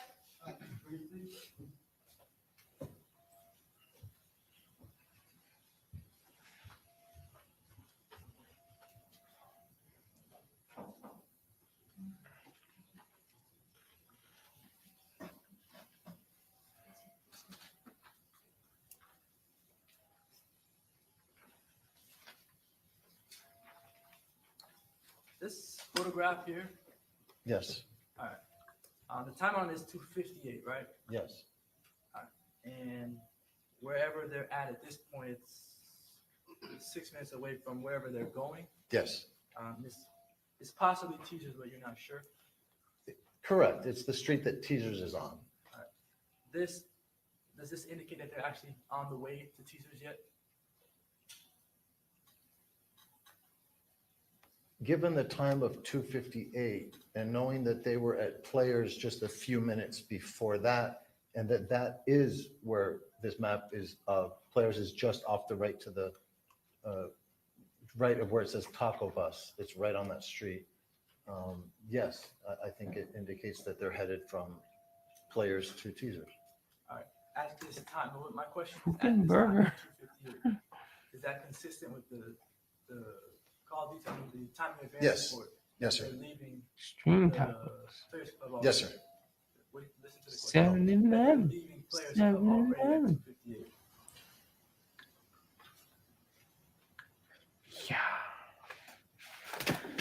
From the timing advance report, from the government's timing advance report and your own, are they leaving Players Club at 2:58 or after 2:58?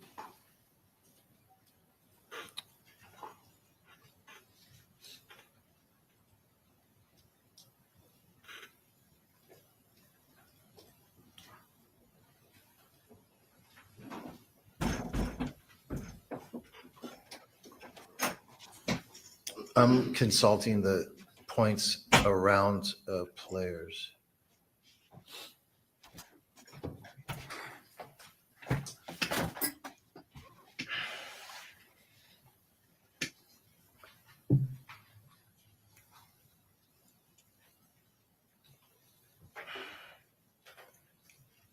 I believe that is consistent. Players, I know they were there at 2:40 until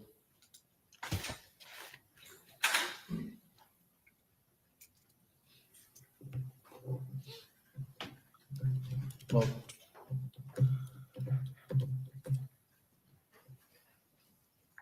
until about 3 a.m. So it's very close. Okay. So It's a I close just want call. the jury to have the correct time frames. Yes, So it's about 20 minutes, 15, 20 minutes that they're at this location off Hillsborough. yes. Okay, thank you. No further questions. Okay, thank you. May this witness be excused? May this witness be Yes, excused? sir. Okay, all right, thank you, sir. You're Thank free you, to Your go. Honor. Okay, very good. Okay, members of, y'all want to come up here real quick? Hold on, members of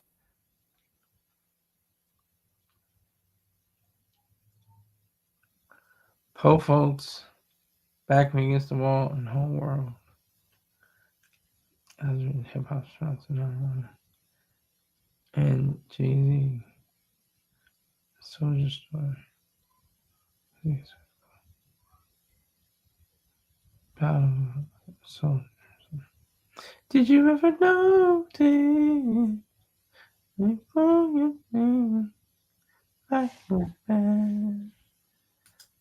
I'm back on it. Oh, God damn it.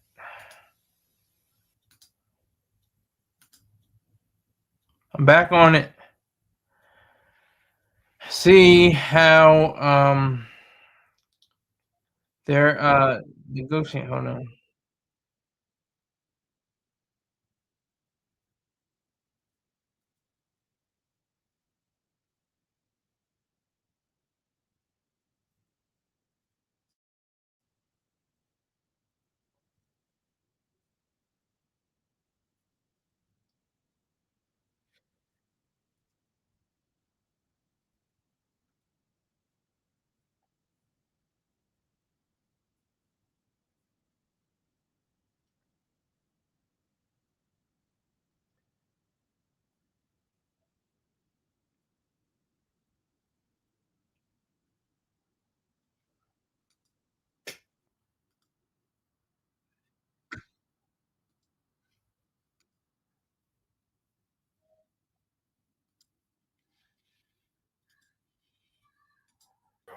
Okay, thank you. Okay, Ms. Doherty and Mr. McLeod, I emailed you all. I took a look at the jury instructions that the state submitted. I made a couple of edits to them, nothing substantive, just some pronoun corrections and formatting corrections. So please take a look at those tonight. You all need to be here at 8 a.m. so we know of our charge conference. So as soon as we wrap up testimony, we're going right into closings, okay? So if defense, if you have any additional requested jury instructions, you need to tonight email them to me and to the state and bring a hard copy for me to look at. Okay? All right. Thank you. See you guys at 8 a.m. Yeah.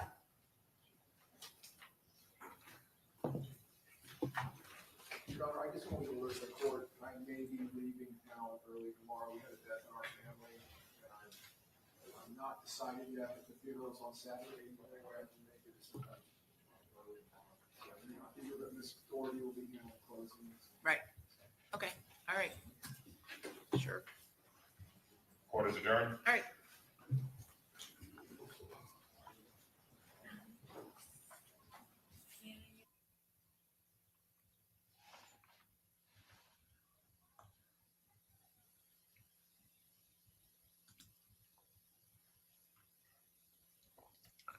Okay, you saw today. Well, my broadcast is just under 7 hours, but I think the entirety of the trial day 7 was about 8 to 9 hours.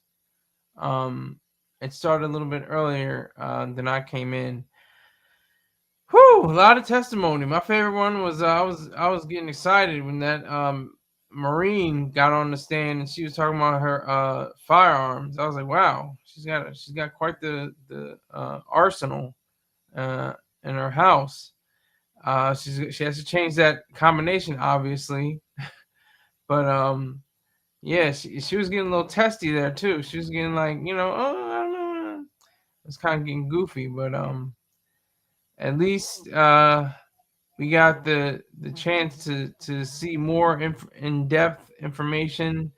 We got to see a more colorful explanation of what one of the witnesses had. He was incarcerated for some time, for about 4 years, I think, and he had the yes sir, no sir, yes ma'am, going like it was going out of style, as they say, is a cliche. But it just was a another day, another dollar for the taxpayer. But I think this is worth it. In all seriousness, this is a murder trial. It is a homicide. It has to be treated with some level of gravitas or dignity or gravity, and we just have to see what's going to happen next. I thank you for watching, and I will see you probably tomorrow. Maybe a different story. I may not have this story, or over the weekend I'm going to do another story while the court rests. And I'll see you then. Take care.